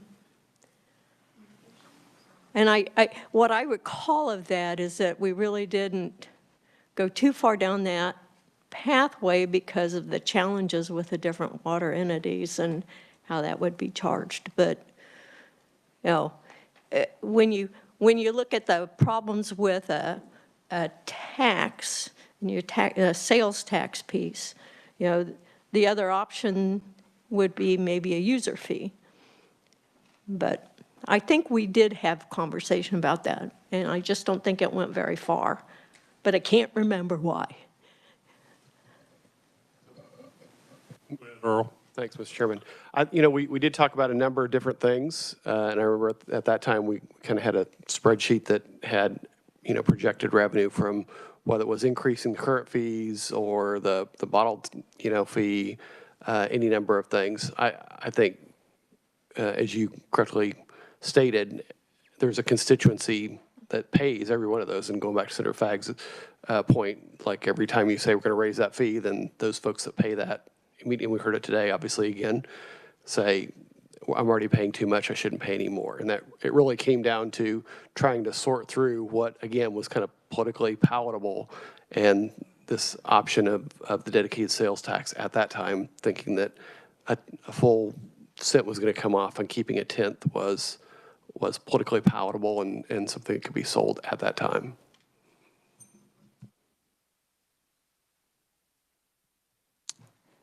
Mr. Slotty? Thank you, Mr. Chairman. Just to follow on with that, just to remind the committee of how complicated it does get.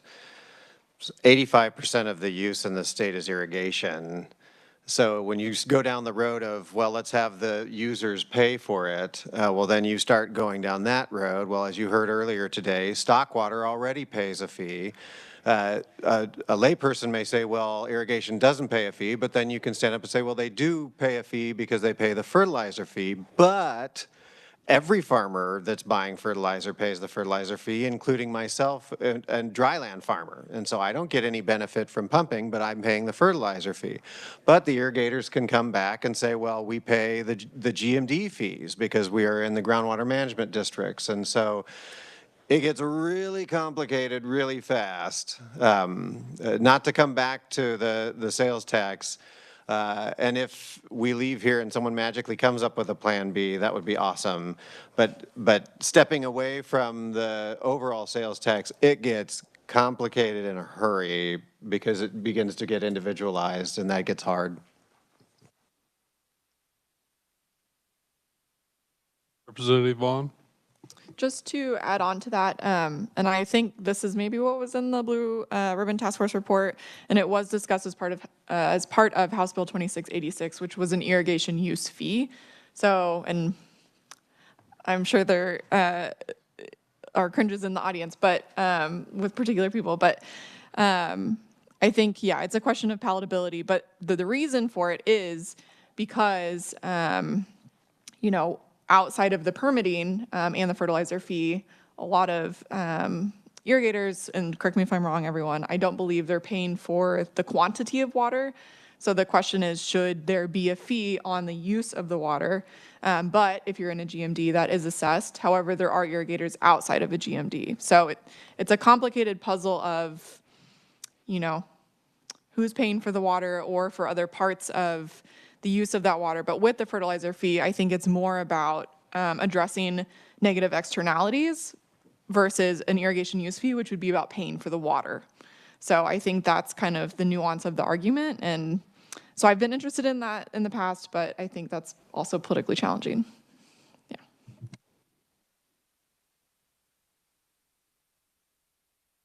Mr. Owens? And just to clarify, I know it's easier to just keep saying sales tax, sales tax. We're talking about a very small carve-off of an existing sales tax, not a new sales tax, right? Is that what I understand? That's what I was talking about, but I have heard around the table maybe an additional portion. So we'll need to discuss at some what's point, the that distinction will be politically really capable. important. Yeah. Thank you. I think Earl made some good points earlier about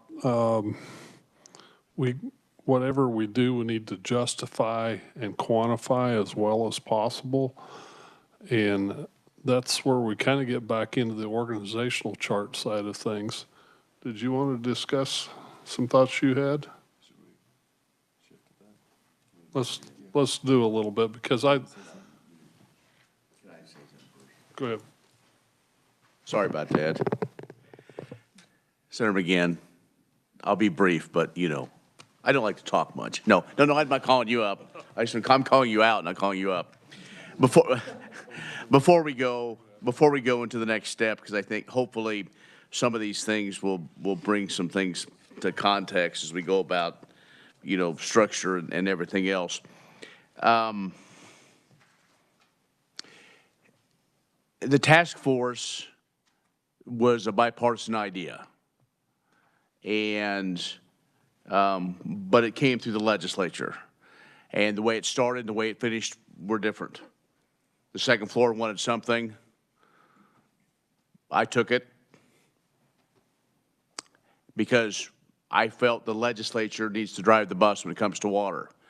We've talked the last 2 days about what the legislature does and doesn't know. Do they care? Do they want to care? Blah, blah, blah. This is some of that growing, if you will, of this is to get that buy-in from the legislature. The legislature are the appropriators. They're the ones that pass the budget. Other people in this building can have ideas, and they can make their thick proposals, say, here's the budget. But in the end, it's done out of this room and Ways and Means room. And so the idea of the task force was also to look for a long-term plan of water and more than simply just a funding mechanism, because the legislature does do policy as well. And so that's kind of this reiteration, and not taking anything away from the Blue Ribbon Task Force. But hopefully the goal and the idea was that this is a document that's going to be working and breathing. And I said, when it gets done, I don't want any of these things in a 3-ring binder. You know, have the 3-hole punch in it, that we can set it up on a shelf, and that we won't use it, you know, as something that can work. I think we're going to get there. But I will say a couple of things. We're making progress. We're doing things. The legislature made sure we reauthorized CSIP for sorghum. There's no state that's done more for sorghum, quite honestly, than Kansas.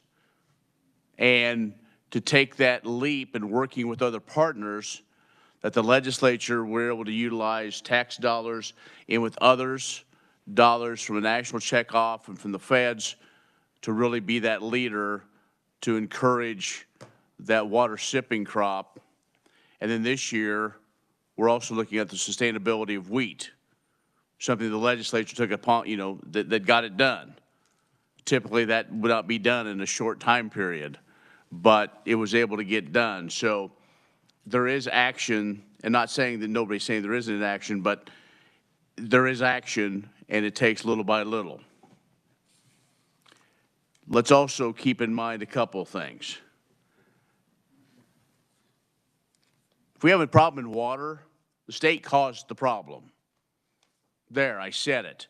It's on video. Someone wants to bring, because the state over-appropriated when it comes to irrigation. We can argue that if you want to, but it's, again, we talk about facts, we talk about the paper. That's what it is. So as we look at trying to go after one segment and say, well, if they would just quit using so much water, or if they would just pay their fair share, that doesn't move us forward. It doesn't. I don't care if there are 4 legislators for 300 miles of Kansas. Look at where the leadership has been in the legislature. Those important committees have been done by folks from small towns and from western Kansas. But we all have a concern about the state. No new taxes. I'm not doing a George Bush here, but no. I just don't, you know, I'm not going to be a part of the legislature, but I don't see that happening. I don't see a sea change of ideas about even probably a carve-out.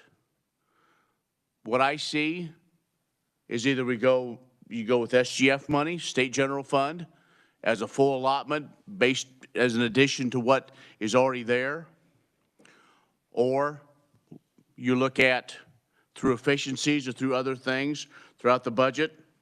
That's where you find your savings. Not necessarily on this blue sheet, but you have the whole state budget. You have a whole state proposed budget to find savings from here and there and everything else. You want people to care about water, we talk about it. Because we all know it's important. And so that's the thing. Do we look at, instead of finding an additional revenue by creating more revenue, look at the size of the budget now. Not all of us, I mean, fee-funded agencies can be very tough to do that, say, to grab some out of those that are funded primarily by fees. Very difficult, like Department of Agriculture. But there might be others outside of maybe our realm of thinking right now. And I'm not saying waste, fraud, abuse, or anything, but if we really prioritize this, much like transportation, everybody needs water. And so I would say, you know, if there's any direction, Mr. Chair, is to look at what does, you know, a 0.3% reduction in the state budget mean to water, or maybe it's a 0.01%. You know, much like that. I mean, that obviously it's going to be a fight. That's not a slam dunk by any means. But looking at an alternative other than to get a bill, like an idea about a changing tax, or to get a change in that would have to get out of one committee, let alone two, the House and Senate, plus the governor signs, plus then it would go, or whatever, it goes to the public to vote, however we do that.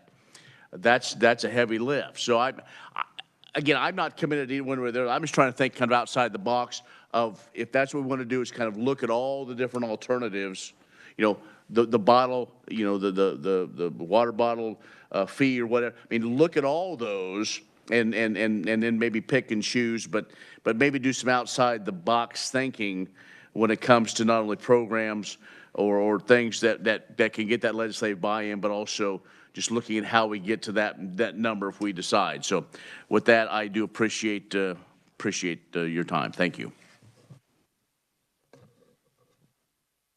Senator Fagg.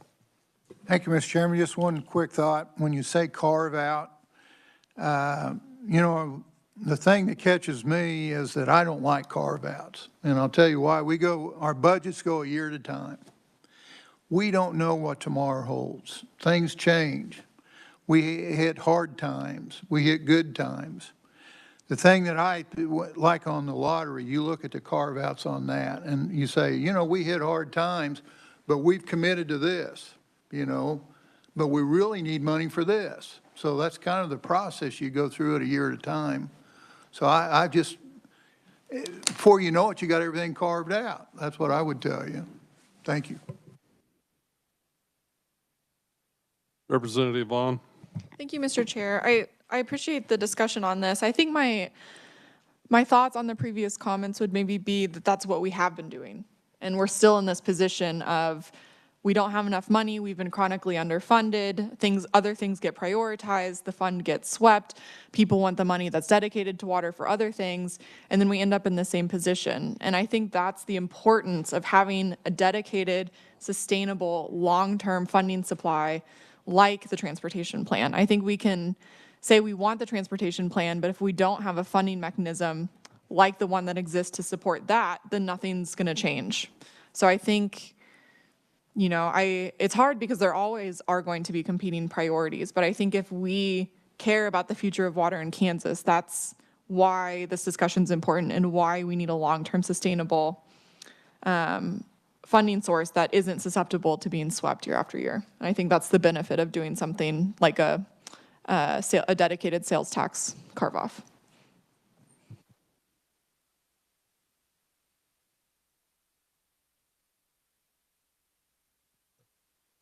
Anybody ever been to those community economic development things where they write things on big sheets of paper and put them on the wall and you get little colored dots to run around?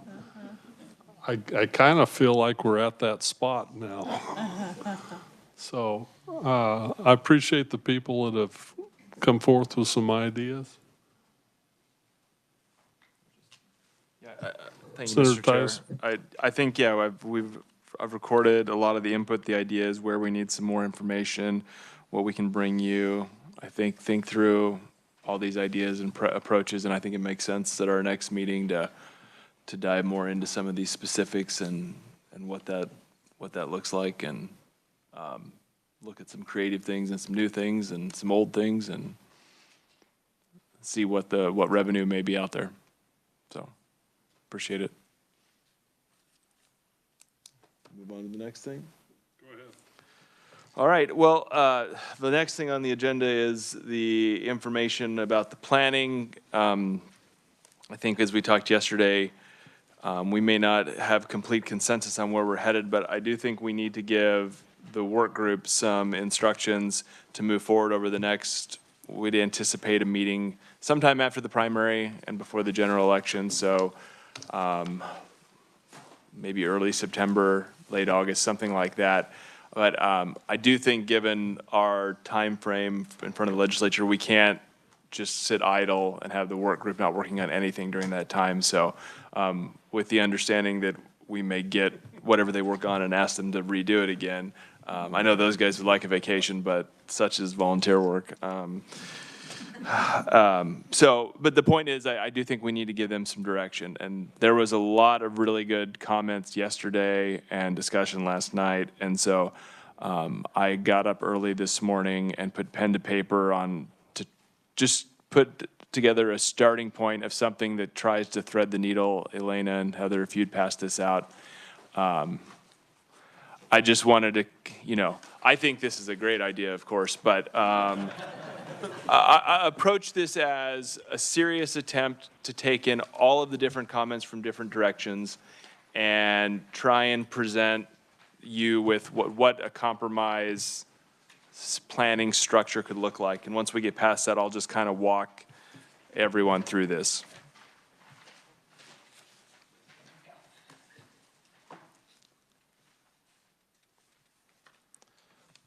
So I was pleasantly surprised to see the term finance council brought up, completely uncoordinated in testimony. That just made me really happy that someone else is thinking of those words, although she's also a lawyer, so that may have been where that came from. But so the rough idea, right? This is really probably a modification of the green plan, right? The modified water office plan, not the DNR consolidation. I think if we're going to go that route, there's a lot more conversation, especially with stakeholders, that would have to happen. So at this point, I shifted the other way. But it is a reformulation, but it's also an attempt to simplify. So I'm going to start at the second bullet point here with what would be the Water Finance Council. So you remember in the green plan, the idea was a new water authority that was made up of legislators and a couple ex officio. But my sense in discussions with folks and publicly was there was a rather cool reception to that turning into a legislative function. So the idea here is to create a Water Finance Council, and the inspiration for this is really something that looks like the KCC, but maybe better. No disrespect to their work, but they're not here. The idea that would be three members appointed by the governor, confirmed by the Senate, so that we can ensure quality. And it addresses one of the big concerns is looking at the budget as a whole. And so what the Finance Council would be responsible for is their biggest job is putting together all of the budgets that touch the water plan. So the way this would work is every division within an agency, so the parts of environment that take water plan money, DWR and conservation, instead of running through their secretary, those water plan fund dollars would be allocated by this council. This council would be responsible for creating their budget, and then this council would submit that to the legislature and the governor, and the budget would be worked in much the same way as it is now by legislators. I think this would want to be created so that they have more flexibility than currently exists. The other pieces I would place in this council essentially take all of the non-planning duties the water office has. So the managing the reservoirs, engaging specifically in federal outreach, and all of that would be handled by this council. They would get final approval on the state water plan, but that would be developed underneath them. And then the other legislative piece is I really like the idea that was brought up, have a water plan, with a specific project list every 5 years, but that comes out as a bill passed through the legislature. So it gives the legislature a reason to look at the funding, it gives them a reason to look at the projects, and it engages them every 5 years in this process, and it makes sure it stays relevant. And if the water plan isn't producing what we want, then you have a really easy way to get into that project and change it. So we then shift the Water Finance Council would be primarily supported by the Water Office. And so that would be helping them, you know, do their outreach. The water office's main job, though, is really going to be on these 5-year cycles, assembling the water plan. And so it goes up, supporting the council with the information they need, and then carrying on. You'll see why the regional planning, I think, would continue as they've been planning to do it, based on changing some of the local input, but supporting those local entities. And I believe that would be significant support. I would keep the water authority, but reestablish it as a purely advisory board. They would work with the water office when they're finalizing the water plan to send it up the ladder for approval. And then for local input, this is probably I think the most novel piece of this, but all over the state, and you have a map on the back of this, of our regional development organizations. So these are regional councils, is a more common name for them. We have 8 of them, and there's one area around Topeka North here that doesn't actually have one established, so we would need to do something for that. But the thought is, we have these groups. They include all of our infrastructure partners, the cities, the counties, economic development. Their job is to find ways to build regional projects, get people to work together. And rather than maintaining this whole parallel infrastructure, let's take the group that's already doing this work. They're already coordinated in a large way with this for transportation purposes. Let's give them the support from the water office they need to incorporate the right water people, right? So we need to make sure we're incorporating our GMDs and our conservation districts in this group, but they're already overlapping the area and serving the same people. And let's develop all of the local priorities there with the water office technical support, and those local approved priorities then go up to the water office. They're integrated into that 5-year plan, then up the ladder. I think the beauty of this for some of the other complaints is the state agencies all essentially stay the same. Regulatory power stays where it is with the chief engineer and the Department of Agriculture, and environment stays where it is. The only real difference for them is that as far as their budget purposes, they go straight to this council that would be 3 full-time positions that specialize in dealing with this. So I'd be happy to answer any questions off the cuff, but this was just some ideas I'd had on my own, and a lot of it together with discussions, and just to give an idea of what's possible out there that's maybe a little different. Director Owens. Don't roll your eyes, Senator Titus. A lot of questions, but the first ones I'm just trying to understand. This Water Finance Council, does that take the place of the director of the Water Office, since it's responsible for all the non-planning duties of the Water Office? The director would essentially be the primary support person to help the Finance Council execute their duties. I would presume, since the water office is sort of going up and down in slightly different ways, it would make you maybe add like a second assistant director type position to help with the Finance Council, and then someone to help coordinate down to help the local developments. But the idea is the water office would essentially be underneath this Finance Council and would be their primary. They would be all of their administrative support and things like that. So the Finance Council is in charge of the operations of the Water Office, as well as negotiations and agreements and relationships with, say, the Corps of Engineers? That's a little unwieldy. I think, I don't know that I would phrase it as they're responsible for the operations, because there's still a water office director that manages that.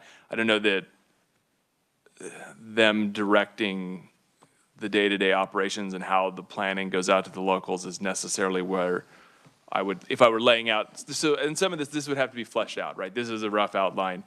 You're would have to flesh out statutory duties and how precisely we would want these to interact. And I think there's some certainly give and take in that discussion if it were to happen.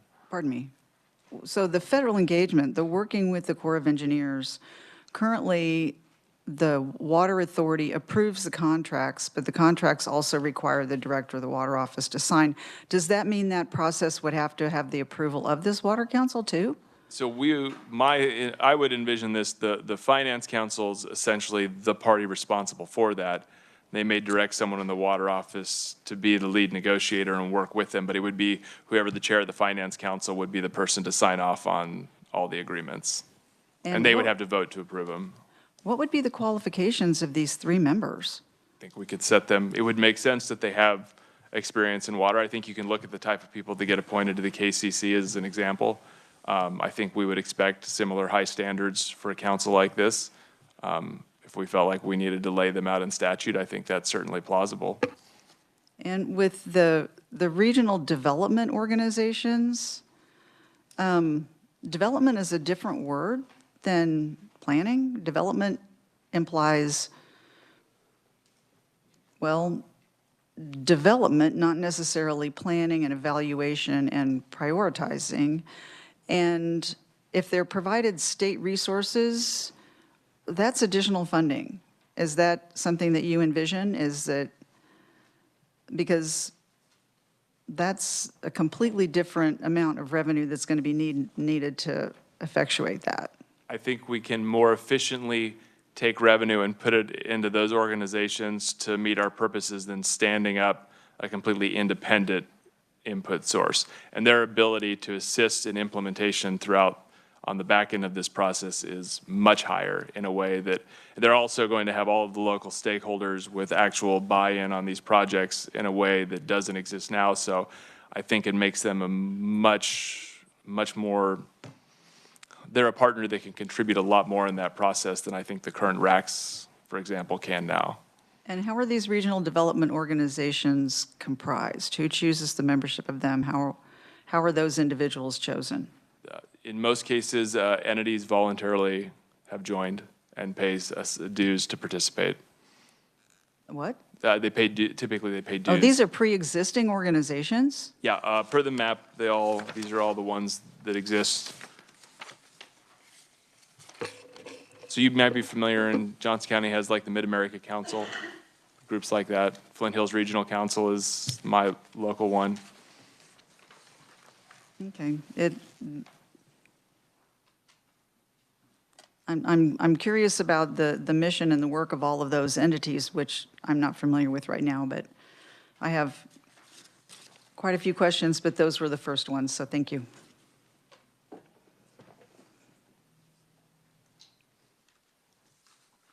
Representative Vaughn.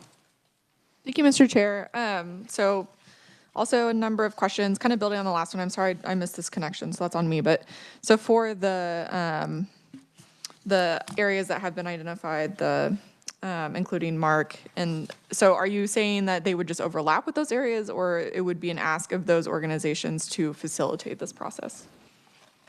I'm not sure I understand what you mean by overlap. Like the state would have these regional planning organizations that overlap with the same districts, so that or you're saying that they would be just part of that organization? I would say we would statutorily direct them to engage in this process and manage again, it would take with water office support, but ask the existing groups, because the idea behind it is we don't need to duplicate things that we already have groundwork on.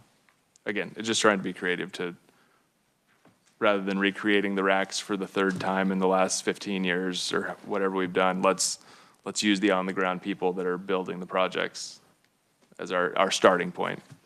And I'm sorry, to kind of flesh that out more. So, I mean, they're regional planning organizations, I get that, or development organizations. So they have those connections in the region to work on projects together, to do proposals, grants, coordination, all of that kind of stuff. But I mean, do they have specialty? Do we know that all of them have the ability to do that with natural resource planning?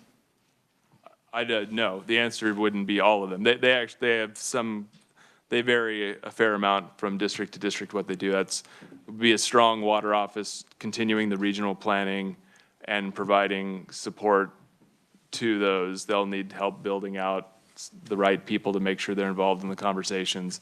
And I think over time that takes care of itself, but they have the benefits. Then the trade-off is they have full-time staff that are always working on this instead of just being volunteer-based. But yeah, it would take some build-out and some coordination and some discussion for sure. Okay, and then on so with the Water Finance Council, I guess on the flip side, I'm kind of wondering why, and I'm thinking through like how does it tie back to some of the core problems that are trying to be addressed? So I think my main concerns are diverting some of the core functions of the water office. I mean, really all of them except for planning. If the key concern is project implementation, supposedly from our conferees, then I could see where a finance council or something similar or restructuring of the water authority could be focused on looking at the project prioritization or regional assessment pipeline and then recommending funding according to that and then sending that to legislature for approval. But why include the reservoir contracts? Why include federal engagement? Why include all those other functions? Or what's the goal with doing so? Well, part of the idea is to allow the water office to focus specifically on developing the state water plan. These other pieces I see, they're tied to budget and operation, and it's really, at the end of the day, this finance council is going to be would be the accountable metric, right? That's where the buck stops. They present the entire budget. They primarily coordinate with the agencies for the implementation. They bring it to the legislature. And so the idea is for them to control those operational pieces in order to manage a holistic picture. I think that would be my primary concern at first glance is like with the water marketing program and the water office, they have very specific expertise and institutional knowledge that goes along with that makes them the right entity to facilitate that program. And I think if you're going to have 3 political appointees who hopefully are qualified, but we don't know what they're going to look like. We don't know what institutional knowledge or like technical knowledge that they'll bring to that role. I think things where we need long-term institutional knowledge, I mean, I would want that to stay in the water office. I would say I don't think that it leaves the water office. That expertise still exists and it's underneath the council. It just shifts the final approval process to the council to manage. But it would make sense, much like the KCC uses the staff in their department to negotiate tariffs and things like that. I would anticipate the water office fulfilling a similar role for the council.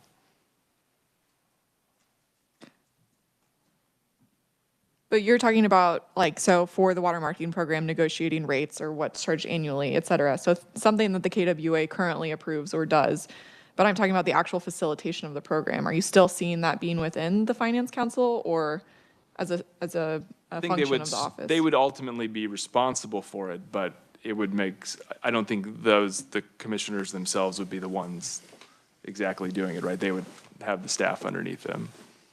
In the water finance council? Or in the water office. Okay. I think it's if you're going to end up just building a whole new executive agency around it, I don't know that the efficiencies are there to support that. The support would have to come from the water office. Okay. Yeah, I do still have concerns about this.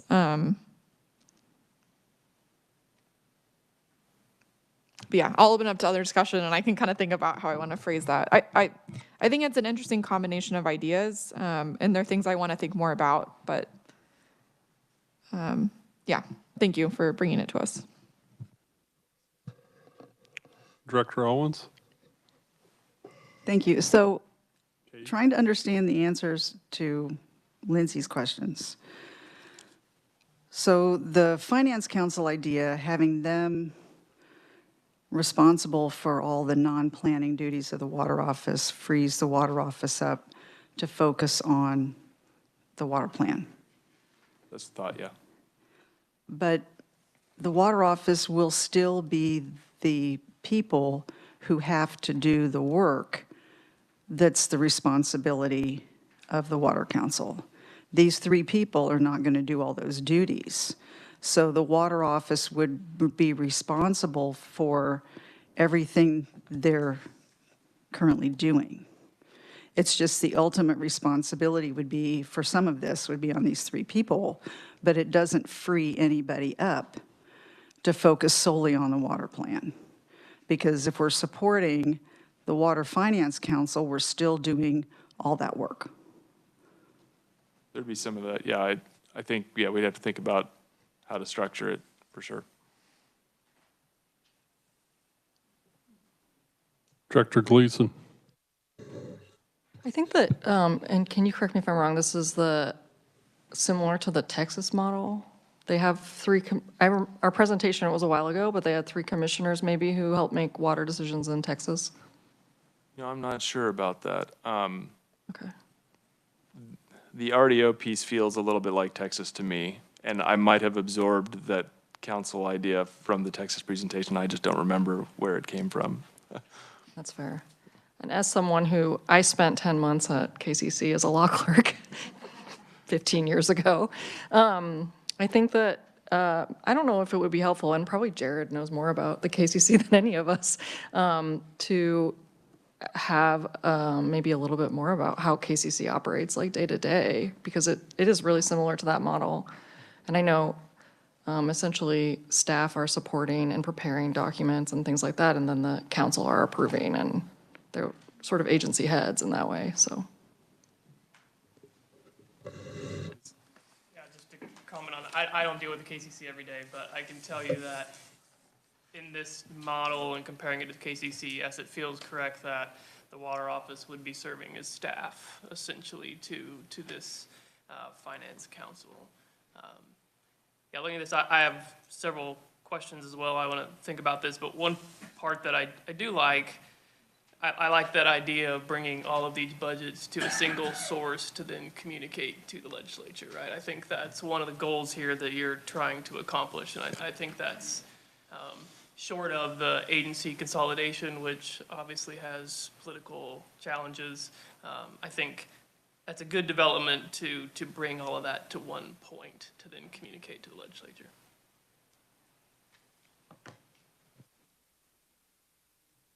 Mr. Swati. Thank you, Mr. Chairman. Piggybacking on Jared's comment, I also, going through this in real time, and it would need to probably be fleshed out, but I also do want to achieve, back to, I hate to put him on the spot, but I actually appreciated the back and forth I had with Aaron during his public comment period. I want, this is Josh's dream here, I want an entity that is the single source. So we have some of the state's largest associations not channeling their concerns and ideas and programs through the Water Authority right now. And so, like, I don't know what it is, but it does feel like this centers things a little more, and so maybe the Finance Council is powerful enough that it's directing those groups through. I agree with Chairman Rogers. I think it all eventually gets to the legislature, which is where it should be. But is there a one-stop shop for all of the interested parties in water to come forward with those ideas that really draws them in? And I think this just, at a first blush, and it's actually a mic drop because I got to go take a child somewhere, so it's my first blush and last comment of the day. But I think this is moving in that direction.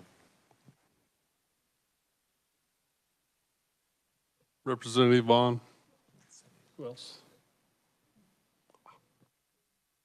Sorry, quickly, it's a technical question as a follow-up of, so if the Water Finance Council is doing final approval of the State Water Plan Fund budget, but that budget touches other agencies, how will that work in the budget approval process, since KDHE and KDA are also part of that budget? The way I would envision it is those budgets just don't go through their agencies. The ones that have water, there's not to say, so for example, DWR, there's Department of Ag SGF dollars that pay for various positions, right? But where their programs, and that would just still go through their agencies like normal, because it's been unless we change, right, it's been a policy decision for those not to be water plan funds for most positions, things like that. So where they are water plan funds or whatever programs, then those no longer go through when Department of Ag or Environment makes their presentations. All that would be funneled through the Finance Council. And so then the Finance Council would the money would be distributed to the Finance Council, and then they would funnel it down to the agencies, which would also give them, right, the idea would be you structure that with the flexibility as things change, federal grants come up, they've controlled all the dollars, it gives them the opportunity to work on a fly at a centralized place because ultimately they're responsible for the funding. Okay. Okay, thank you. Representative Howerton. Thank you. That was absolutely actually my question as well, Representative Vaughn. So thank you for asking that. I am intrigued with this idea. I think we need to be cautious with the balance of power that it would create with the 3 members and just thinking about that. I like the fact that the budget is all assembled there. That's ultimately what we want to get. I think when we did the Office of Early Childhood Development, all the child care, all the dollars went right there so that we could see the whole picture of what the state is spending on that, on those projects, those issues. And I think the same thing for water. This might create that. I don't know about the water office and moving those functions over there. I think we need to think about that. But I do like I like this direction where we're going. So with that, and I have to leave too. I'm so sorry. I thought we were in it too. So.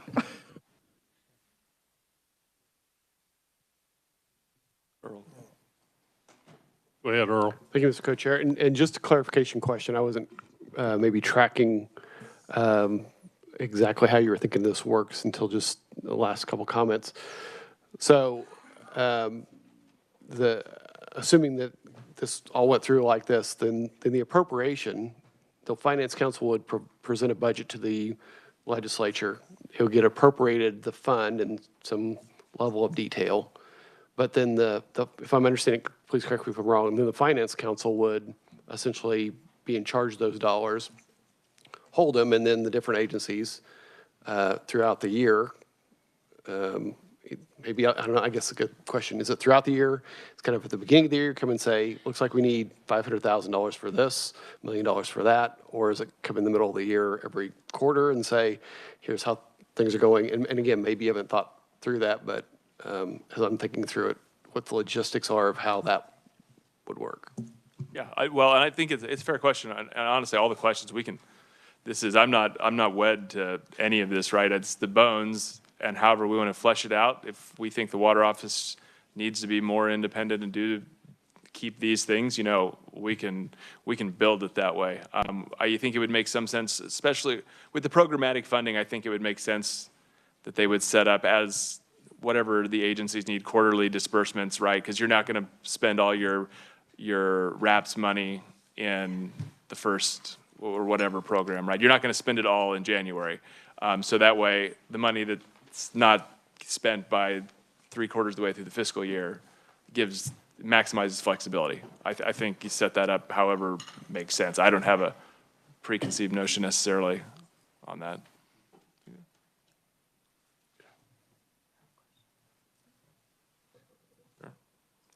Another technical question. On the regional planning organizations, I'm kind of intrigued by this idea. I would want to incorporate the skill set and knowledge of the RICs and potentially some of the people, but I like the potential for project management facilitation expertise. But I am wondering, are these the structures that also facilitate that process with the KCC, or was this just a separate idea from? Separate idea. And I do think it would be, especially in the beginning, I think they would need guidance and help of, hey, we've got our communities, right? They have a lot of the stakeholders at the table, but they certainly don't have all of them. And I think there would need to be, whether statutory or whatever, there would have to be guidance to make sure they are bringing everyone to the table that needs to be at the table to help develop these. But they don't necessarily have to be there the full time as you develop your 5-year cycles, right? They bring them in and out and things like that. I think we can have quite a bit of flexibility in how that works. Okay, thank you.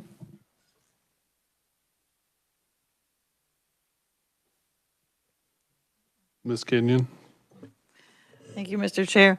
And Senator Titus, you've mentioned the GMDs several times, kind of sprinkled in explaining this, but I was just, kind of asked the others in their plans, where do you foresee the GMDs fitting into this plan? So I'd like to bring that question to you as well. Thank you. I think 2 points. One, I think it would actually make a lot of sense for the GMDs to join their RDOs as full members, just like other municipalities, so that they're at the table all the time. But barring that, they would certainly, I think, have to be required to be at the table as local priorities are developed. And then there's still the water authority in its advisory sense to all the other entities bringing in those comments on the plan before it's finalized. I think they would have mandatory representation there because that input would still be important. So hopefully at the local and at the state level, they would have a presence. I appreciate that. Thank you.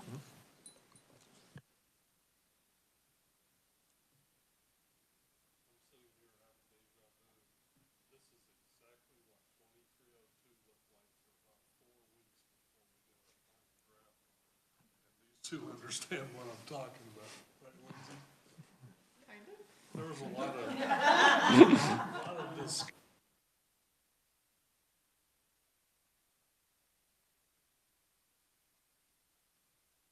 Let Mr. Chair, if you know, that actually went a lot better than I thought it would for just throwing that out there. I'm not done.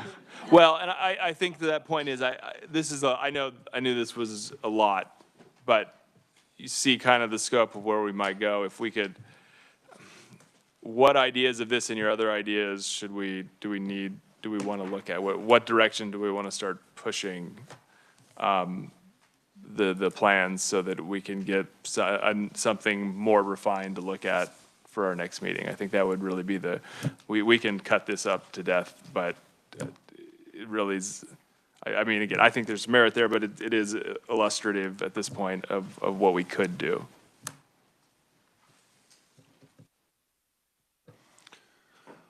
Steve.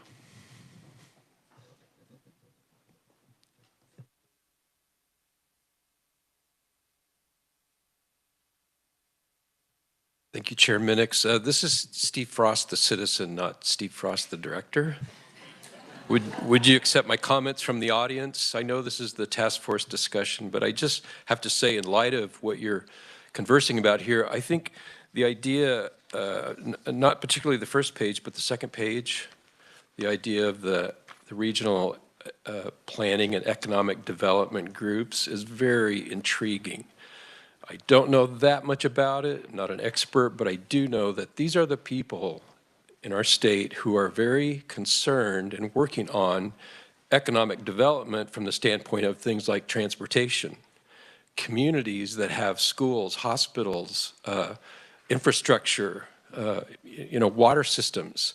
And so they're always struggling in that environment to work on planning and economic development, but outside the water sphere of things.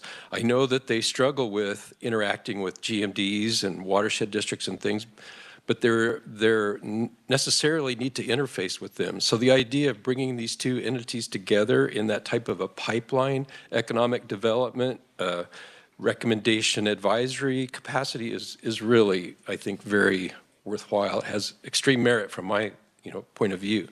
And so if there is any opportunity to consider that, again, from a citizenry standpoint, I think it is really worth pursuing a little bit. So just wanted to say that. I would say that what Kenny just presented was based upon what everybody's comments were yesterday. There are pros and cons and problems with what the working group presented yesterday morning. And we can all get together, and as long as we can discuss these things and agree to disagree occasionally on some things, we're moving forward. This isn't a real simple, easy win-win. Water's a little more complicated, I think, than a lot of people realize. And the people that take it for granted don't understand all the details we're getting into here. But I want to thank everybody for their input here today. If you have do we need to give the working group a little more direction? That'd be good. Representative Vaughn. Thank you, Mr. Chair. In regard to that,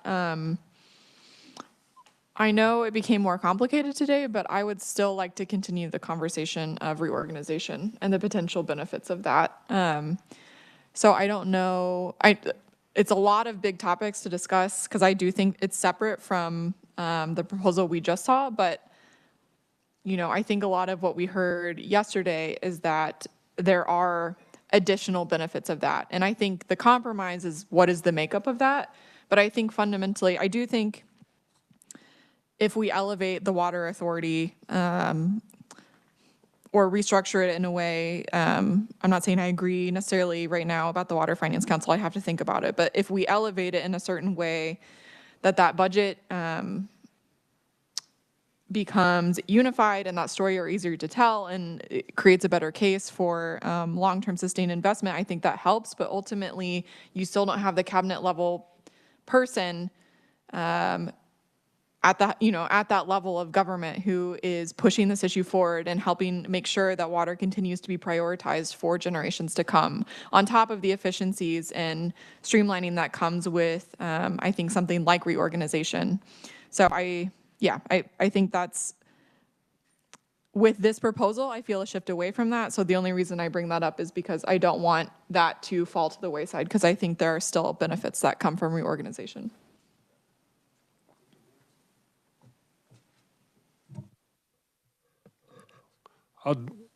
Just out of curiosity, we've lost a couple members already, but if we took a public vote here, how many people want to see a total or a reorganization to a cabinet level position of what was proposed?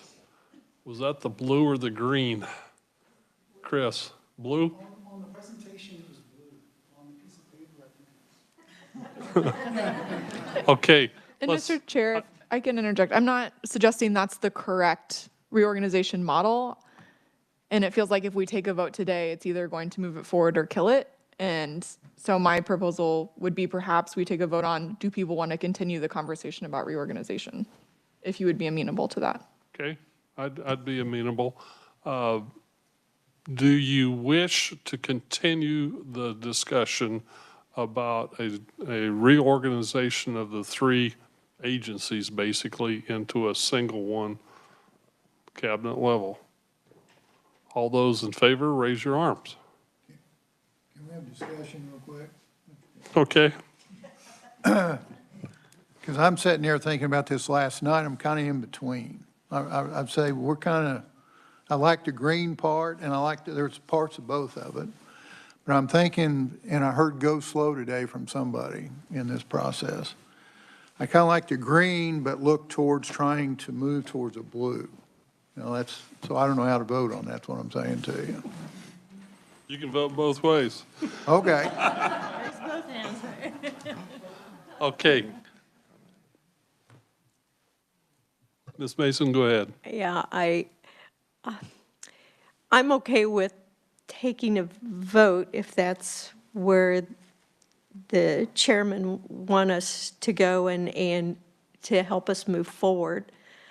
But I feel like that's just a little premature. And there are elements about all three that we've heard that I think have a lot of merit. And, we probably owe the work group, some direction. They heard our comments. I think they probably heard them loud and clear what we didn't like. They may not have heard loud and clear what we did like about the options. But would it be fair to ask them to go back and tweak what they presented to us, and then to look at Senator Titus's recommendation and allow him time to flush it out some, or ask the task group or the work group to flush that out for you, and then we can have that conversation again. Perhaps it was how you were starting to word the voting. Now, I don't know that I necessarily today want to vote on a cabinet level structure. I'm leaning that way, but I'm not sure I want to go that way yet. So I feel I'm being squeezed to make a decision. You are. You definitely are. You should feel that way. We're down to about 3 more days that we can get together. And I love bringing people together, but sometimes we bring so many ideas to the party and then more ideas and more ideas. We're soon going to have to eliminate a few. And I'm sure willing, I think you spoke with the voice of reason. If we send that direction to the working group, and I think Senator Titus' ideas should go with them also, and let them come back after their smart minds look at this and give us their newest proposal. But before long here, we're going to have to start eliminating some things, folks. So, yes, sir. Daniel? Yeah, Daniel Buller. At this point, if we go back from my perspective and we get around the table, I'm not going to know. You know, I don't know if we're at a blank page, which I hope we're not. Okay, I mean, we've spent the last 8.5 months putting a lot of work into what you have before you, what we presented yesterday. I hope we can preserve some of that work product and carry it forward. If we can't, we can't. I understand that, but I don't know, I wouldn't know what to say to the rest of the group about what we have to move forward with at this point. And maybe I haven't been listening close enough, but that's my takeaway right now. And so any direction you can provide for me would be great on that, or us, I guess.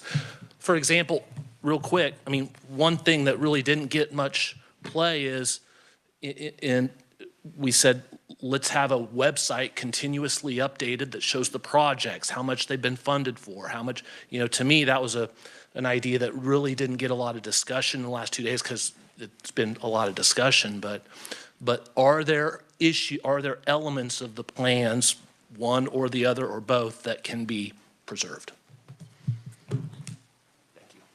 Thank you, Mr. Chair. I think to all the comments, I appreciate where Ms. Mason is, but I tend to agree with the chair a little bit that I think we would be helping the work group if we said at least, could you try and synthesize our feedback into one of your proposals or the other so that we could sort of clarify the path? Because we can spend a lot of time building both of them out, but I don't know that we have the time in the meeting, and it's necessarily fair to ask them to do all of that. And I just think we may be at a point where we need to push one direction or the other for the time available, would be my thoughts on it. Well, I can be specific about a couple of things if that may help push this conversation along. Yep. I think there's real advantages to looking at, having a secretary for the water, having that be a cabinet position. I think that elevates water and it keeps water in the conversation. How that looks is, I do not think, and I'm maybe biased here, but I spent enough time to appreciate the value of the water authority. I do think we could look at revamping the water authority, but I don't think we look at getting rid of it. I also think that we have to have a good mechanism for public input, not just, the opportunity to come in and make a public presentation at a task force meeting. Now, I think we have to have a more formalized process to engage the public. So I would like to see the blue one revamped to be inclusive of both of those things, and looking at a revamping of the water authority would not be filling it with legislators. And that gets into the green. I really detested that in the green. So, yeah, those are my thoughts. I'll put them out there. I do want to consider what Senator Titus has presented, because that's a whole different model. And I'm not convinced that it's a bad one. But I think that it needs to have some more work. Okay, that's my 2 cents worth. I don't know whether that will break through anything, but there you go. Thank you, Karma. Representative Vaughn. Thank you, Mr. Chair. I can also give specific feedback about what I'm thinking. I think from the reorganization perspective, I'm thinking about it in the, what was the phrase that Josh used earlier? The politics is the art of the potential. In that framework of, so we know there's potential disagreement about putting quality and quantity together. We know there's potential agreement about where DWR goes. I see the compromise as choosing one of them. So, you know, whether that means DWR, KWO, Division of Conservation, who am I forgetting? And then leaving environment separate. I think we also heard conversation about what happens with Parks and Rec, or Tourism and Rec. Thank you, Wildlife and Parks, I always get that one wrong. All of these organizations that touch water and environment, looking at a formulation of that is more of a compromise, and potentially looking at what do other states around us do in those formulations. So I think that's kind of where I am mentally headed with that conversation. And then from the restructuring of what we have currently, I think I agree with Karma in that I like some parts of the Water Finance Council concept, because I do think that it combines the budget in a way that makes the story easier to tell, makes it easier to get funding, and kind of elevates that process to a level that I think is beneficial. But I don't like that specifically excludes many of the members that are currently represented on the Water Authority, who I think bring an important perspective to conversations beyond just the budget. So does that mean including some of these? I also detest regional development organizations, that name for reasons mentioned by Connie. So maybe something like regional water planning organizations, something along those lines. Is it adding 2 appointments from those organizations to the Finance Council, or some formulation of that, to ensure that there's also local representation or engagement? I also don't like, I would want clear information on what responsibilities are under the Finance Council versus the Water Office, like the Water Marketing Program, which I think should stay in the Water Office. I think that whatever the Finance Council does, it should be specific to budgets and moving that forward to the legislature. And I am also very intrigued by the regional planning water organizations concept. So is there a way that we can maximize project planning, the project planning capacity of those organizations, and tying that into natural resources and the work that the RACs are doing and how to tie in the RACs? So I think there's potential with both, but I'm also not ready to give up on the reorg concept, would be my specific feedback. Does anyone else want to offer some specific? Director Owen? I think we heard some really great public comments today, and there were some suggestions contained in those that I think deserve at least discussion and consideration. So I don't want to just blow past those. And this was something I was planning to say and offer, suggest, request before Senator Titus handed out his proposal. With any future work with the work group, I think today could have been more efficient with some of the considerations and concerns that at least that I had, if Water Office could be included in their conversations as they develop their proposals, because they're developing things and changing processes that we are involved in, and maybe at least offering, is that feasible? Is there a logistical issue with that? How do we make that successful? I think if we're going to have different changes, if we're going to have changes, which I'm not opposed completely to changes, but let's propose them ahead of time so in a way that they could be successful. So that would be a request I would have, that there would be communication with the water office, with what the work group continues to do. Another option, and maybe this gets too into the weeds, but the weeds are going to be where we end up.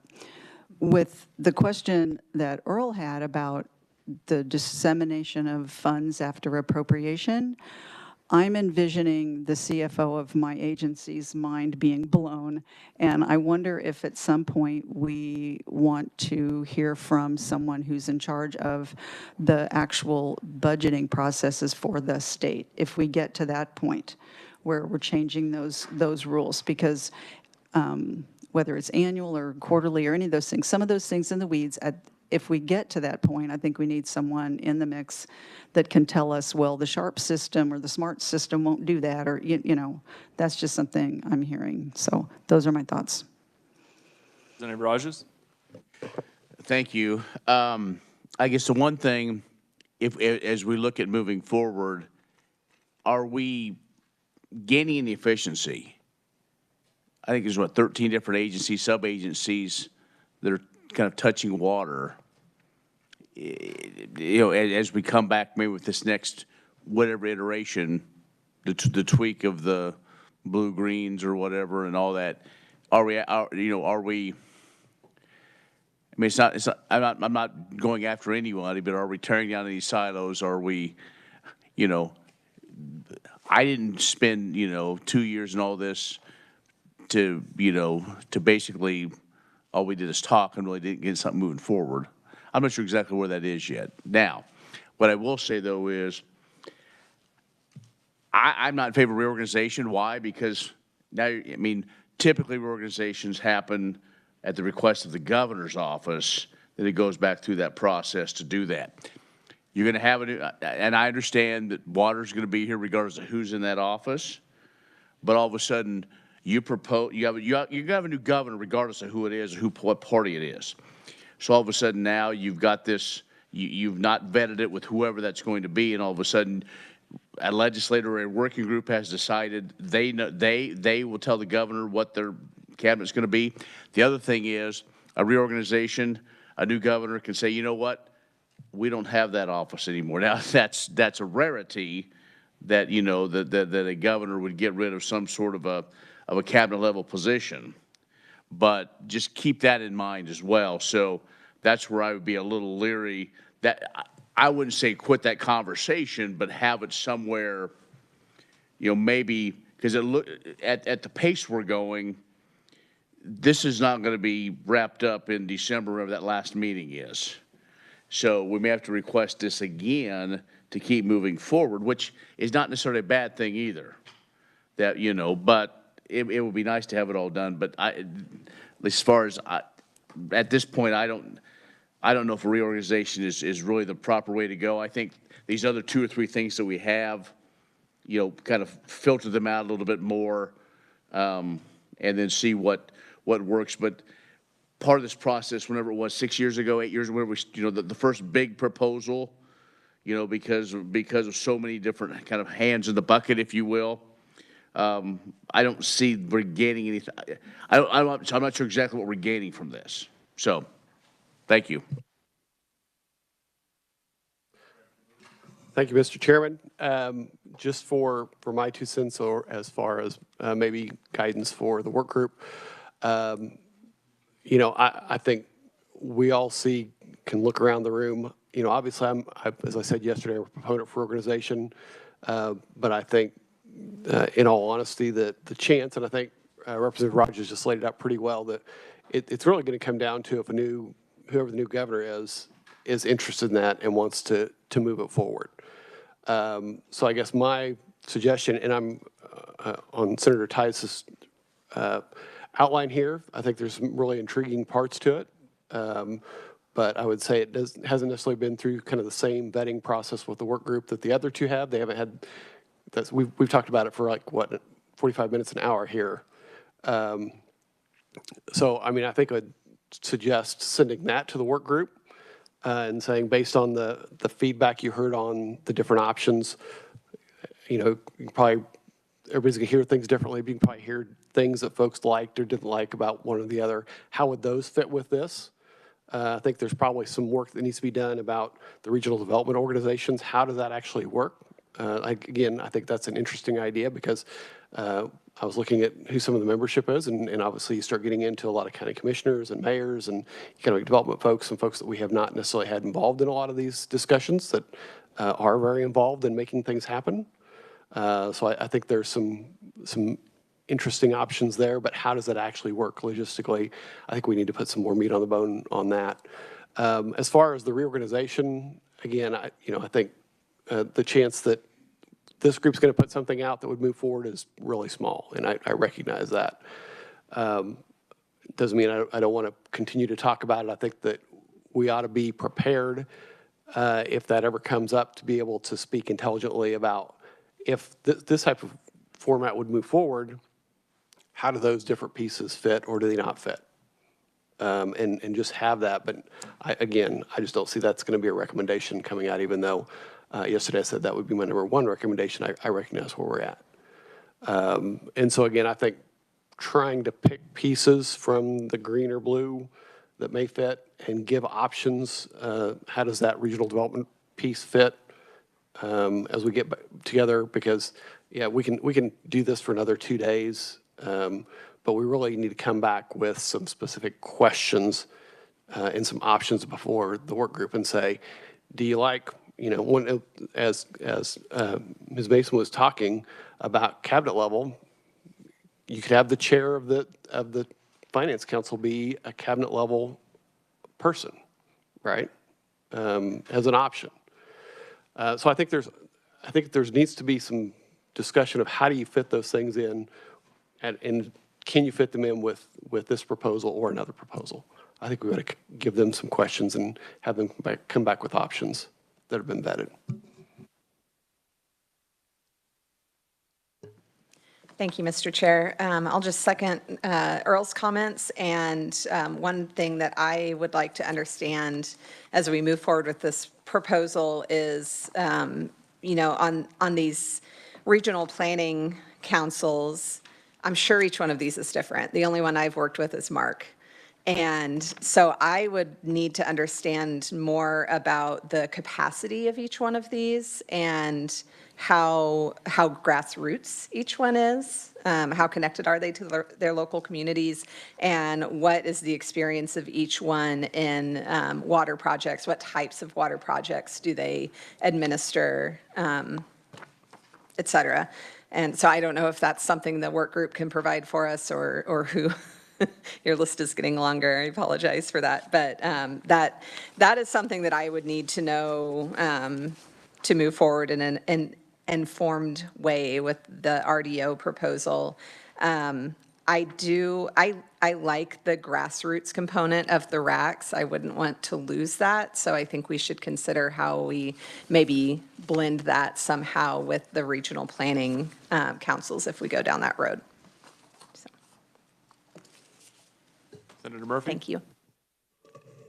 Thank you. Yeah, I like the idea of kind of trying to thread the needle, pick and choose, and try to kind of figure something out. We have the potential to make everybody mad, or make a few people mad and several people happy. So I guess that's what we need to kind of concentrate on. I'm going to make an attempt to summarize the high points and instructions I would offer to the work group. And then you guys, the task force, can object or let me know if I've missed anything that you felt was major. So the one thing we need to look at, we need someone to take a closer look at the RDO model to see if it's feasible. I think we could have some broader presentations they have a statewide organization as well. I think that's a dual thing. We can get some specifics for the work group and we can get a bigger presentation for us. But work on that RDO model. A big piece of that is that we make sure it's inclusive of all the water stakeholders we need, or is it not the right group when you look at them? Can it be adjusted with slight state support? Can it be made to work, or does it just not seem like a good fit? There's an agreement. We need to elevate the person speaking for water. We've seen some different ideas. Is that some sort of different secretary, right, like in the DNR model? Or is it, do we look at something like the chair of the Finance Council being made a part of the cabinet? But in some way, there seems to be a consensus we have to elevate that voice. And the first reformulated water authority was not the most popular way to do that. So let's look at other ways to do that. Again, emphasis on we need robust local input in whatever form that comes in. It seems like there's some interest in spending some time on if there's going to be a reorg of alternative methods than what was proposed. Is it a split of environment as a standalone, or a mix with wildlife and parks and the water office, or some other combination is more moving other things into ag? Or could we look at some alternatives to just put out there and see if that gets us the agency secretary in conjunction with that? From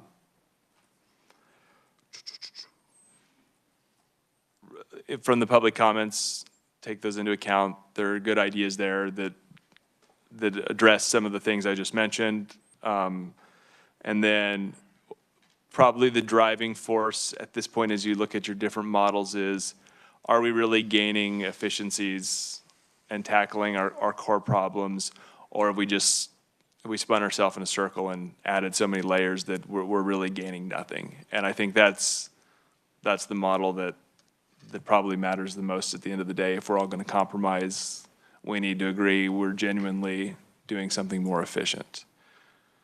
That wasn't everything that was said, but does anyone feel like I've critically missed something important for them, for the work group? Kate? Not critically, but I would suggest, I'm scared to make eye contact with, that the working group look at the Texas model and the KCC statutes and write your proposal into a statutory scheme, so we would have that to review at the next meeting. I know Ms. Kramer will relish the challenge. And I have KCC, a list of information we should gather and hear from is as you kind of suggested about a KCC presentation. How does that work more day to day? I think that's something we can work. Director Owen? Yeah, thank you. Just my request that they communicate with the water office with their deliberations. I think that's fair. I mean, the meetings are open. Are you able to send, as they meet, since they don't get compensated, are you able to send a staff member to sit in on their meetings and monitor? I think that's probably the easiest way to manage that. We've been sitting in on them, but we watch. There hasn't been a back and forth or even a how does this sound or would this be workable? I mean, I think that would be up to the work group, the amount of, to make them, they're an open group for the amount they want to submit drafts to the water office for comment or interface. I'd leave it up to them. I don't want to necessarily dictate, but I think the point's made clear here. Thank you. So. Representative Vaughn? Thank you, Mr. Chair. I feel like we've neglected this map concept, which we still failed to talk about. So perhaps that's something we could get a little bit more information on, and did sound of interest. Sorry, the what? I didn't. The map, in terms of the funding available, how projects are, like where projects are. I think it would be in the regional development organization context, perhaps in this case, but so I think the suggestion was essentially to, if you have your regional plans, you have the projects that are being prioritized, you have some interactive way for the public to be able to see what those are, how that money is being spent, and that creates a layer of accountability. So I think that was part of the, correct me if I'm wrong, is that kind of what was being proposed? Like an internet dashboard type thing that people can interface. Already have. Okay, so I think that's a sub-layer, but it was something that got brought up, so perhaps something that could be included in this iteration as well, or talked more about. Yeah, that's fair. I just wanted to point out, and that's a great idea, and it's such a great idea, we already do it. And so, but not to say it can't be improved and enhanced, but the Water Office does already have an interactive dashboard system for the expenditures of the State Water Plan Fund, as well as our HB 2302 grants, so. Okay, so for the work group's benefit, I will put all of that in writing and share to you through research so that you can have that more officially. I think other than that, we'll look for meetings after the primary election and before the general, and some of that will be dependent on the work group's ability to make tweaks, and yeah, I think that makes sense. So that would be my last thoughts. Sometime after Labor Day, and hopefully not entangled with State Fair and a few things. I want to see if there's one thing that we can all agree on. And I'm going to try to state this somewhat.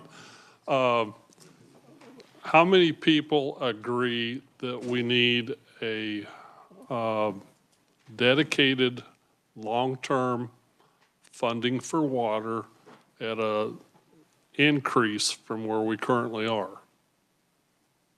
Did I state that correctly? But, okay, how many people are in favor of it? Raise your hands, please. Increase in funding? Huh? Increase in funding? I put increased in there. And then I'll ask, okay, I don't know how much, okay, how many people are against that? We got a couple. Okay. Well, we've gained a little bit. The details are the devil's in the details here. But I think we've seen a lot of what, I'm sorry, Ms. Mason isn't here right now, but the benefit we've gotten over the last 3 years, I think it's been a wise investment for the state of Kansas. And the general public out there sometimes doesn't realize that. And we need to publish that a little bit more and talk about our successes, and that'll help at the legislative level tremendously, believe me. Anything else? Please respond to Doodlebug that we'll send out before long about dates that you're going to be available in September then. Thank you very much. It's been an interesting discussion today, and we'll continue.